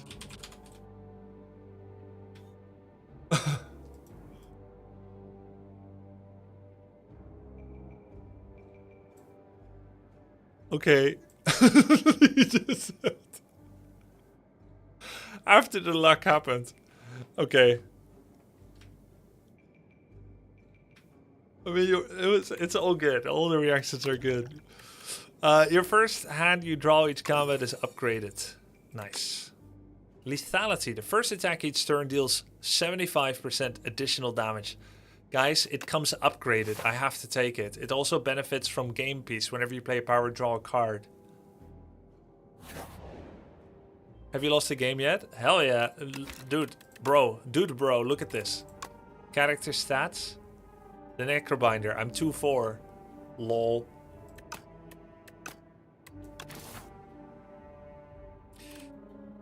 The first time you play this power, draw 2 cards. First time you played this skill or attack. The first time. Whenever you play a soul, the first time you play this card. Page Storm, I guess. I'm the most likely to always play it.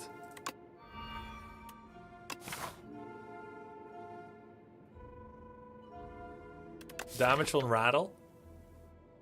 Oh, 7 to 9. And then upgrade to 11. It's not that important.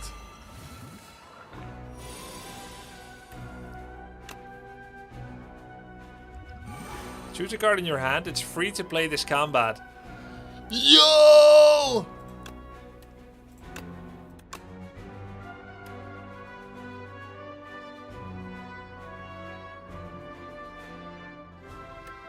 Zero energy berry for 63 damage.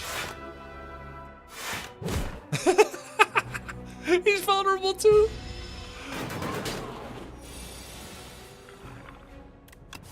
Now, should I have saved it for the boss? Very likely. But it was in my hand, it was upgraded. I can't resist that. There's nothing I could have done, literally.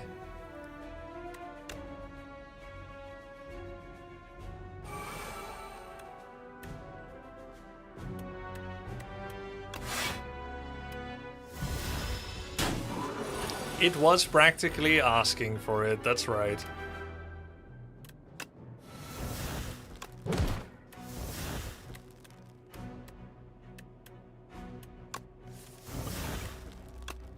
The first attack each turn. That doesn't count this turn, or does it? Because technically I've already attacked, but does he know that? He might not know that. Or maybe he does. I guess we'll see. He knows. He freaking knows.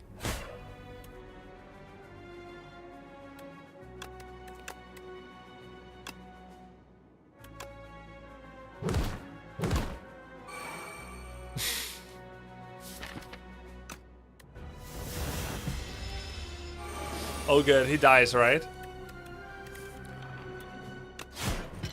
Perfect play. Perfect play, clean. Whenever you play a power... No way, you can't give me this. It's too much power in the hands of one man. Whenever you play a power, draw one card. Whenever you play a power, a random card in your hand is free to play that turn.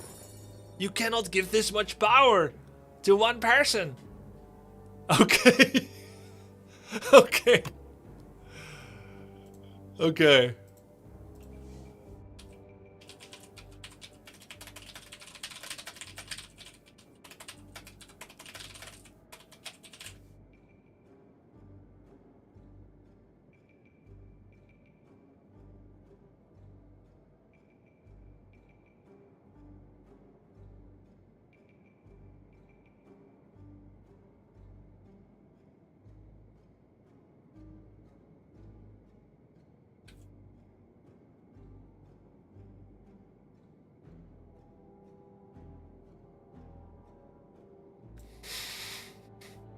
Okay.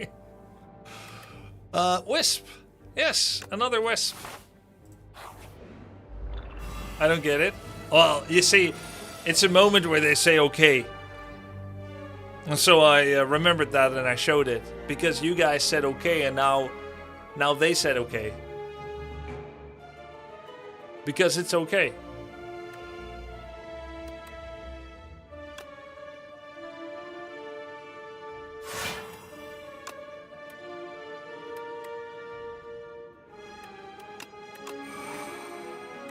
Okay.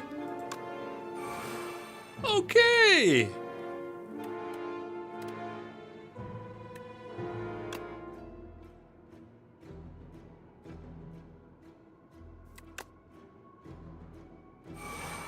Okay. Yeah, nice. 11-3-7-7. Who do I hit first? This one maybe. He's in the back, probably for a reason.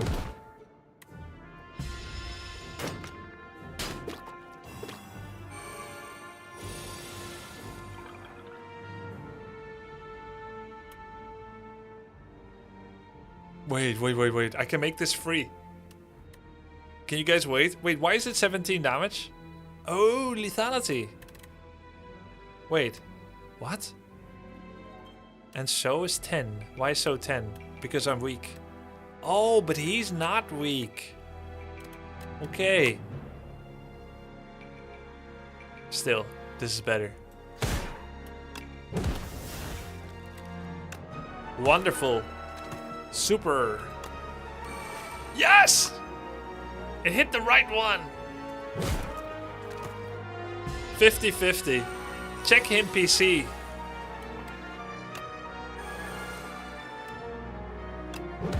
Wow. Amazing play. Summon 5, gain 9 block. It's a 2-mana card. It can be made free by powers. Okay. We could heal for 39. That's too much. That's over the max. That's unacceptable. Instead, let's upgrade something else. Now I don't think Sentry Mode needs an upgrade anymore. Because it can just be made free. Now we need utility. What is the utility we require? Probably Defy or Enfeebling Touch. Who are we facing? This guy. I think it's Defy, actually. We don't have many sources of weak yet.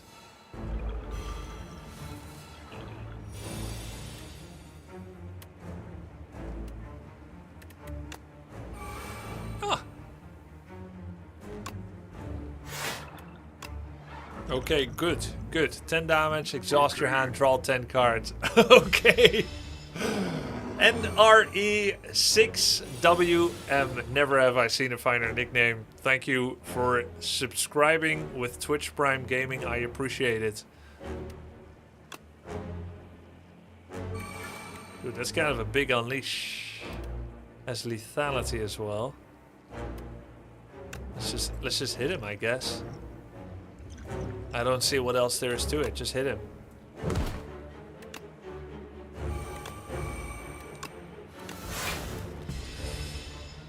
Grubby, do you think it's easier to reach one of the good build naturally on Regent or Necro?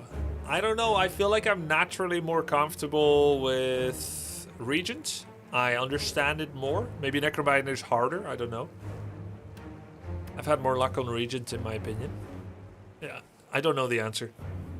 Just the feeling, the vibes thing, you know. Defend, so, Sentry. Defend, so, Sentry. Damn. But then again, it's a good amount of damage. Unfortunately, Asti dies. Narrowly. Sweeping Gaze. Don't see any reason not to. No, there is a reason not to. If I can find Betty. Wisp. Sentry. Wait, does it matter who gets the bonus damage? Yeah, it does. It's percentage. Defy, it's ethereals, and it's free, so I may as well cast it. Page Storm. Barry is here. It's free? Wait. Really? 1, 2, 3, 4, 5, 6, 7, 8. It went to it? Okay. Really? That just seems... I mean... I didn't even turn it on today. Seems weird.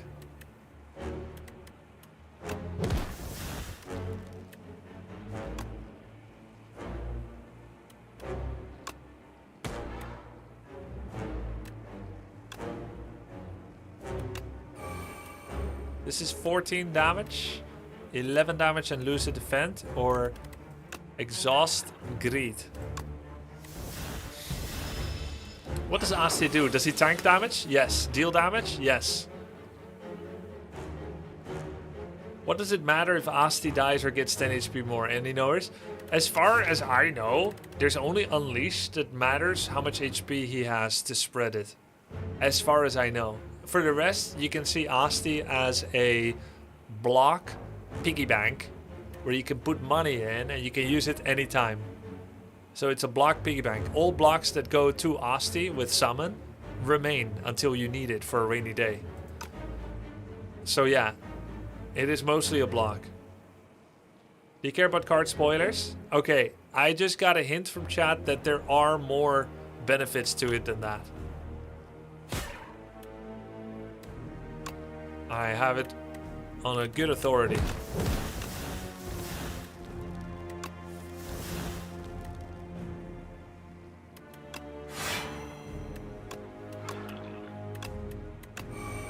You're not gonna eat me.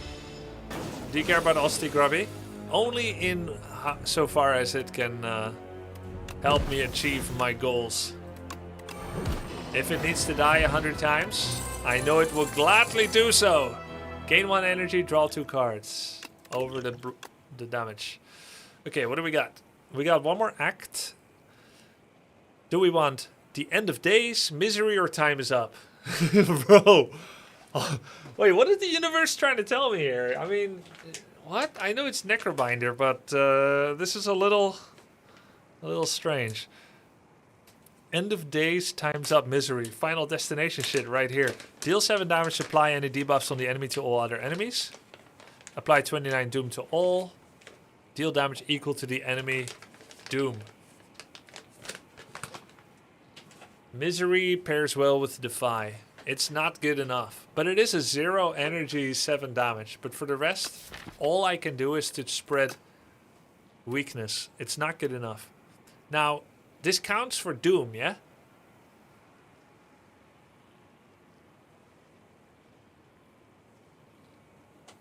Yeah. I'm gonna skip this card reward. It's so strange. I never skip this, but I think it is correct. Your guards are dead. Rumors say you can bestow blessings for those who wish the architect dead. I appreciate someone capable and shall grant a measure of my power. Next time, don't kill my guards.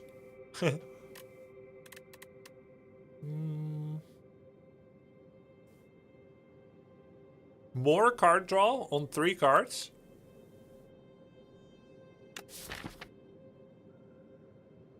Very potent. The first time, yeah? No. Yeah, the first time. So, can cast it on Wisp. 2 Wisps with card draw. Pretty good. Glitter. Enchant all future card rewards with Glam. This card has replay once per combat. This would be really good if I didn't already have 26 cards in deck. Even so, it still may be good. But it's only once per combat. Still pretty good though. Wait, all card rewards.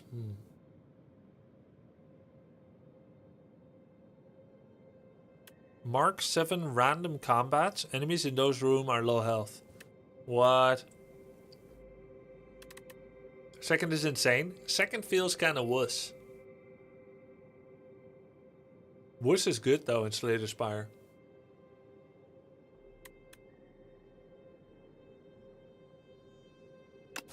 But it's gonna be like this one, this one, this one, this one, this one, and this one.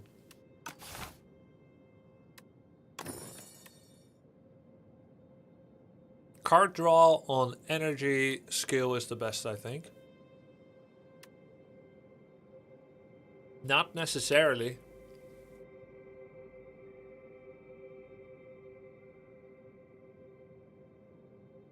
It could be better on powers.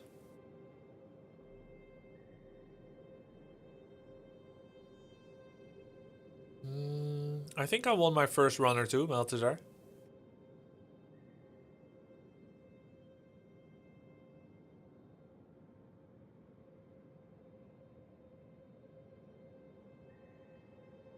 I don't see any reason except to put it on Wisps.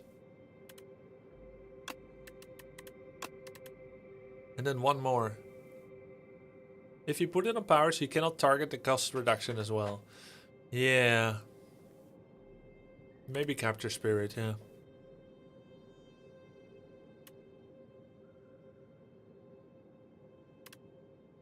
It's also not bad on Feeding Frenzy, since you always play it.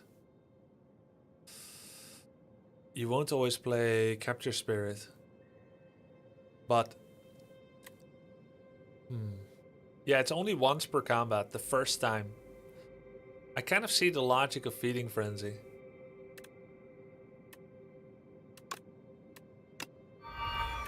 They're all Master of Strategy now, once. And, oh wait, they're all Master of Strategy, not once. They just are. Because Master of Strategy exhausts, and the effect here also exhausts. Okay, so we have a late shop right here.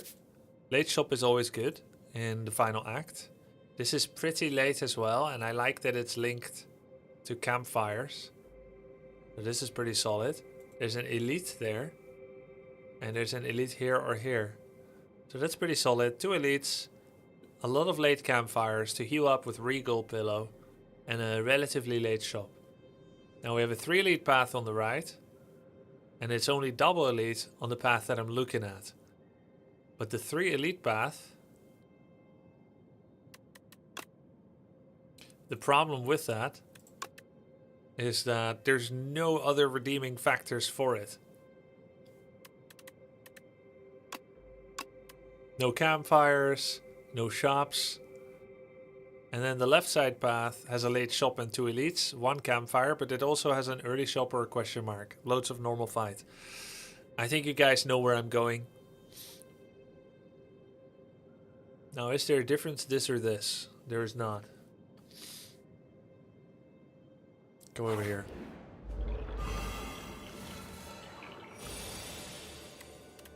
Aha! Master of strategy. Draw cards.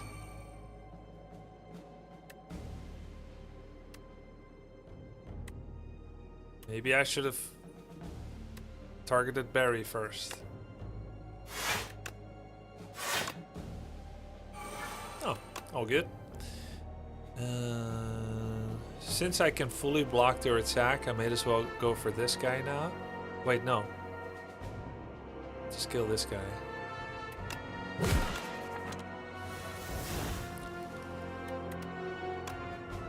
$27 damage. That's better than everything else. Why is it so much? Oh, because I still have the feeding frenzy.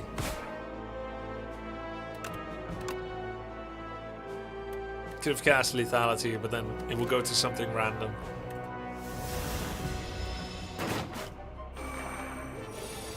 Still think the shop is better? Well, I am going to the shop, so...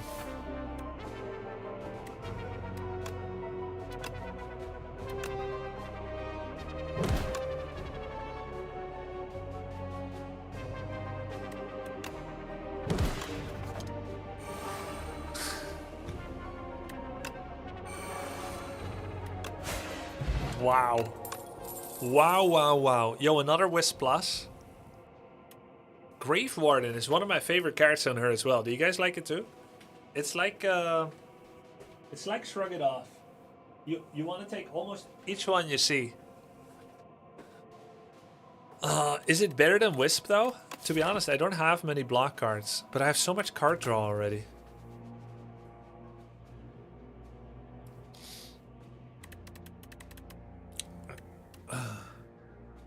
I'll go with Grave Warden. 50% off, Rug White. Yo, does he seem extra big? Huh? What? What is this? It's a super big shop? Wait, this is some kind of special shop event? I've never seen this. Temu shop? Whoa, it's cheap! No, it's not. Oh, wait! It's little. It's action. Happy anniversary, PogChamp. They're all worse. Yo, Netherrain, thanks for the 2 months, man. Guys, cards containing strike deal 1 damage, get 3 HP. Start each combat confused. Wait, why is the Snecko Eye unchanged? Because its effect cannot be scrambled down, it cannot be divided into a third. Less than 3. Yo, Rice Puddings. Oh, it doesn't have the card draw. Rice Puddings, thank you, man. It draws less, yeah. Anchor, start each combat with 4 block. 1 energy after rest sides. Okay, I'll take that one. If you end your turn with no block. Bye, Snecko. Hell no. I saved the rest.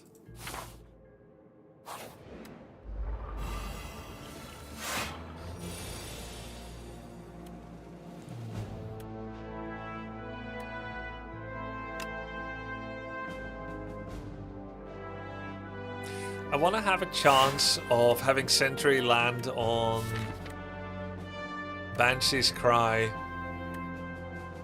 and Barry. Oh, oh, oh.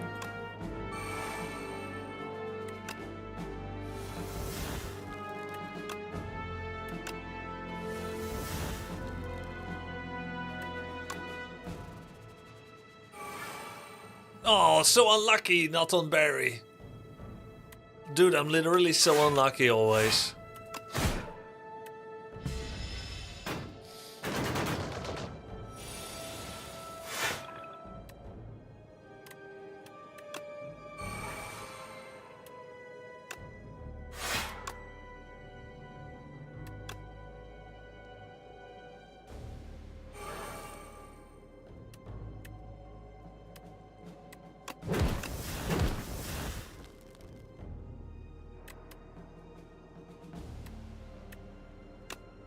Maybe not that unlucky.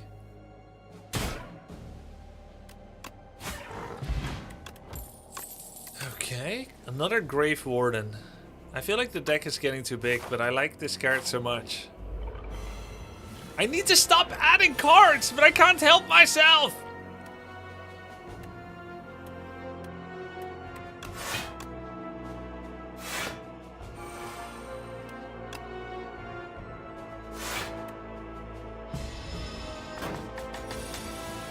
Yeah, we do have crazy draw, and there's a lot of things that are made free, so is it really wrong?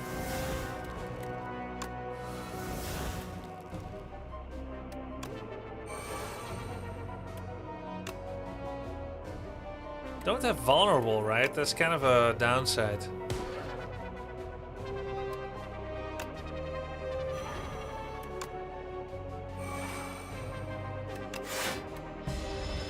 This weird music is so good. I love the twang.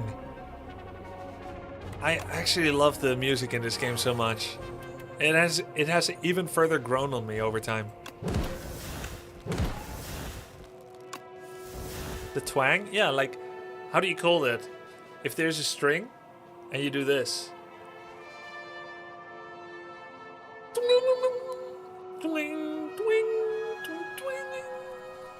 What do you call that? Vibrato? You were hating it like yesterday? No, I wasn't! I like this every time.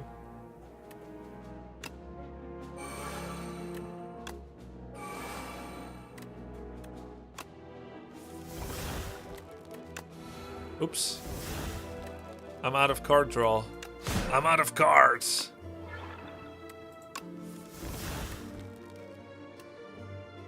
Bro, I have no space. What do I do?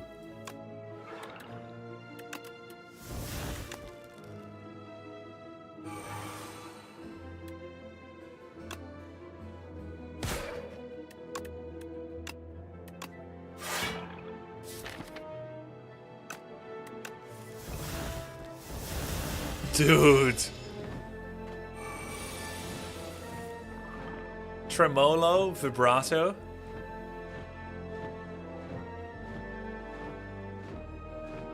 I'm glad Mega Crit got the same composer as the first Slay the Spire. Oh, did they?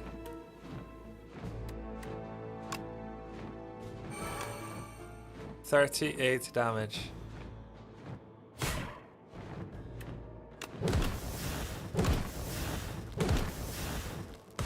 Uh-oh. I'm getting hit hard. Well, actually, I'm not getting hit at all because of the massive summon. This is still Act 2, right? No, this is Act 3.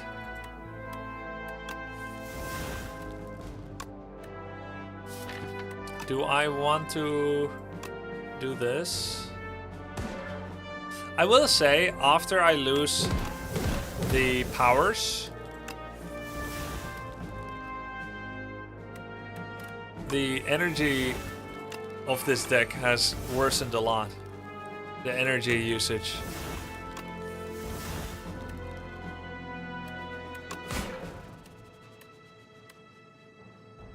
There's no energy after those powers are played with Mummified Hand.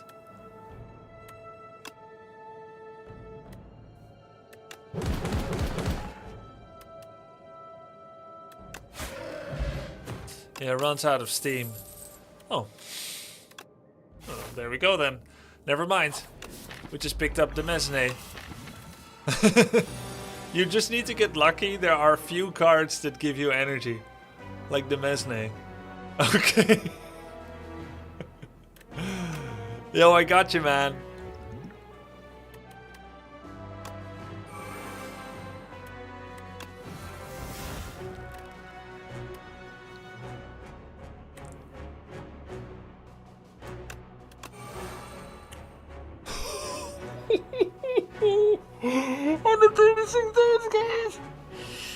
What do we kill? Wait, normally I never go for the guy in front, but he's actually doing a lot of damage. Might as well take him while it's free.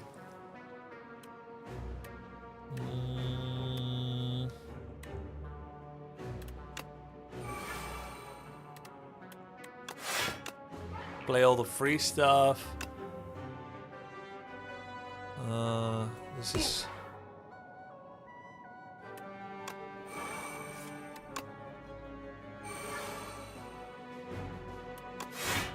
Okay, good. Excellent. That was turn 1.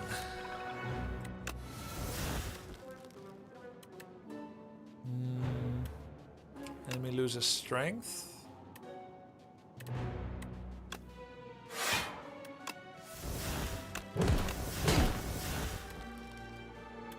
Could have tried to save the first attack for this. That would have been better. Wait, can I draw the strength again? Kinda hard this turn. Whatever.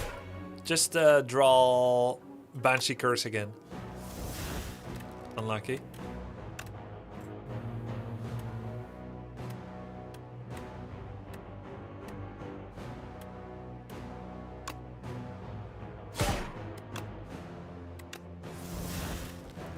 Hmm. 23, do I have summon?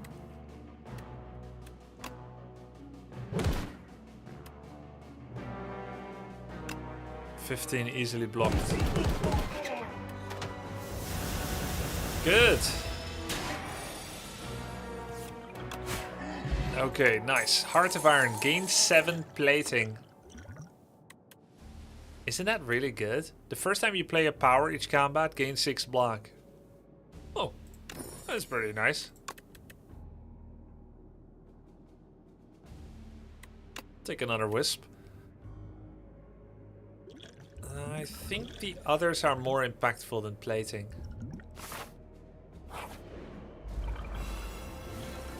Fabricator. This enemy intends to summon monsters. Oh, this is the one that summons multiple monsters.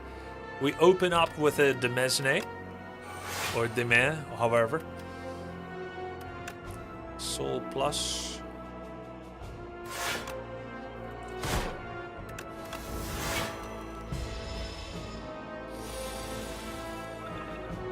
Okay, this is troublesome.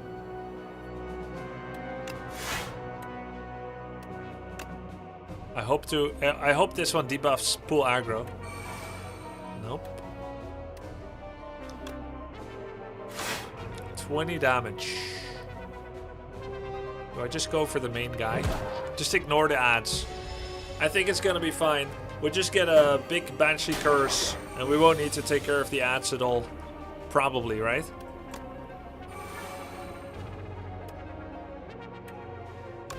Add ethereal to something in your hand.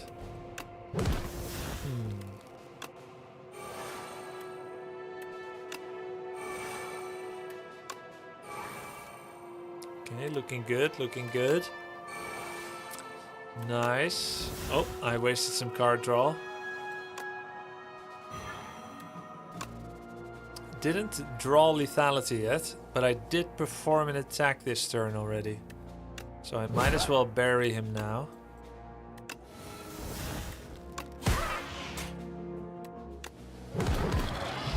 Okay, nice. Another free bury. He can't keep getting away with it. No. Whenever you play a soul, random enemy loses 6 HP. It's a power. Normally I wouldn't take this, but it's literally just... It's for free. Anchor. Oh, wait. If I bought the little anchor, would I have had the little and the big? Or would I not have been able to get this anchor? I don't know. Making this cheaper seems good, so I can be guaranteed to play it. You can get both? Ah, cool. At the end of the turn, no cards. Whenever Asti attacks, gain block. Every 3 turns, gain energy. Another haunt. Take another haunt. Luckily, we never removed Barry. Now we'll remove a small defense. And... Asti attack block. That's pretty good, actually. Because it counts for all the... It counts on the engine I have, right? It counts on Sentry mode. Sentry mode cheap. Or haunt. 8 HP.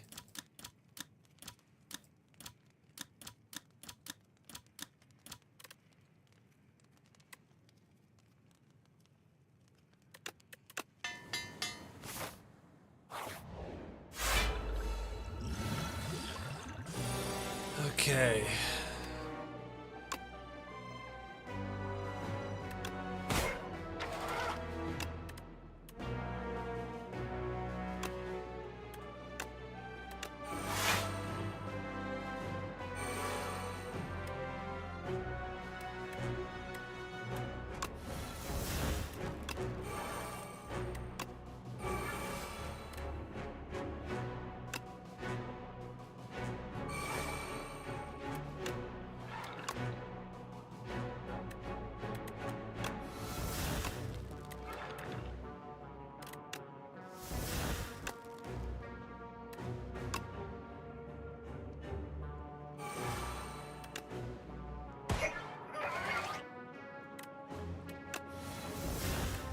This stick is kind of nutty, man.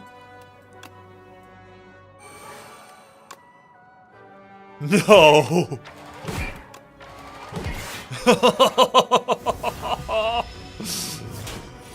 Oh my god. That is pretty nice. So the first attack is going to be big. Do I have any big attacks? Not really, so whatever.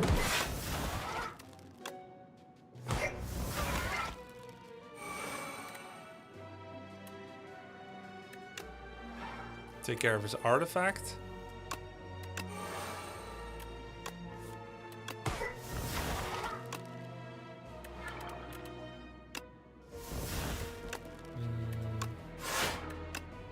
Is there any point to drawing more cards? There can be.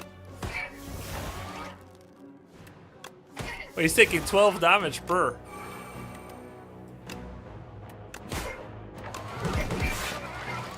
$12 damage per soul.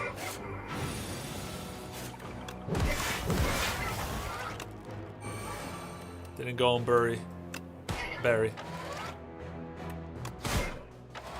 Possibly I should have actually cast Barry here. Wait, is this the final fight? No, this is just an elite. I'm gonna take 4 damage now. I had lethal. Misplay. Big misplay. Big stupid noob. Oddly smooth stone. What is this? Add replay to a card in your hand. It will cost an additional energy. Exhaust. Okay, I've never had that before. That seems nice. Accept. Create a custom card to add to your deck. Navigating through an endless sea of corpses, you find a mad scientist scavenging for various scraps. Yes, hi, hello. You look like a capable fighter. I need a tester for my next atrocity device. How about it? Make a power, make a skill. Let's make a power. How will you help me kill everyone? Excellent choice. Now what should it do? The scientist rubs her hand together with glee. Powers cost 1 less. Okay. Ah, woo, all done. This is for you. Now get out of here and slaughter. Little did you know, that scientist went on to create hundreds of weapons, resulting in several thousand deaths within the Spire. No way. Wait, how does this get better? Innate. Holy crap, it's innate, guys. Yeah, man. Okay. Mad science. Haunt. Powers cost less. Good shit.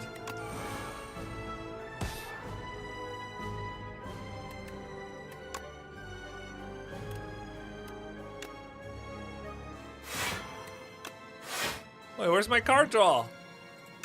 I'm not done yet. Yeah, there we go.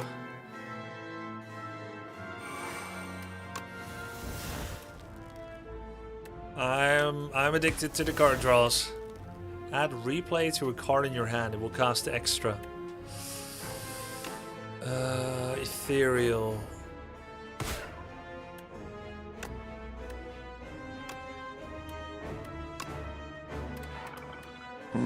Grubby, thank you so much for being who you are and doing what you do.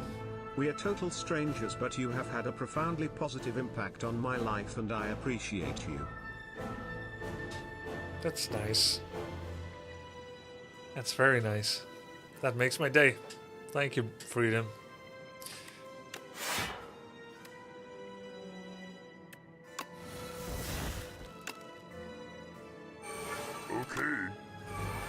Okay. Yo, thanks for the sub, Insanita.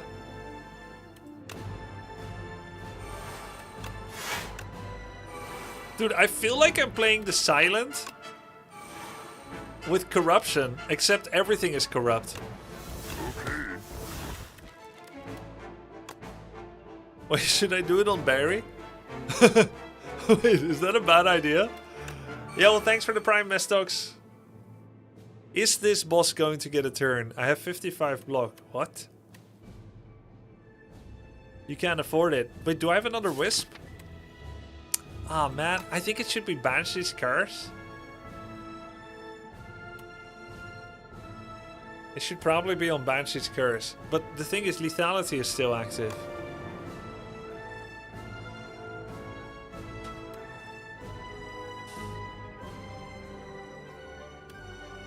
That's okay. Hey, there's so many icons here.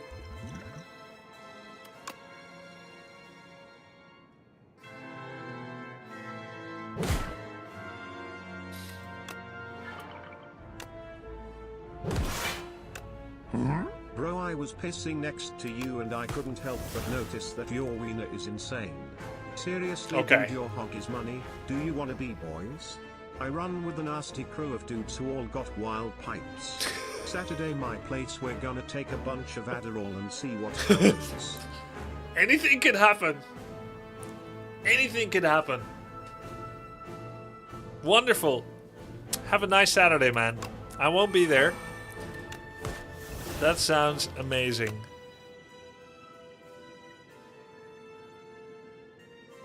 Wait, let me read this. It is free to play that turn. Okay, it didn't lie.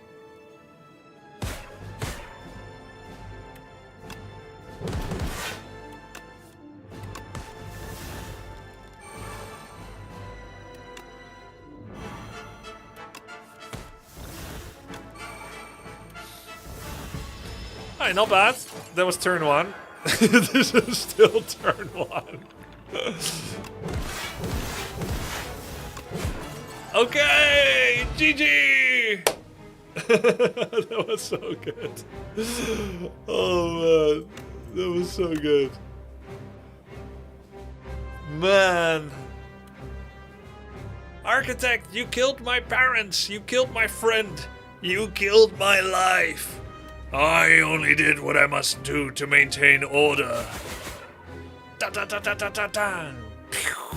No! Ascension 2 unlocked.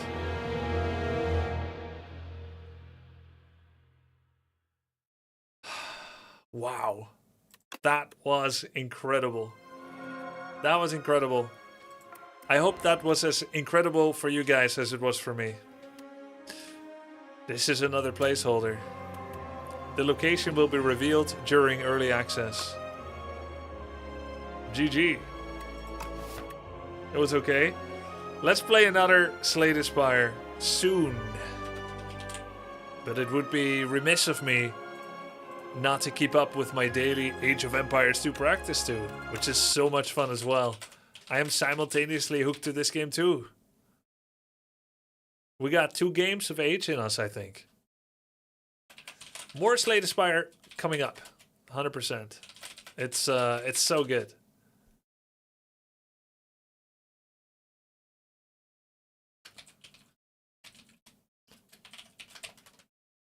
$1,600 today? Will it be okay? Yeah, that was fun. Sweet love potion. Hey, what's going on? How do I fix this? Where are the options even? Ah, okay. Alt-enter, Alt-enter. I'll stick with Ethiopians for now. I just unlocked Necrobinder. This character is stupidly strong. Yeah, I hear a lot of people say they struggle on it though. I've seen no shortage of people saying that they lose like 10 times in a row on Regent or Necrobinder. So if you're feeling it's easy, that's probably partially at least to your credit. Grubby, how many tries did you do before getting Millennia down, I'm afraid? 350 fights to defeat Millennia in Elden Ring. Not everyone can defeat her that fast, but it was indeed 349 loss, 1 win. It's Swololo time. It's Wololo time. Fabi, thanks for the 30 months, man. Appreciate it. Okay, let's rush some archers. Yeah, very soon I want to try a cavalry civ. I think I would like to get coaching from Hera next week. We loop back on some of my worst losses for Ethiopians, and then maybe we can make a start on cavalry. Berbers, Abdel Puter. Wait, this guy is a Smurf. He sniped me yesterday. This is the 2K Smurf. 2K MMR that had like so many free losses. He overwhelmed me with scouts. We'll just do our best. Apparently we've beat him before, so he's not all that.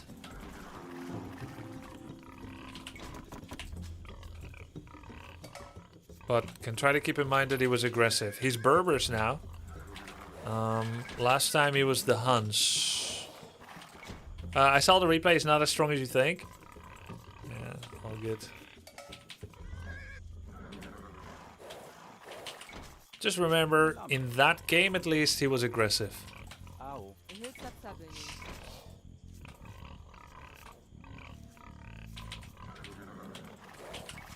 So, I watched the Red Phosphoru video on how to corral the chickens back to your town center. And it is a lot of black magic.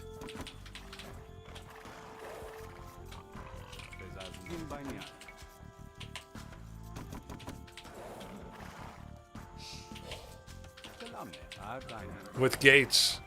I understand the logic. I've seen it. It looks interesting. He said it's going to be meta. That's hard to believe. Most people might not like doing that.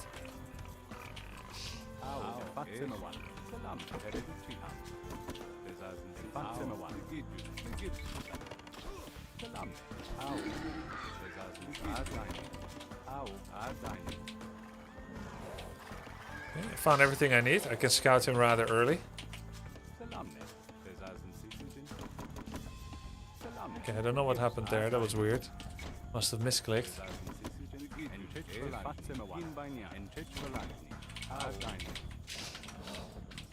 I played the same board challenge from Sito. Oh, there's a board challenge? What's the board challenge? Chickens? So he could be around here.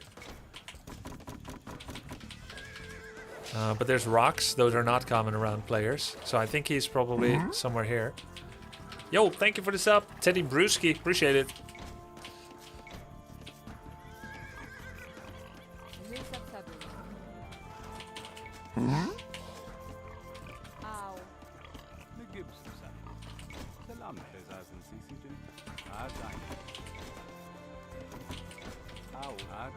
Kind of afraid to do a lot of food management while doing the boar. Yeah, there he is. I found him. And his scout is right there.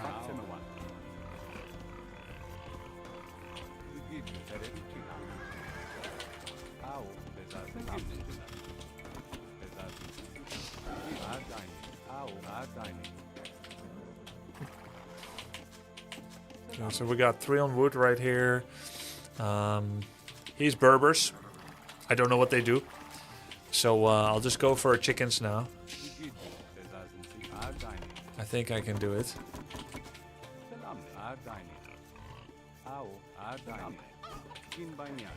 Found his gold. He's not harvesting. We now know where his town center is. I don't think he's going to take damage from shots, so let's not waste. He's doing chickens. I am still a man-at-arms player. Like, I still open like that usually. So that's still the easiest build for me to do.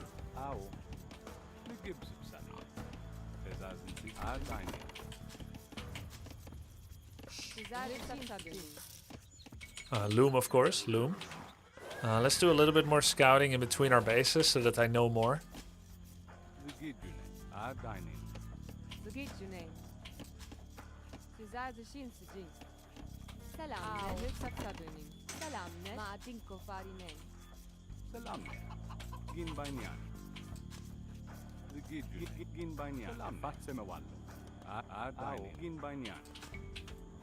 I can hit this scout maybe. Oh, did I lose some sheep or what happened? I feel like something went wrong. Something went horribly wrong.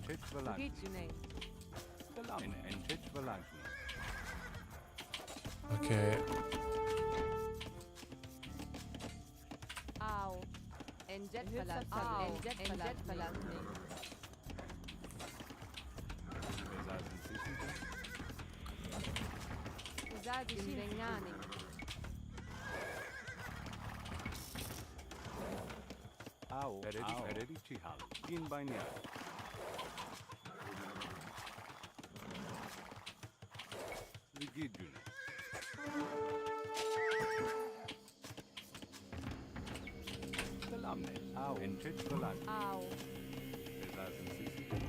I have no food.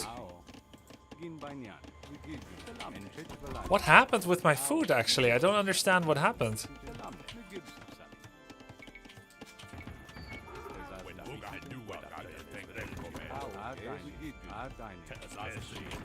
Besides queuing up 3 villagers that I had no space for. Terrible, horrible.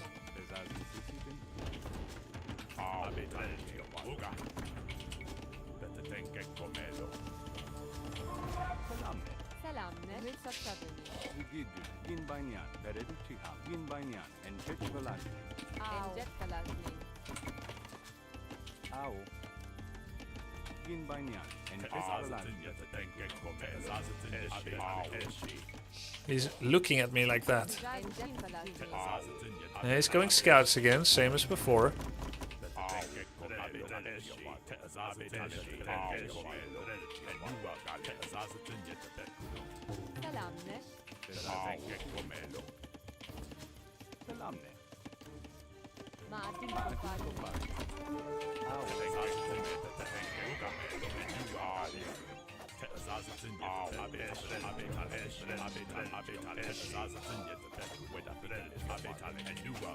He's -1 villager.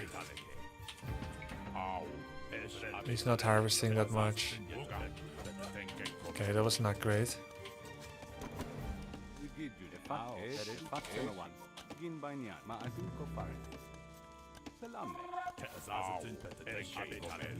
There was all kinds of not great there.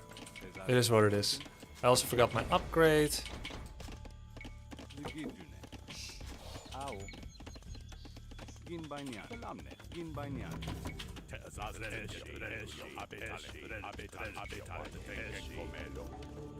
Okay, I thought there was a full wall.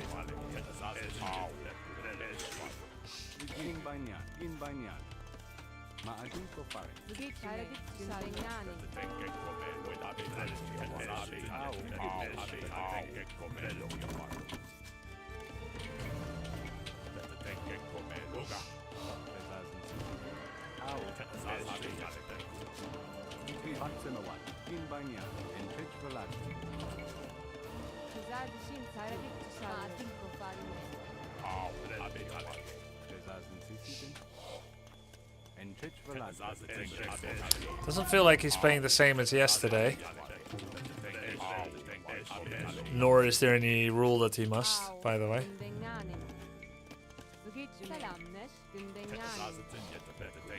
It is still more scouts, but maybe he had food issues?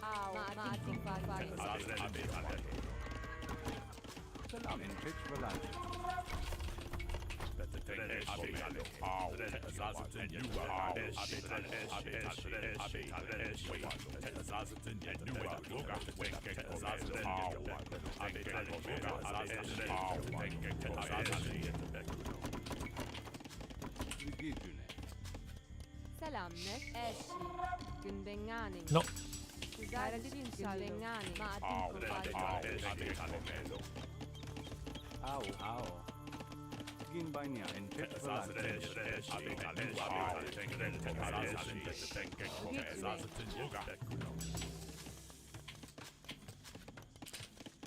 But I fear he's going for castle actually. Now it's not safe for me to move out because he could just spank me on the way. Spears make it more safe, but one spear is not that hard for him.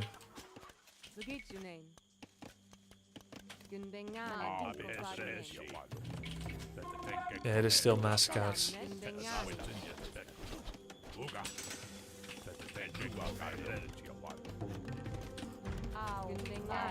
That was a big risk he took. En tetvalan. Gin banya. Eşi.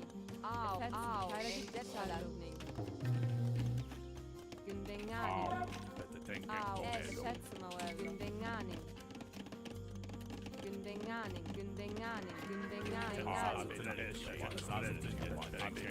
Definitely before I move out, I would like some more safety. Gin banya.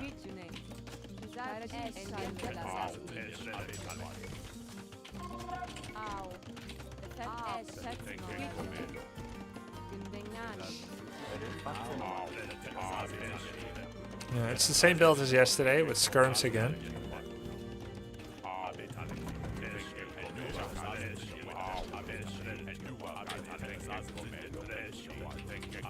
Full feudal.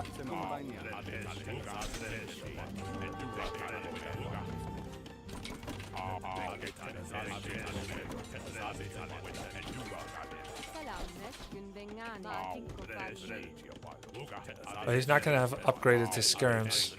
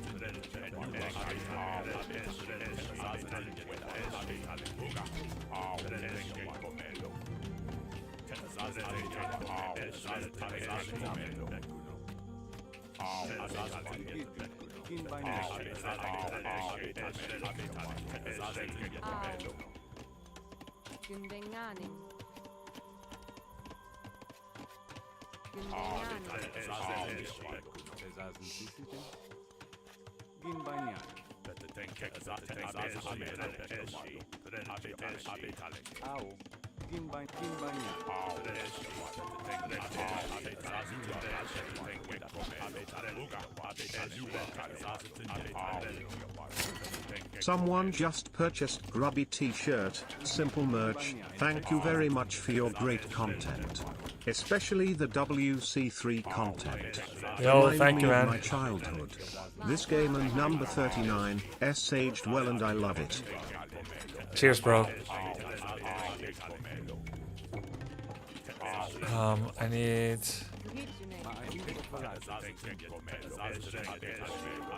Oh shit.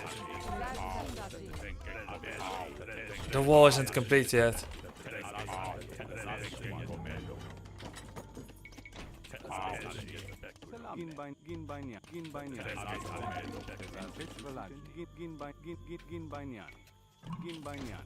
Yeah, he's faster.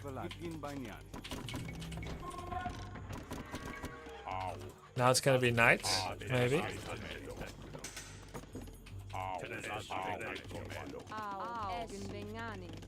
12, 14.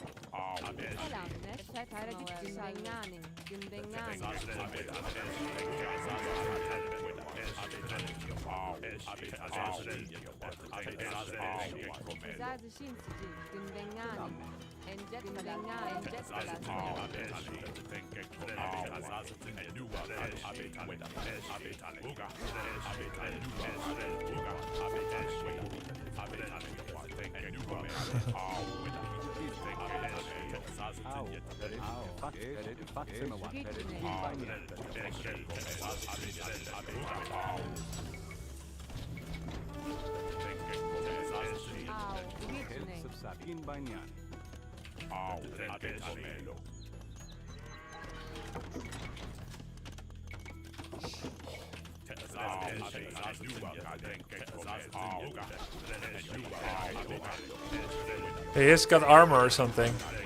Some kind of armor.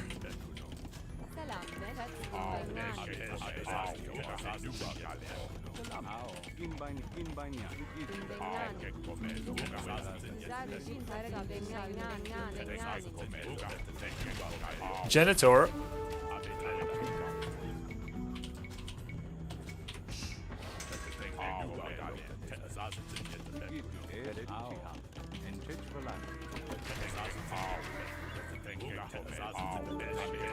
What the fuck is that greed?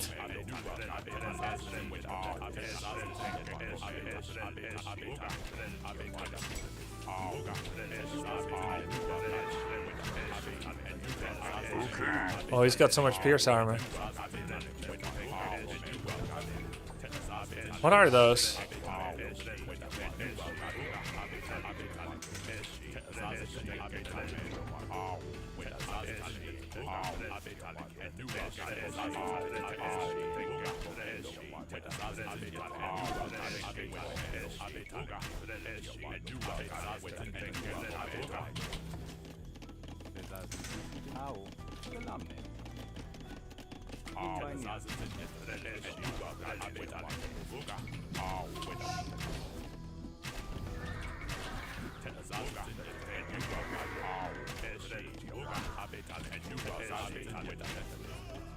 Yeah, 6 pierce armor.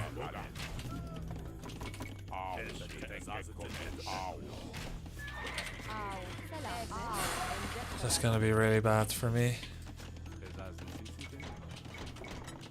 Yeah, I'm tech switching to skirms. That's all I can do right now. That's where all my upgrades are.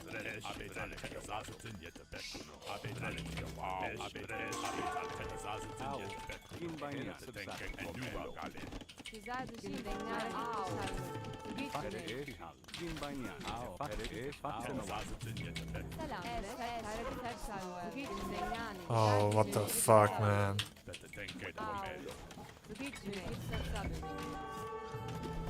Skirms don't seem to do shit either.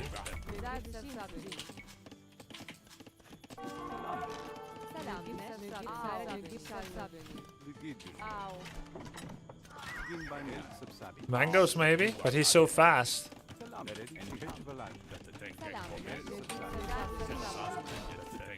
Why aren't my skirms doing anything? Stupid idiots. They are doing something, actually. They're good. Yeah, that's good, actually. I lost a lot.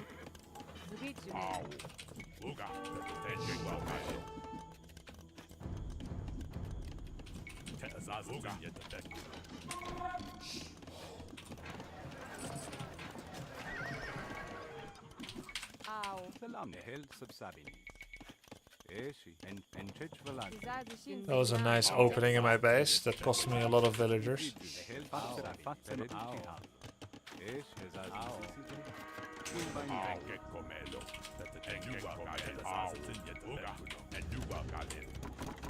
Make some scorps, maybe it helps.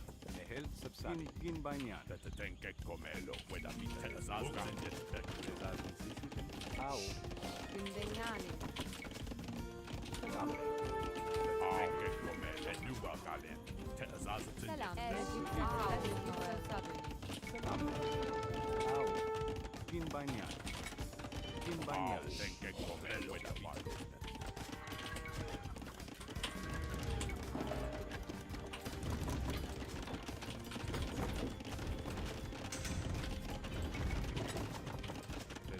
Au. Zgicine. Zgicne sabi.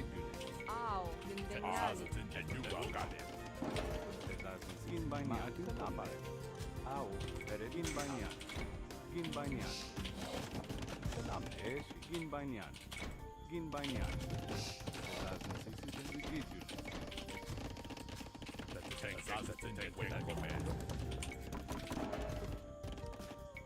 Ma adun combattere. Au. Gin bagnato. En pescolare. Gin bagnato. Gin bagnato.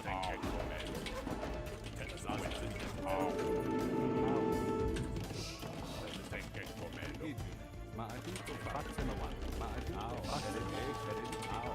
Gin bagnato.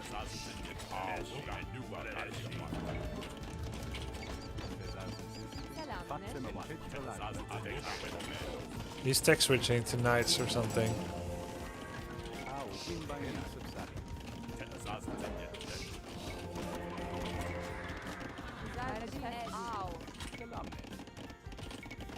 Gindengani.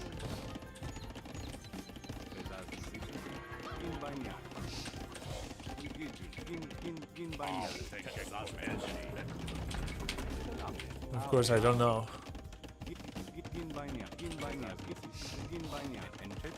Gindengani.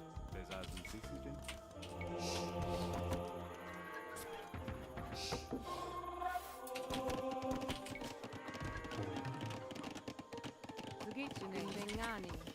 Gindengani. Gindengani. Au.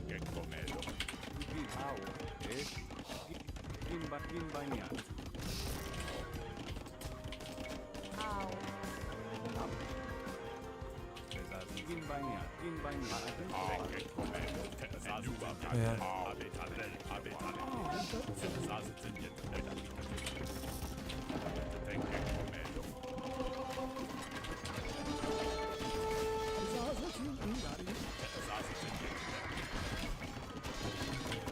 Zazi simsi.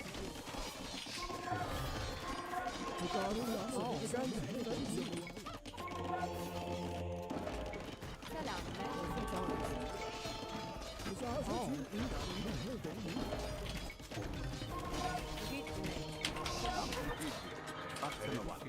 Guys, this is a smurf. Nobody has this much of a score against me like every time consistently. Tech switches, it's obvious.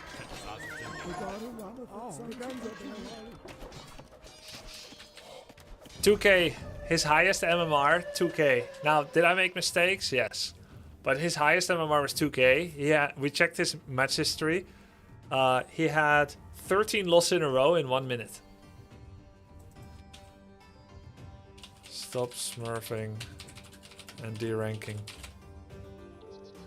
GG. Yeah, he played very well. Yeah, he sniped me the other day as well. That's true. 33 losses in a row in 2 hours. Did he have 33 losses in a row? Wow.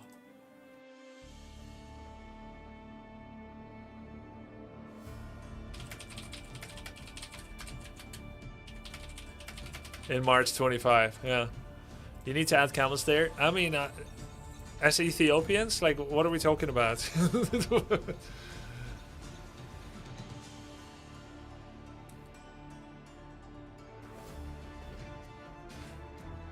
It's like playing against Hera and then giving strategical feedback.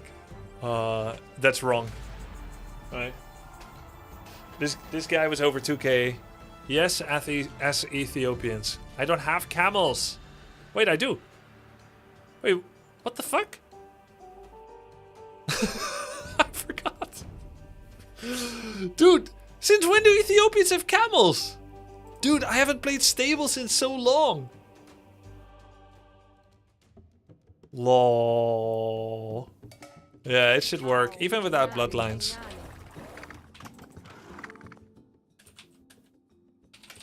Your unique tech even buffs them? Yeah, camels and showtails, right?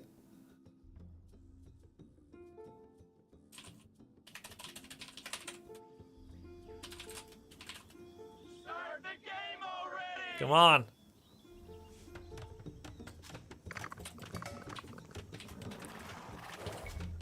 Sizadishin subsubmeaning.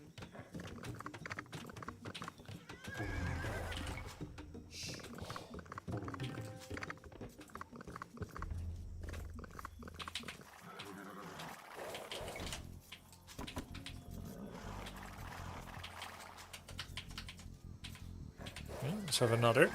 Overall, though, for my MMR, I think that game went okay, except for the holes in the walls. But overall, I think it went kind of okay.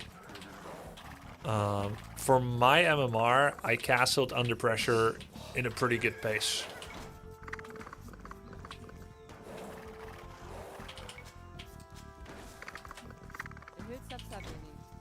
Let's see, wood in front, maybe.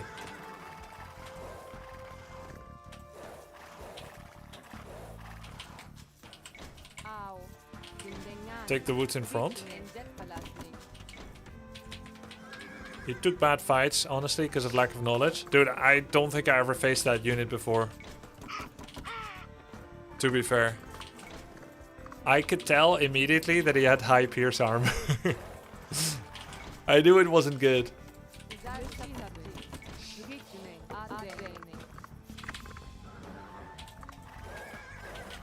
And my feudal was a little messed up as well, to be fair.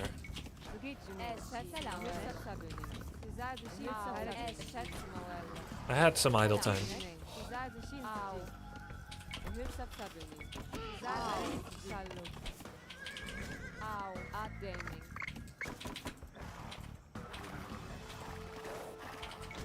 Or do I have all the creatures yet? I don't think so.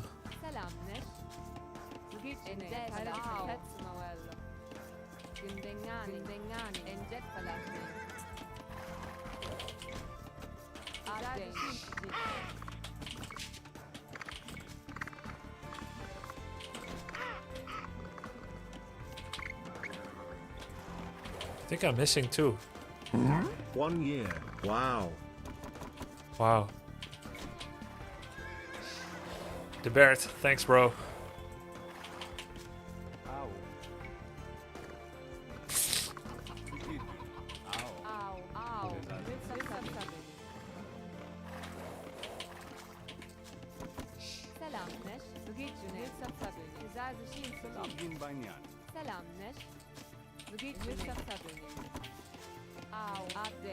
Okay, I don't know where the final two sheep are, but I can't find them.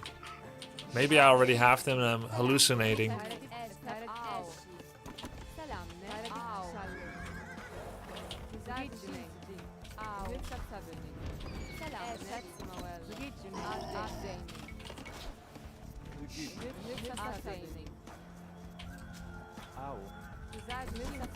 Okay, I guess.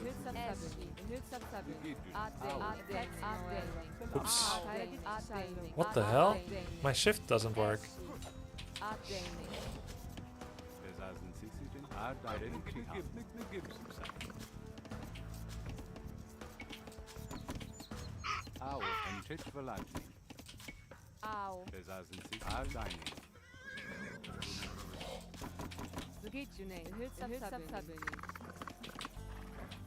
Okay, found him.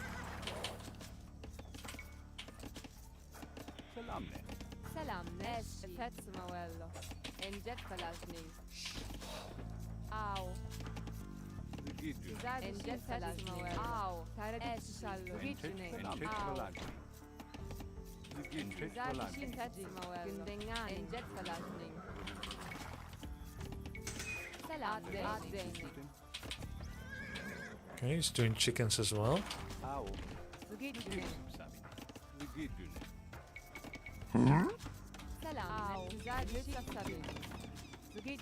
Yo, thank you for the sub. Appreciate it, man.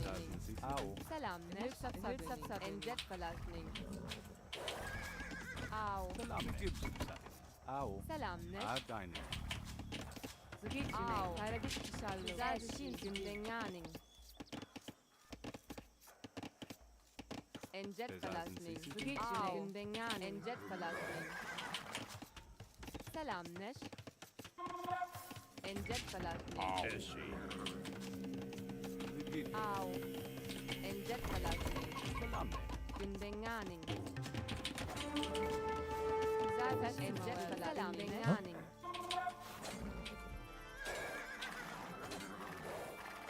Oh, I was red.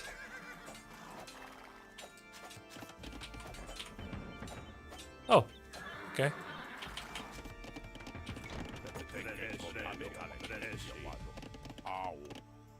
Dude, I didn't know which color I was, lol. Au. Enjet falasning. Güzel bir şey. Denganing. Güzel bir şey. Denganing. Au. Enjet falasning. Enjet selam. Enjet falasning. Güzel Cold.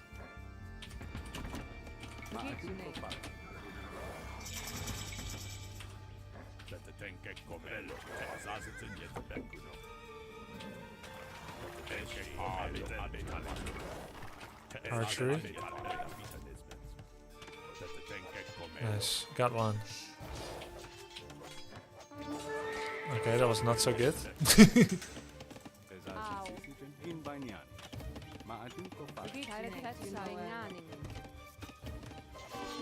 He doesn't know I have no villagers on my TC, so that there's no threat.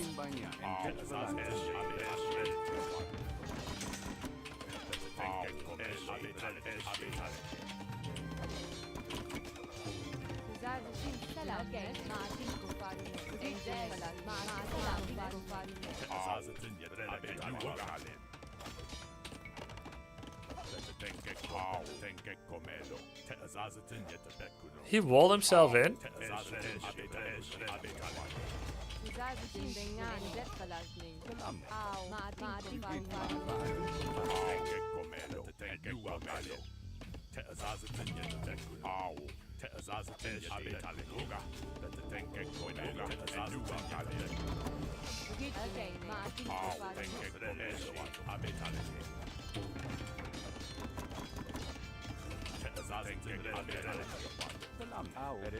How long did I have idols?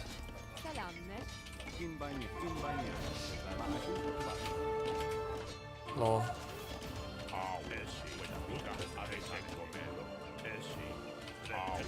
4 minutes? Wrong.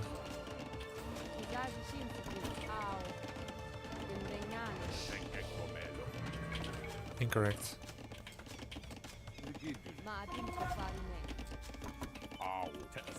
Not true.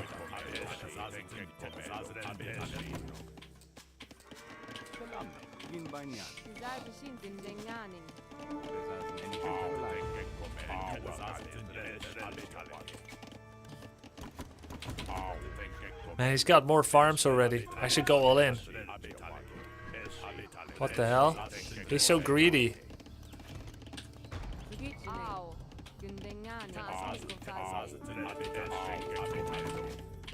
Should get another archery range. What the hell?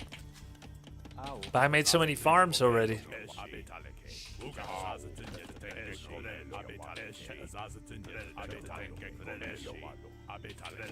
He's not on the berries. Why is that?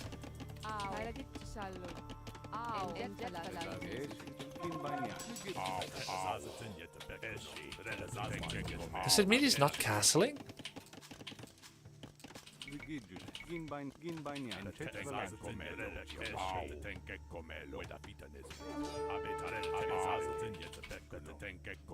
Slav have farm bonus. Okay.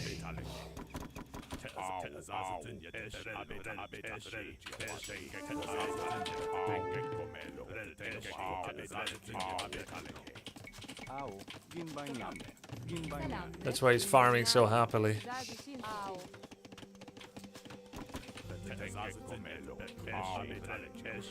Come here.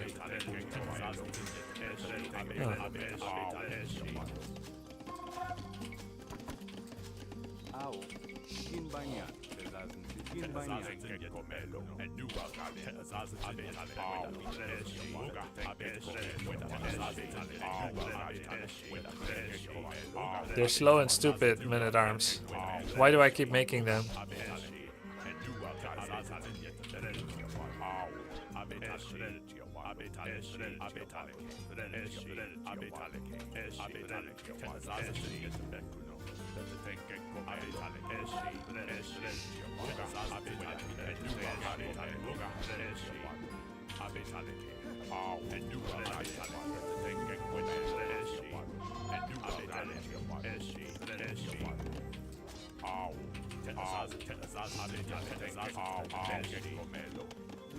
Repeat your name.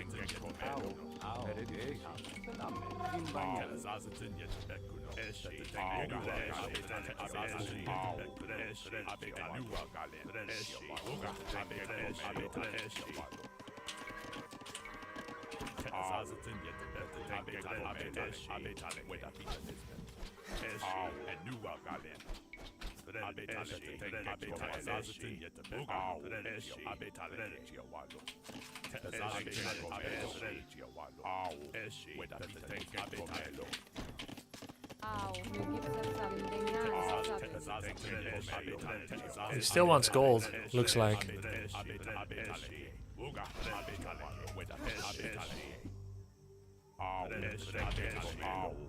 Ooh, okay.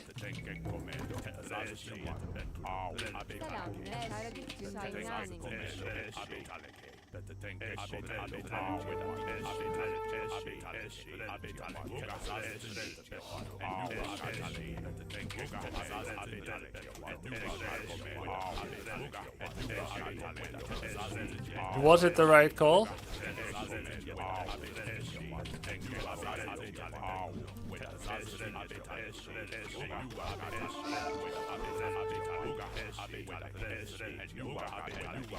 Shit, bait.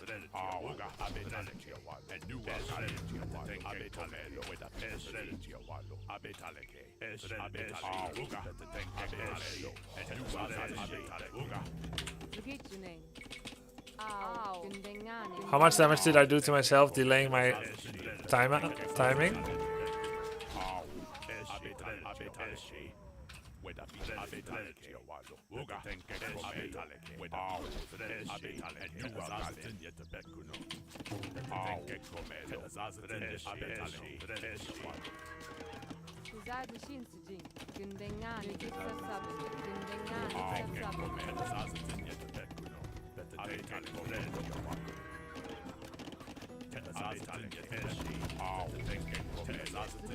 Saving wood for AoE 5?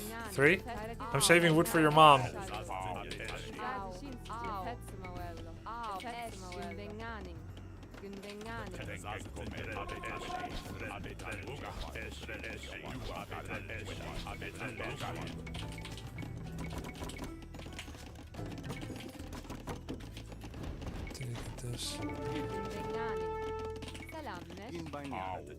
Oh shit.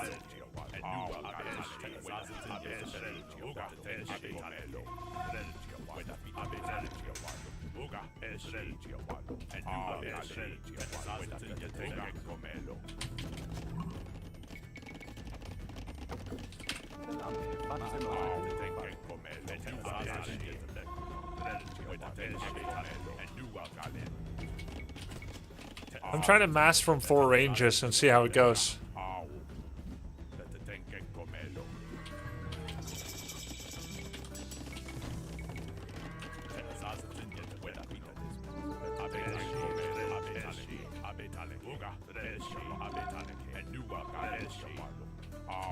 Not elite yet. Dude, what the frack is this wall?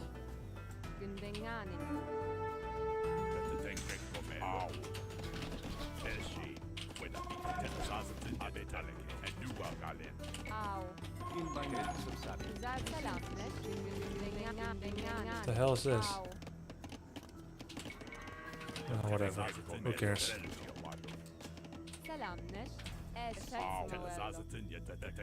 Oh god, it's a siege workshop. But his base is open. Now his Mago needs to pop the hell out. Come on, kill everything I have. Do it now, I'm here.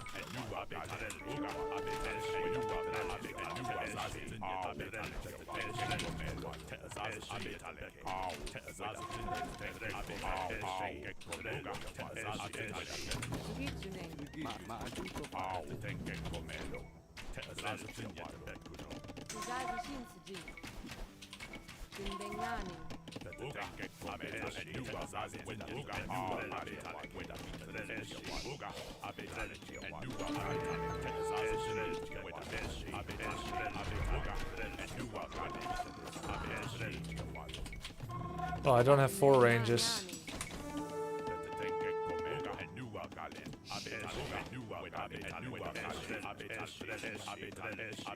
Come on, I'm here!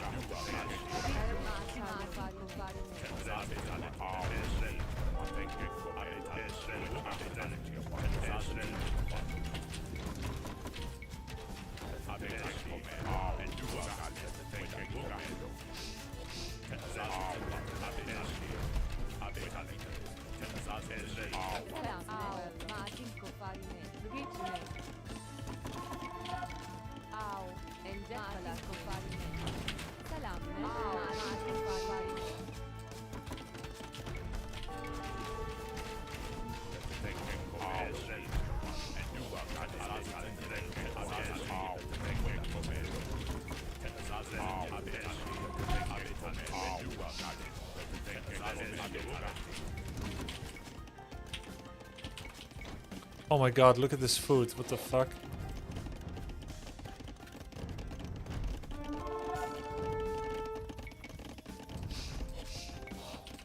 I can't believe I just had Imperial like that.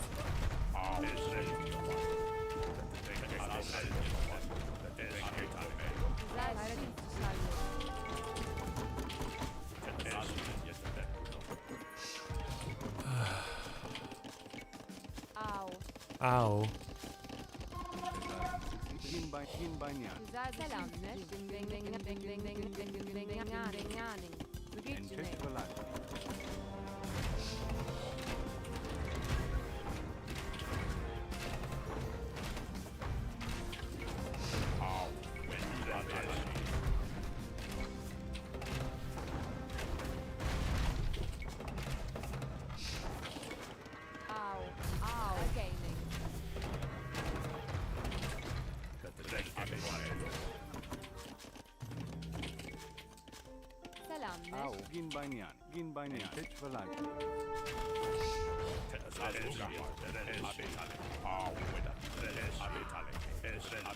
Okay.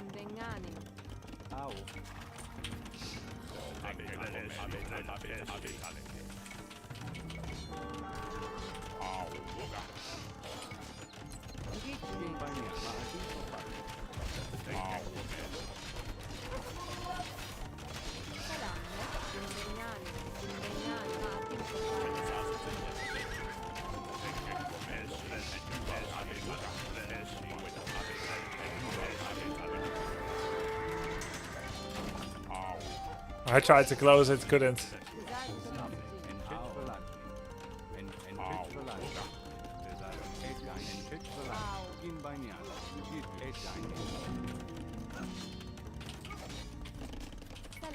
Little underdeveloped in the farms.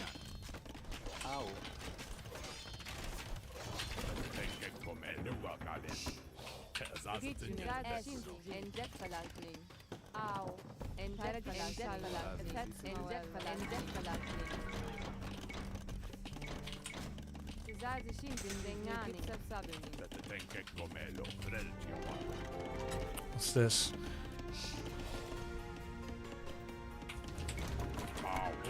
It's actually a lot closer than I thought. It's because I had such a shoddy economy.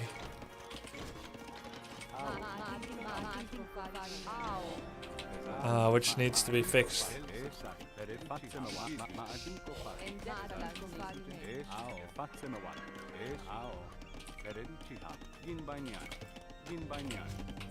Guess I'll defend for a bit.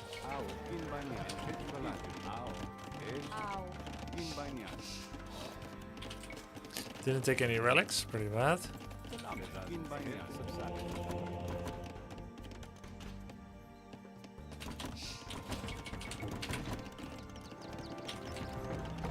Arbalester. I just don't have enough food.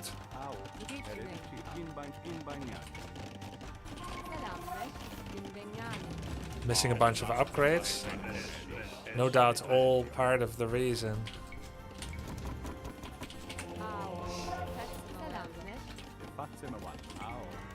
Constantly have a gold gap.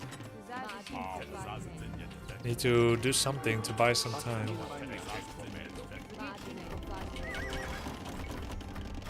Luckily I have a castle.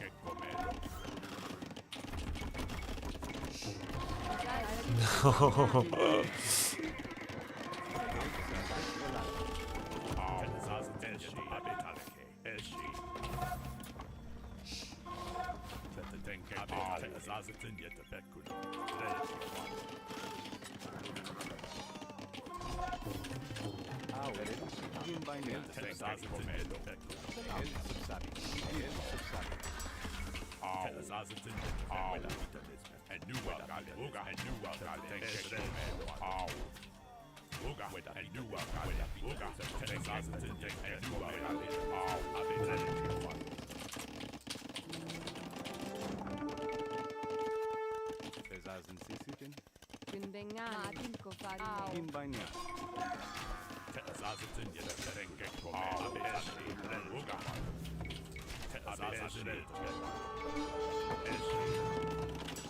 Okay, I finally have wood again.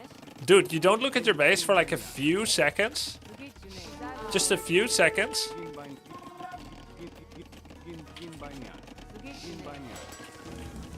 No?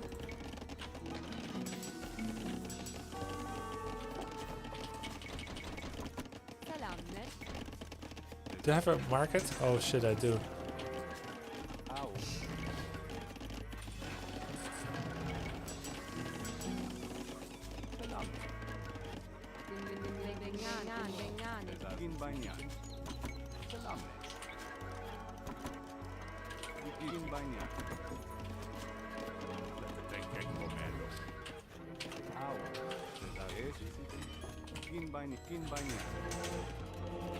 Dude, I can't think of what my hotkeys are anymore. Oh wait, I remember.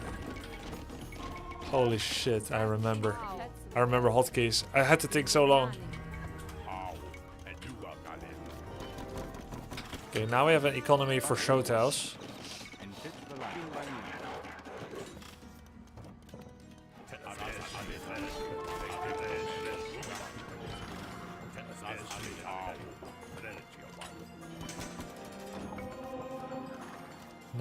Food. Soon.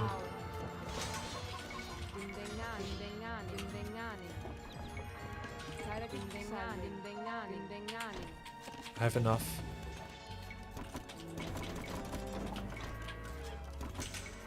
Almost have enough villagers.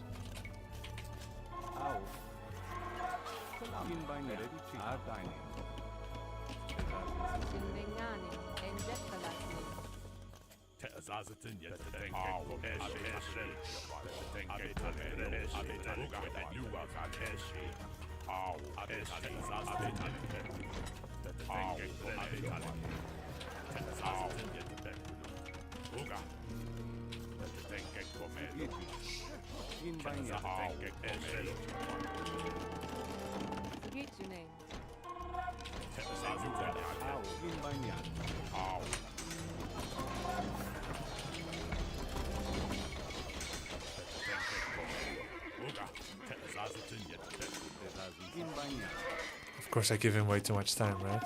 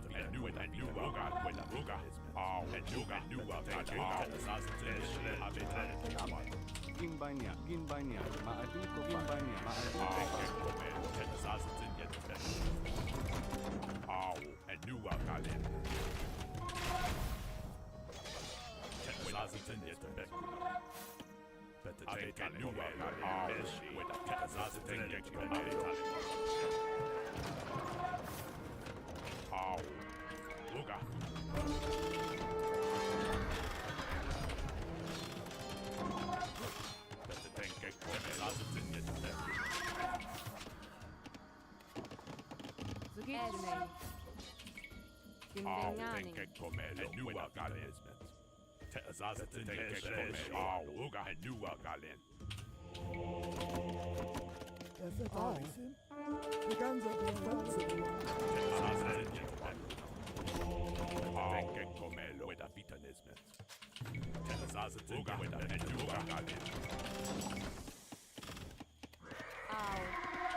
Dindenganing. Au. Dindenganing.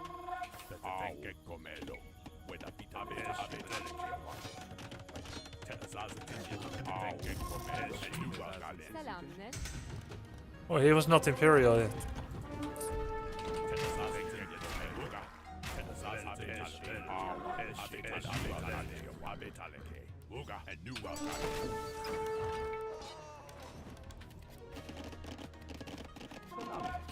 Dindenganing.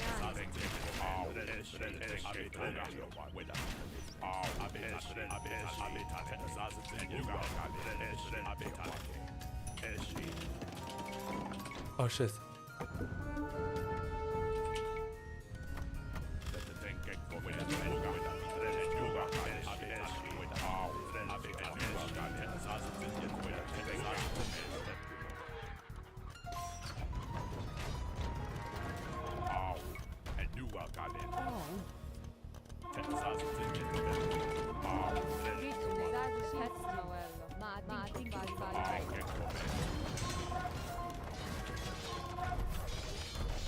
He's got things in his siege workshops.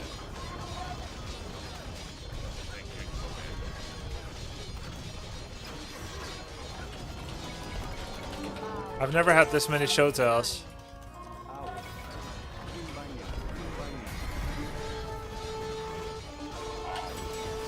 I still don't have full upgrades. It takes so much actually.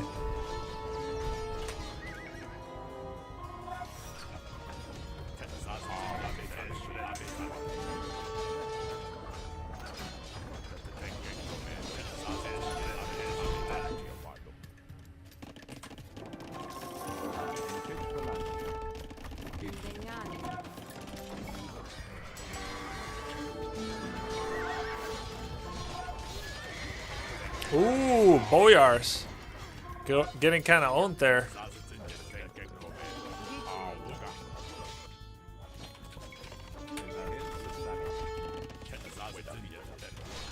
Do Boyar... Wait, am I getting owned?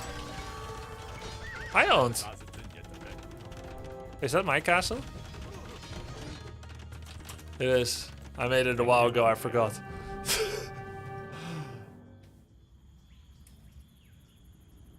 I mean, that game lasted a lot longer than it needed to in many ways. I did some things that I normally don't do, which is quad archery range pressure. And it didn't work out that well.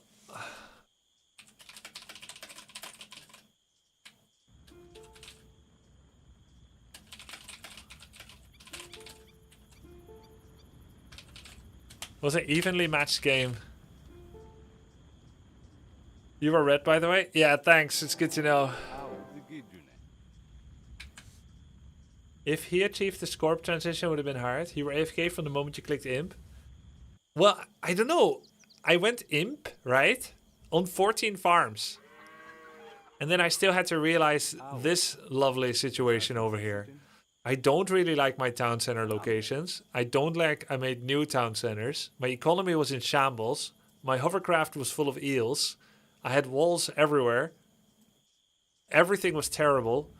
The fourth archery range wasn't made. I spent so much time microing and not doing my economy. I had no lumber than 2000.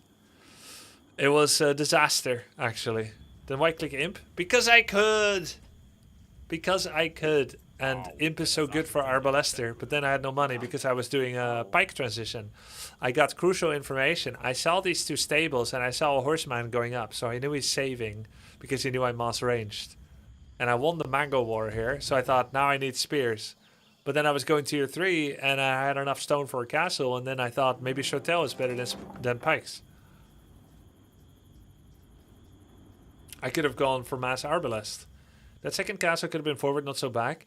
The thing is, my economy hadn't stabilized yet. So I wanted to make sure that I can. And this was a rather important location of my operation, since he was on cavalry and I was not.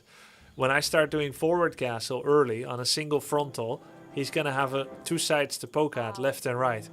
So I wanted to make sure to have overlapping castle defensive ranges so that at the very least he has to walk through them. I think it was a good decision since my economy was good. Now, I did make too many transitions. If I could like secure an earlier Shotel warrior transition, then I would never have had to try and go pikes. But at least I only made barrackses. I didn't have to upgrade pikes because those are free. At least not halberd. Yeah, 2k gold, enough wood to just go 100 arbalest. No need to make farms. That's crazy. No farms. 18 farm mass arbalest. Yeah, I guess that's a valid play. And just make nothing else. Started the game and look back at the clip. You were going through the pigs quickly and you were about to start berries and then clicked 3 villages on a tree near the TC. Started fighting a scout which led to you not getting berries up quickly.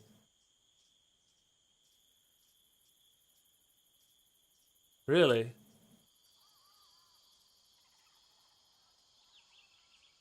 I clicked on the trees with villagers. You can support bike arbalest on the way.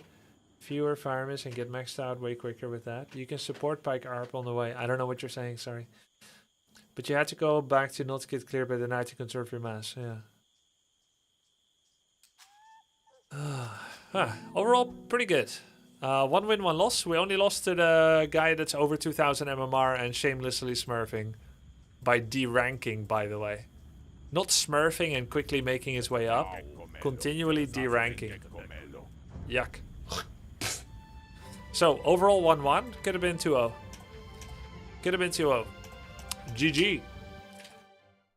Rule number 1 for archer players. If you go imp for some reason on low eco, do not switch unit. Keep going Arba. That makes sense because Arba will beat everything castle. I'm going to try to observe that. That's a great tip. Thank you so much. Wonderful tip to end on as well. Guys, have a great night. I'll see you tomorrow. Peace. Thank you.